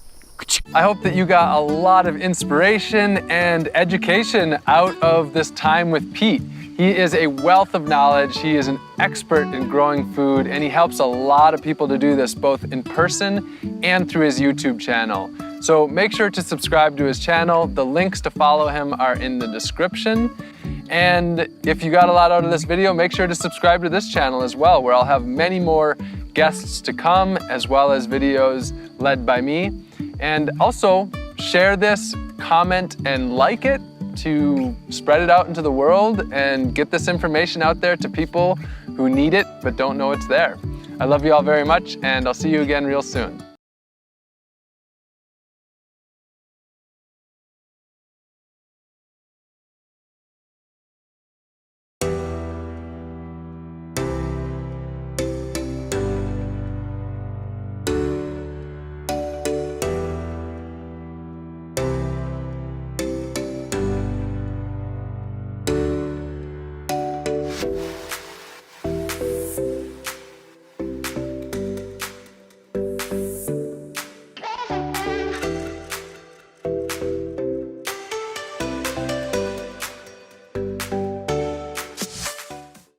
Hello, everybody. Good morning. So today we have something incredibly special for you. We are at Schoolypalooza 2020, and we just wanted to show you how big this really is.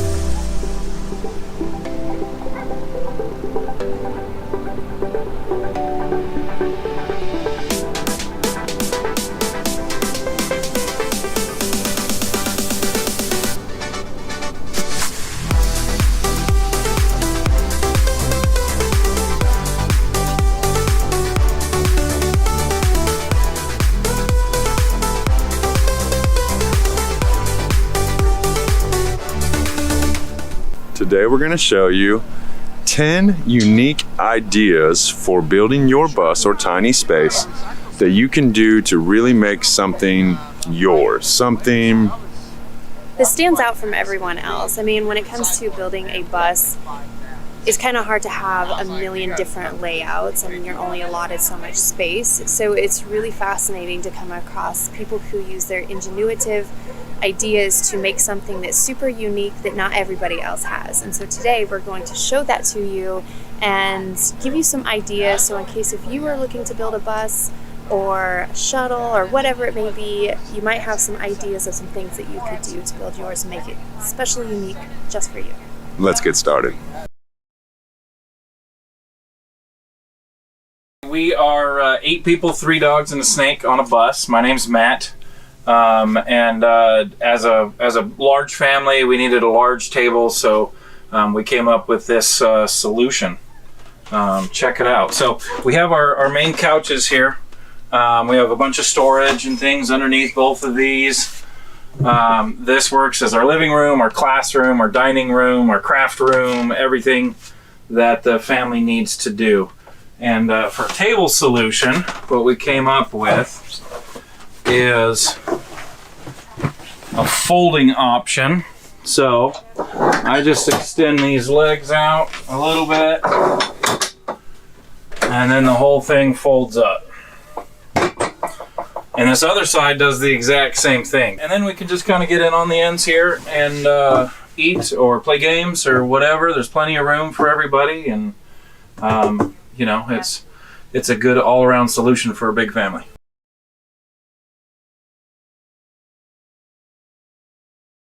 Hey guys, I'm Kat, and this is my bus, Stu. So our custom idea for our door latches, we got these awesome boat hook, or dock cleats. I can't remember the name. Got these dock cleats on Amazon, and then we were trying to think of a way to keep these closed when we're driving. We thought originally of doing like a rope that you would tie around like a dock cleat, but that was way too much work. So we just went with these little pieces of elastic, and then they're just tied back here in knots, and then you can tuck them away if you want to, or secure your things while you're driving.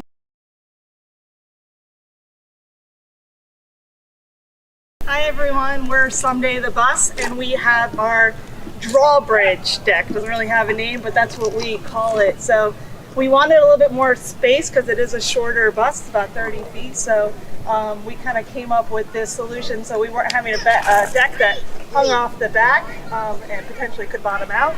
So this stays up the entire time while we're driving. It has a bike rack back here that holds up to 4 bikes. And then everything on this deck is actually remote controlled with this.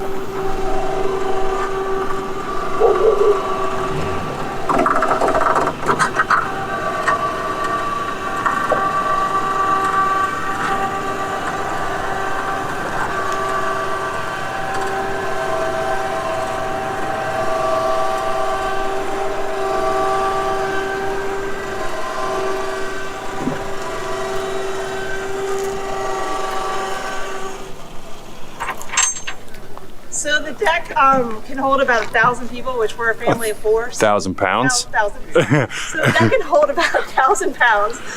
We're a family of 4, so it works great for us.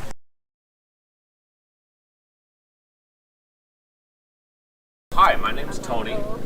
This is the Great Gilly bus, and this is our Gothic-inspired castle door that we knew that we wanted a side door. We wanted to have 2 doors in the bus.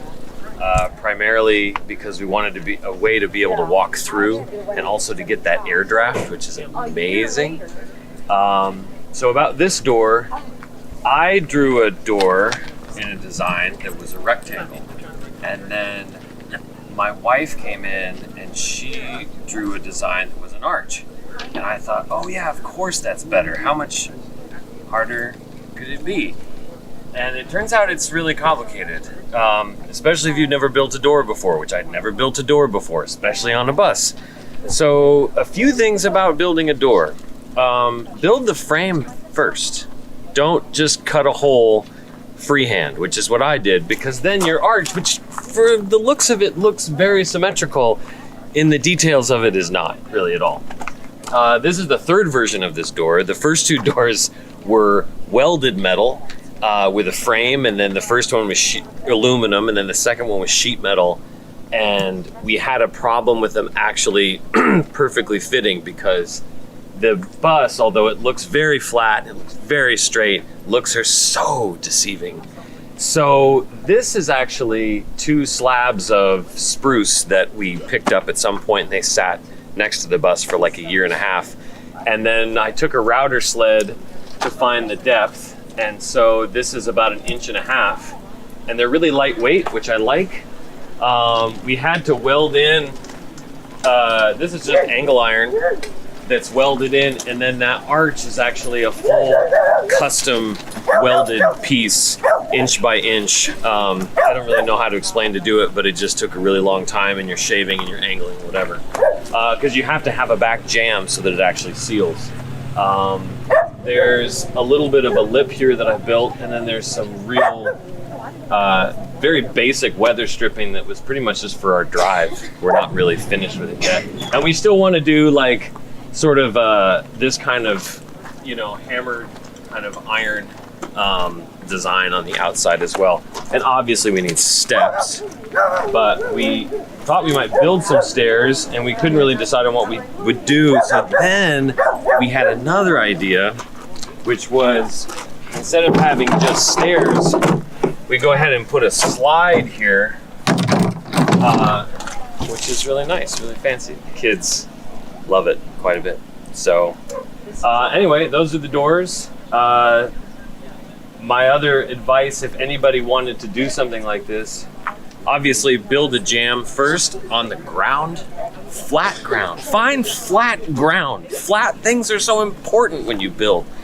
Find flat ground and build an outside jam, and then build your doors inside of that, and then put the hinges on, and then while it's on the ground, open it and close it, and open it and close it again, like 20 times. Doing it this way by yourself, hanging doors, is very time consuming, so learn from my mistake.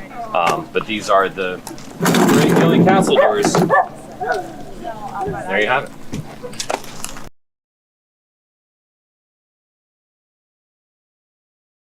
Hey guys! So I guess I'm the house of doors because I have some pretty sweet doors, but the first door that people always talk about, this gets us a lot of attention, is our front door. We once had someone said, oh, I know you guys must be good people because of your front door, which was really sweet. But since this was our full-time home, I wanted a front door for my home. So this is actually a mobile home exterior door. So the hinges are hidden. You can't just take it off the hinge. It's double paned plexi. So it's made to be an exterior home. So the security, we also have the deadbolt. It feels really, really good to know that we're just secure. Also, it makes the bus way more energy efficient. It's not as drafty as the traditional side bus doors. So that's why we love it. Okay, so then in the closet, we have these really beautiful frosted glass doors with the trees on it. This was a really fun touch for me because I didn't want these closet doors to be wasted space. Oftentimes, it kind of takes away from the energy of a place. So I thought this would be a really fun, creative opportunity to do this.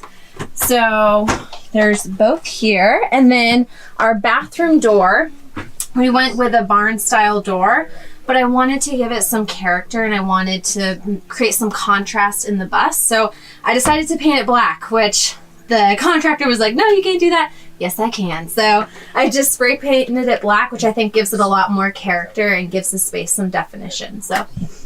Okay, so here in the bedroom, we have our headboard doors, which are also the frosted glass, which we love. These came from 84 Lumber Sign Shop. They can actually put anything on any material if you guys want to make your space a little more creative with some custom doors. So we created this logo, Lucky Bus, and again, I think it's just a really nice way to make the space more creative and feel like home.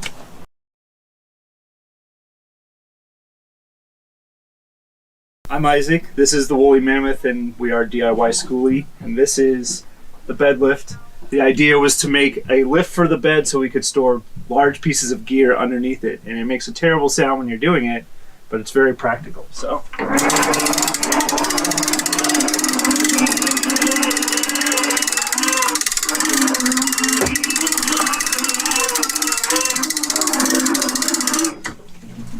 Yeah, so it can go up higher. This is a braking hand crank, so wherever you stop it, that's where it stays. And then we just have a pulley that goes to a whole array of pulleys under there that go to every corner. And as you tighten it up, the whole bed lifts together as one thing. And then you can store amps and gear or whatever else down under there.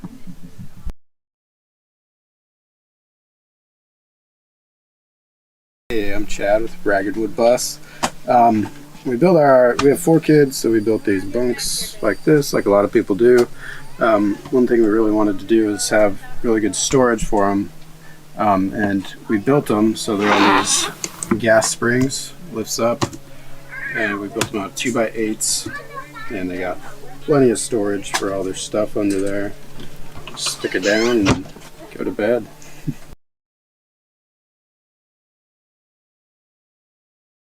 So I'm Chris. This bus is Zeppelin 2. My YouTube channel is Off Grid Schoolie.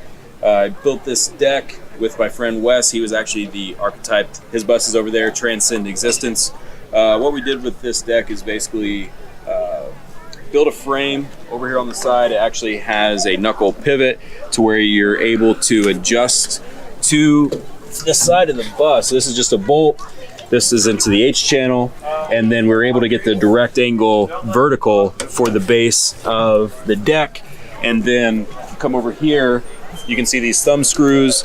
They come off, and then the deck actually folds down, because my bus without the deck up is 12 foot 9 inches.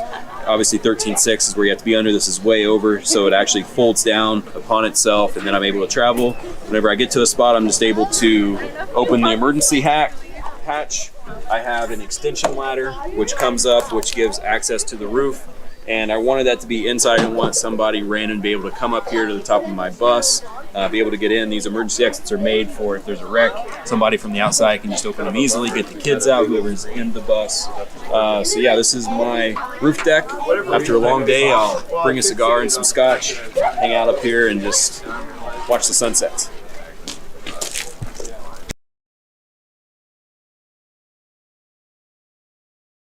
Hello, I'm Elizabeth. This is the Deliberate Life bus, and we have some curtains that seem to be pretty popular. So we designed these curtains to kind of fulfill all of our bus curtain needs. We wanted them to give us privacy while also having airflow, but also having like a nice, like clean, smooth look. So when they have a lot of functions. When they're closed, they cover 2 windows, and they're really smooth, which just helps in a small space make it look less cluttered and cleaner. Like you saw, we had the option to roll it all the way up. We can fold it part way up and hook it in these little leather straps, and that just gives us a little bit of light. Sometimes we do that when when it's really hot outside. We'll close it down so we don't get too much sun. But one of our favorite things it does is we just drilled holes in a piece of wood, and for the size of the dowel that we stuck in the wall, we can bring it down to the 2nd level, which allows us to have both privacy and airflow, which is super important when it's hot and you don't have air conditioning.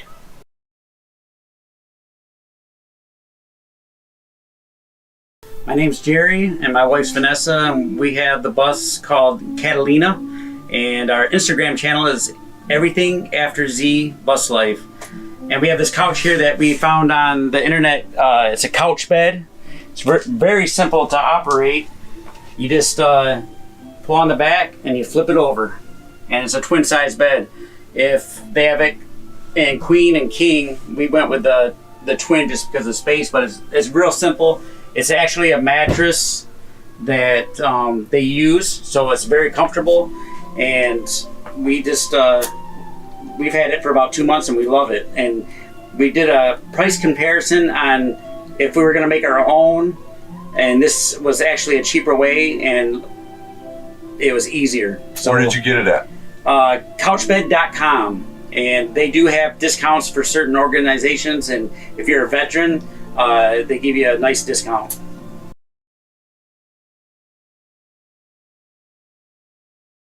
Hi, I'm Marissa. This is Maud.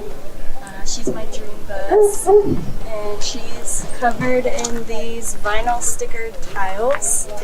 I placed each one myself. Each one is its own little square here. And I decided to do the sticker route because it weighs much less than the actual tiles, and most people actually think they're real tiles. And yeah, it took about 3 days to get each one of these on here with my measuring stick and everything. And yeah, I really wanted to do something different, something colorful and unique, something I thought I'd never seen before. I didn't think anybody else had done it before. So yeah, these have been on here for about 1.5 years, and they've held up awesome through all the weather we've been through.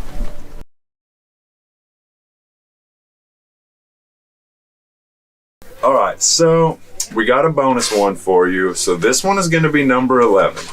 But this uniqueness is not so much in the bus build part, but it kind of is. We kind of built the bus for it, but this uniqueness is a little different in the case of how they travel and what they travel with. So I'm going to turn it over to Wes and let him explain sort of why he's a little more unique.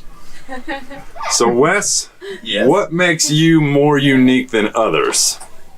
I think everyone's definitely unique in their own ways for sure, but I guess for us this time around, yeah, a lot of you guys know me as just being the single guy kind of traveling in a bus. It's a little different this time. I haven't done an update video like I thought I would. So you're hearing it on his channel before me. On my own, but yeah, I've got a girlfriend and traveling with her 7-year-old daughter. We also have 2 cats, 2 goats, and a parrot. And yeah, so basically there's a lot of people that think they can't do things just because things are holding them back, or they feel like they got one foot nailed to the floor and they're just spinning circles because of whatever it is that's tying them down, And really, if you just have the passion to do something like this, you just get out and make it happen. You draw that line in the sand and you just step over it and just keep moving forward from that point, always. And once you start doing that and really realizing that you can actually live this kind of lifestyle, it really frees the anxiety and stresses of normal society. And this is an alternative way to live that's been so fantastic for so many people. You get out in nature all the time. It's very healing. I don't know, I love it. So yeah, if you're thinking about it, just draw that line in the sand, step over that line, and just start moving forward for sure. Just do it.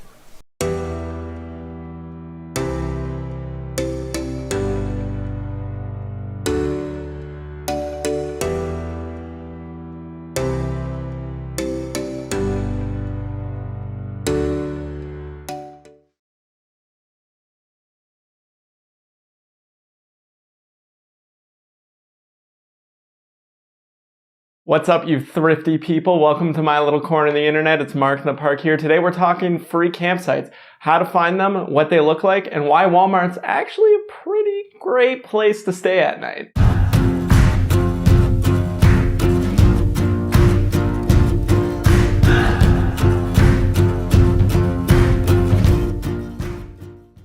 You know what this new office of mine is missing? A swivel chair. I don't think it's considered an office until you can spin around. I'm gonna go deal with that.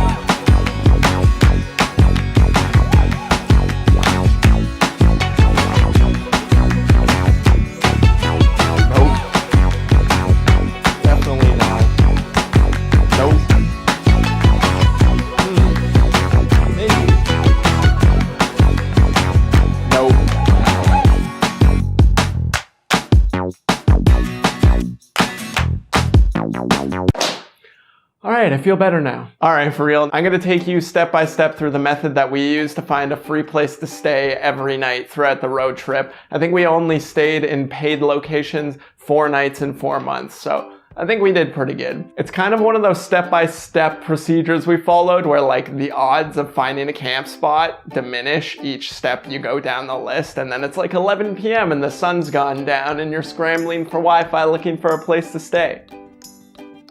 Road tripping's fun though, I swear. Step number 1, basically the holy grail as far as I know for finding free campsites is a website called freecampsites.net. It's a crowdsourced website where people post different places that they've stayed in and they haven't had any issues. And it can be anywhere like the side of a logging road where you can actually like set up a tent and have a fire and stuff. It can be a rest stop. It can be a Walmart parking lot. It's all sorts of things. People have just posted, hey, I stayed in my tent here and everything was okay. I parked my RV here for 8 hours and slept and no one bothered me. That kind of thing. So without further ado, let's hop into that there technological box and let's show you guys an example. So we're gonna open up our no-name browser and go to freecampsites.net. Here you'll see a map pop up of North America. As far as I'm aware, this is only super popular in North America. I haven't tried it for things like Europe or Australia. Sorry, this is mostly a North American video. We're gonna just type in an example real quick. So I'm from the Toronto area in Ontario, Canada. So we're gonna try that. And if you zoom in, you'll see, yeah, not really too much going on in Toronto. Probably not the best example. Scrap that example. We're gonna go with something that's closer to an actual national park. One of the national parks that we loved on the trip a ton was Glacier National Park in BC. This is the Canadian Glacier National Park, not the one in Montana. So you can see all of these little green tents around Glacier National Park. And these are spots that people have actually pinned free places to stay. Green means free. There's some paid ones that come up in red, but just have your eyes out for the green ones because that's what this is about anyways. So the town that we actually stayed in was Golden. I believe it was this site in particular, and that's parking in front of their little rural airport. There was like 3 or 4 parking spots and it was a great place to stay. It was right by the Columbia River. We got lulled to sleep at night by a river. It was awesome. There's other places in Golden. You can see there's an old truck weigh scale. So I guess this is where they used to weigh trucks and now it's abandoned. So people sleep there in their cars. There's the Chamber of Commerce in Golden, which I guess lets you stay in their parking lot. As you can see, there's tons of places to stay on here. It's a super awesome resource and it was our first one that we went to. Freecampsites.net is not a one-size-fits-all solution. It does struggle when it comes to finding places to sleep in cities. That being said, let's cut it some slack because sometimes it's even hard to find a place to park for free in a city, let alone sleep for a full night. Which brings me to step number 2, which is allstays.com. If you aren't already aware of it, Allstays is a website similar to freecampsites.net where people post different companies and businesses that allow you to park in their parking lots overnight. Psst. Walmart's kind of a terrible company, but they allow you to stay in their parking lots overnight for free. And I'm kind of willing to sacrifice my morals for a free place to sleep. If you head to allstays.com, I'll link it below, you'll notice that it's geared mostly towards RVers, but if you're sleeping in your car, it's basically the same thing. If you're sleeping in a tent, on the other hand, you might not have as good of a time with Allstays because there's a lot of parking lots that don't allow you to pitch your tent unless you set it up in the corner of a Canadian Tire parking lot because you have a mouse in the back of your car and you are trying to kill it with mouse traps and peanut butter. Moving on, step number 3. Let's say you've crossed a bridge into a magical land and you find yourself eating kale and gluten-free things and you're in a town where no one believes in chain businesses.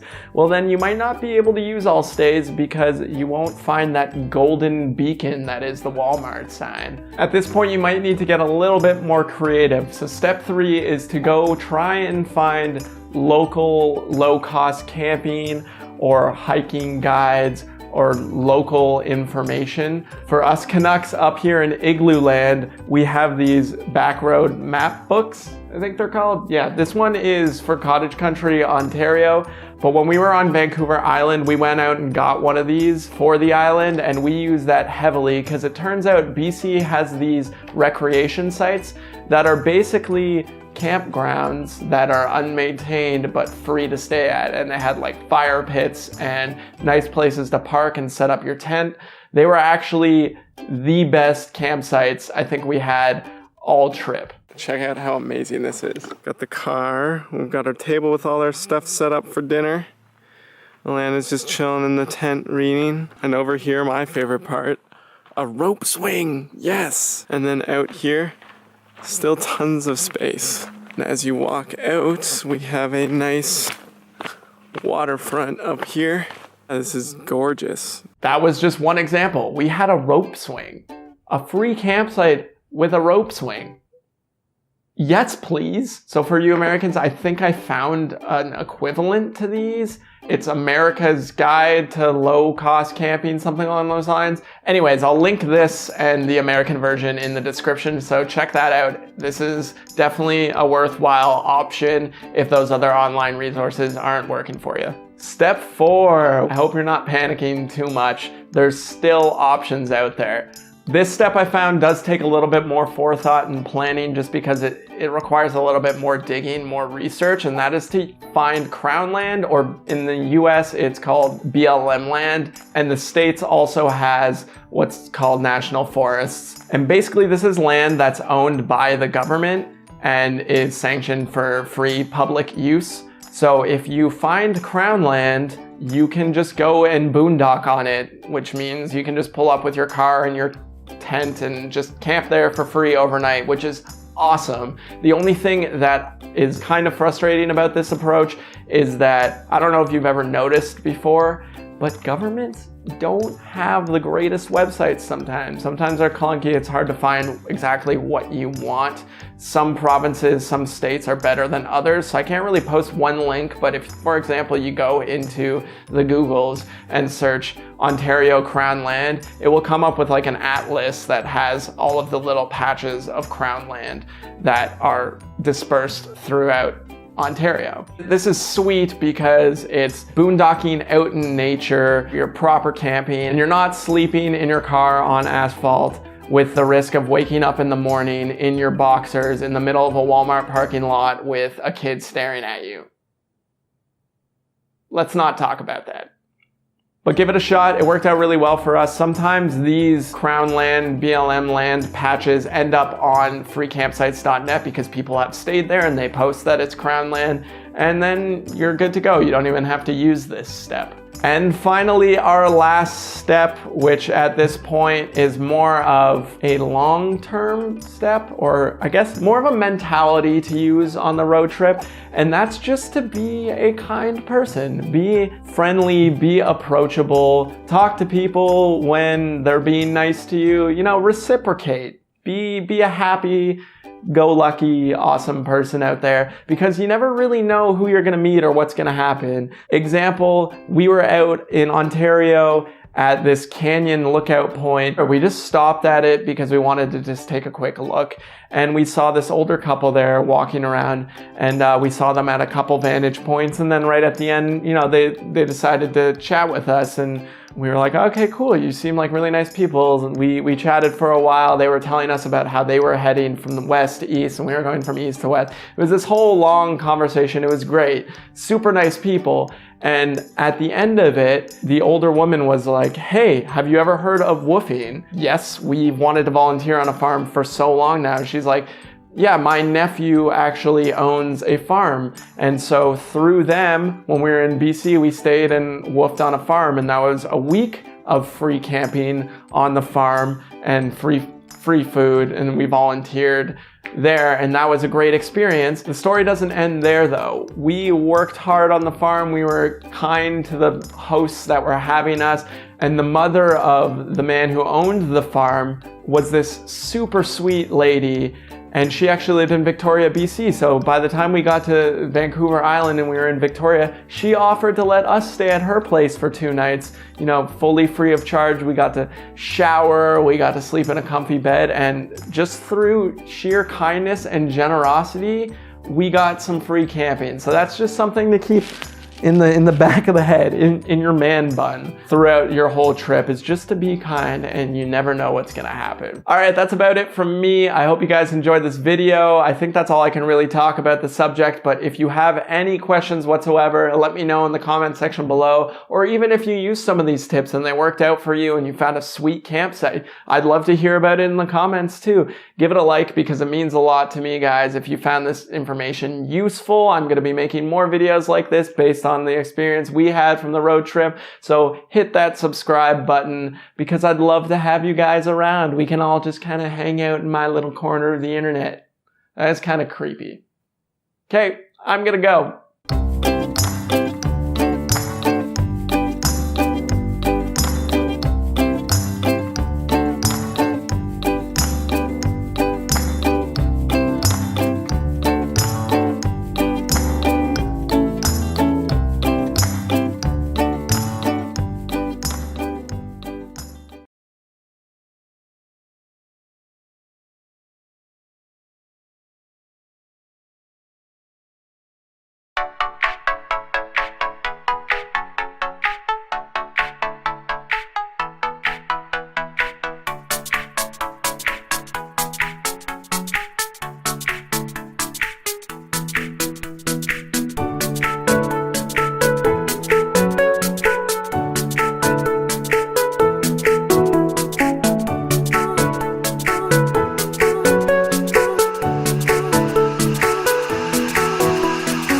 Good morning, I'm Jonathan Nasser. I'm the founder of Steelgenics. We're based in Denver, Colorado.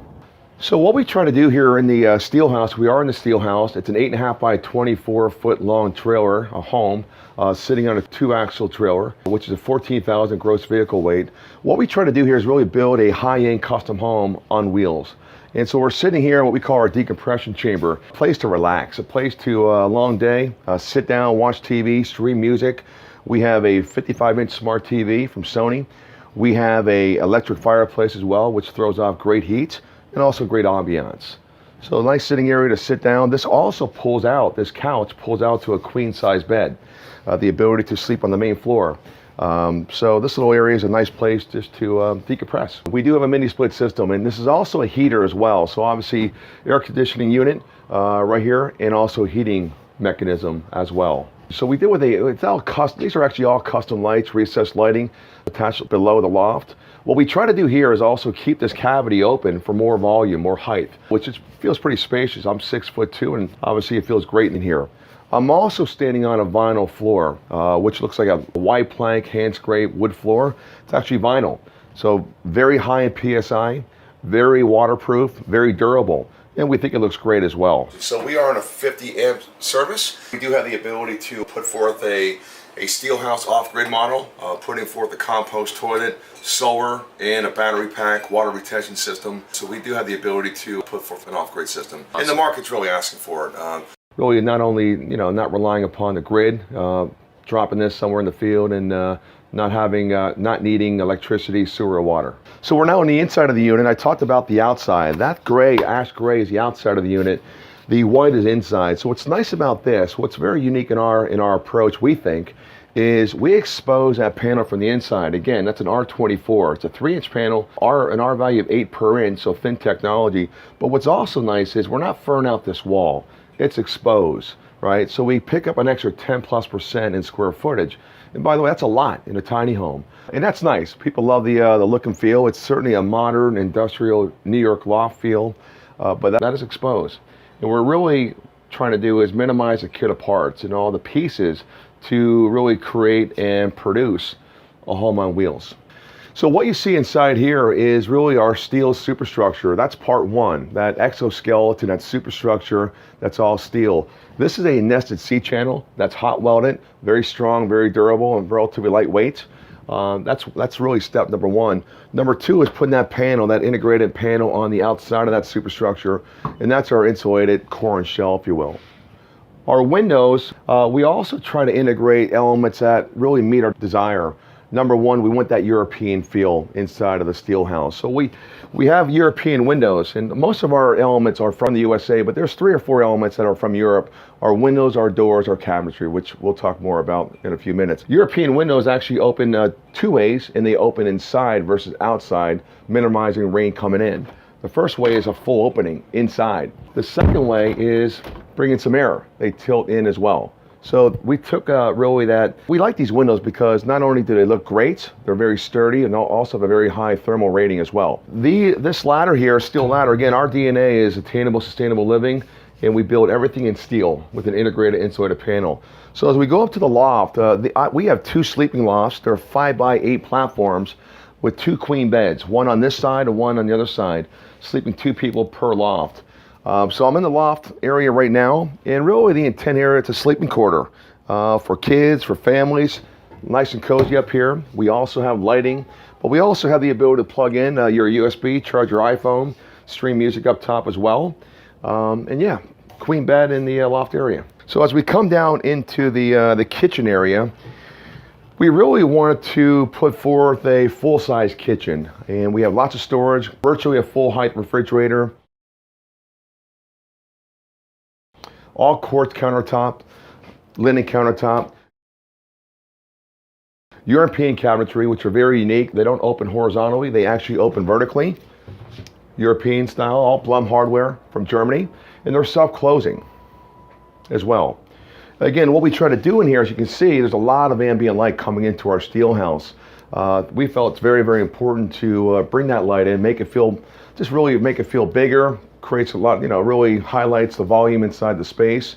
We're about 10'6" high from the floor to the highest point of the ceiling. And what we did also is we wanted to create a very unique backsplash with the window, also bring that light into the kitchen area. We also open inside as well for venting, some air circulation as well. So the cabinets are a walnut veneer on the bottom. Again, we try to really put forth a full-size kitchen. Great storage, pull-out drawers, again, all European. Full-size dishwasher. A 2-burner induction cooktop as well on the quartz countertop. Garbage disposal. This is also storage, but also a cavity for a washer and dryer all in one. If our clients want a washer and dryer, that's certainly a good spot to put that washer and dryer in. We talked about the loft on the TV side, virtually the exact same loft above the bathroom as well. This steel has been built and fabricated in Denver, Colorado, our ornamental steel company. As you walk in the loft, it has the same functionality of the other loft. Queen size bed, USB ports, sleeping quarters for families and kids. The windows, again, European windows, it's a 1-inch thickness, 2-pane glass. Again, very thermally conducive. Really, the intent of the windows is not only look great, that storefront look, but more importantly, our envelope is very airtight, very thermally conducive. Again, an R value of 8 per inch. The windows have to be at least on par with the actual envelope to ensure that we have no thermal bridging, no thermal gaps. Keep the hot air in the summertime, or excuse me, the wintertime, and keep the cold air in the summertime. So the windows are very important, not only to look great, but also thermally conducive as well. As really our goal here was to, we talked about the superstructure, we talked about the integrated insulated panels, but we also talked about the windows and how thermally conducive they are. The superstructure, what we try to do here to really warm up the space and really create a very nice ambiance is we actually inlaid all the windowsills with walnut on the windowsills. And the vertical is all pine. So it really allowed us to soften, if you will, that steel look. As you look throughout this house, there's a lot of steel. Also, like every home, we put forth some very nice modern blinds as well to keep the ambient light out as well. That was our intent with the window package, is to really create that feel of a single family home, a traditional home on wheels. Also, we're standing on a vinyl floor, waterproof, high in PSI. I also want to point out, we talked about the split system not only being an AC system, but also a heating system. But really one of our great features that our clients love is we're standing on a radiant floor heating, all electric, not hydronic. So great, obviously great warmth in the wintertime. I live in Colorado, so we're building for extreme weather. That's one of our great features, is a radiant floor heating as well. As we walk into the bathroom area, again, we're trying to really put forth the amenities to feel like a full-size home, albeit we're in an 8x24, but the bathroom is very spacious. Our approach, again, with European design is to really use plug-and-play parts, so we're not customizing certain elements to build out the house as a whole. We have an insert shower with a radius glass door that opens pretty easily, fits nice in the corner as well.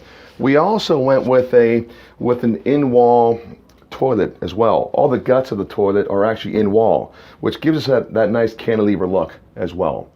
So we also have a full-size sink and vanity and a medicine cabinet above with a mirror. We also have a smart system in the house, accessed by an Android device or iOS. Everything is actually home run into the mechanical room. And we also have an electric water heater, 40-gallon water heater. We wanted to ensure in a tiny home you're not running out of hot water as well. So a 40-gallon hot water heater, Savant smart system, everything can be controlled by your cell phone, whether it's an Android device or an iOS, your lighting, your TV, your music, your shades, your fan, all in one control. This unit is actually hooked up to the grid, so no gray or black water. It ties right into sewer and water. All right, great. Well, listen, thank you for touring the Steel House today. We appreciate your time and attention. You can reach us on 303-872-0606 or visit our website at www.steelgenix.com. That's STELGENIX.com. Thank you very much. Have a great day.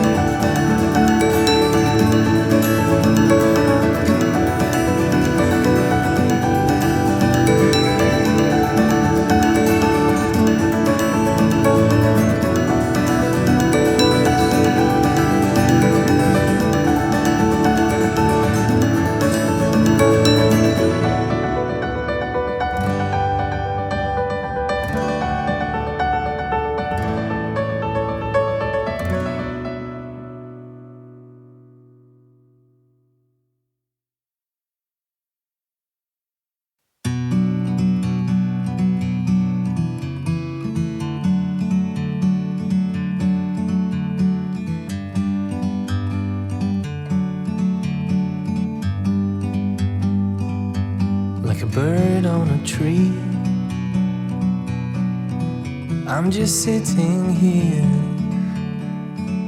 I got time, it's clear to see. From up here, the world seems small. We can sit together,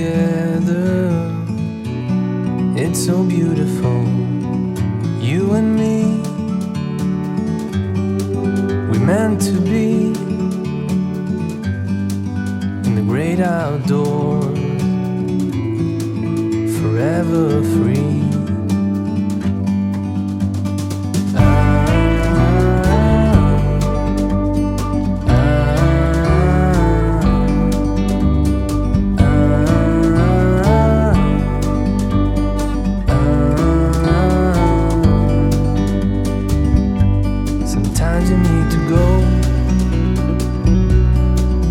Take a step back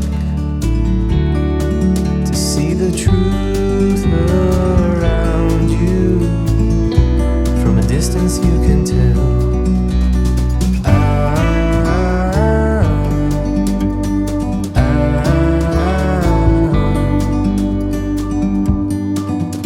You and me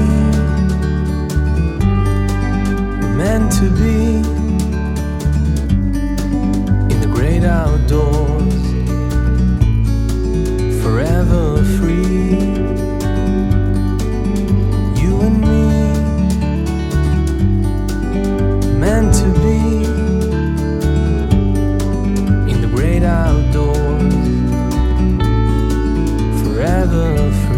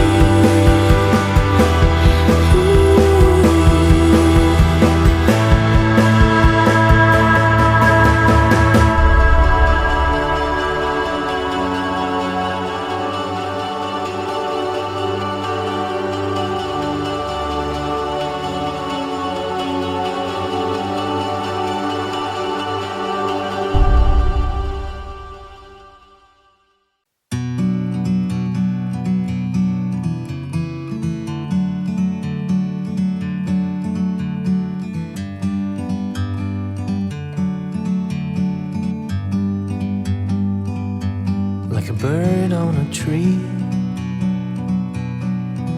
I'm just sitting here. I got time, it's clear to see.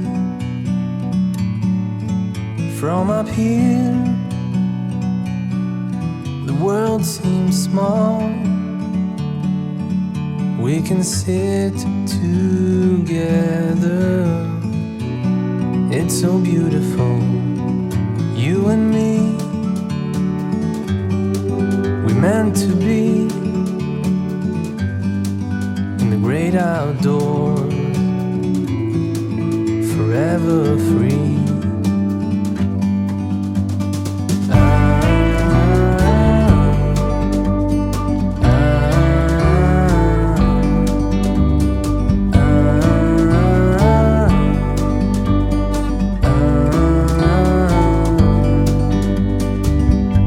Sometimes you need to go and take a step back to see the truth around you. From a distance you can tell.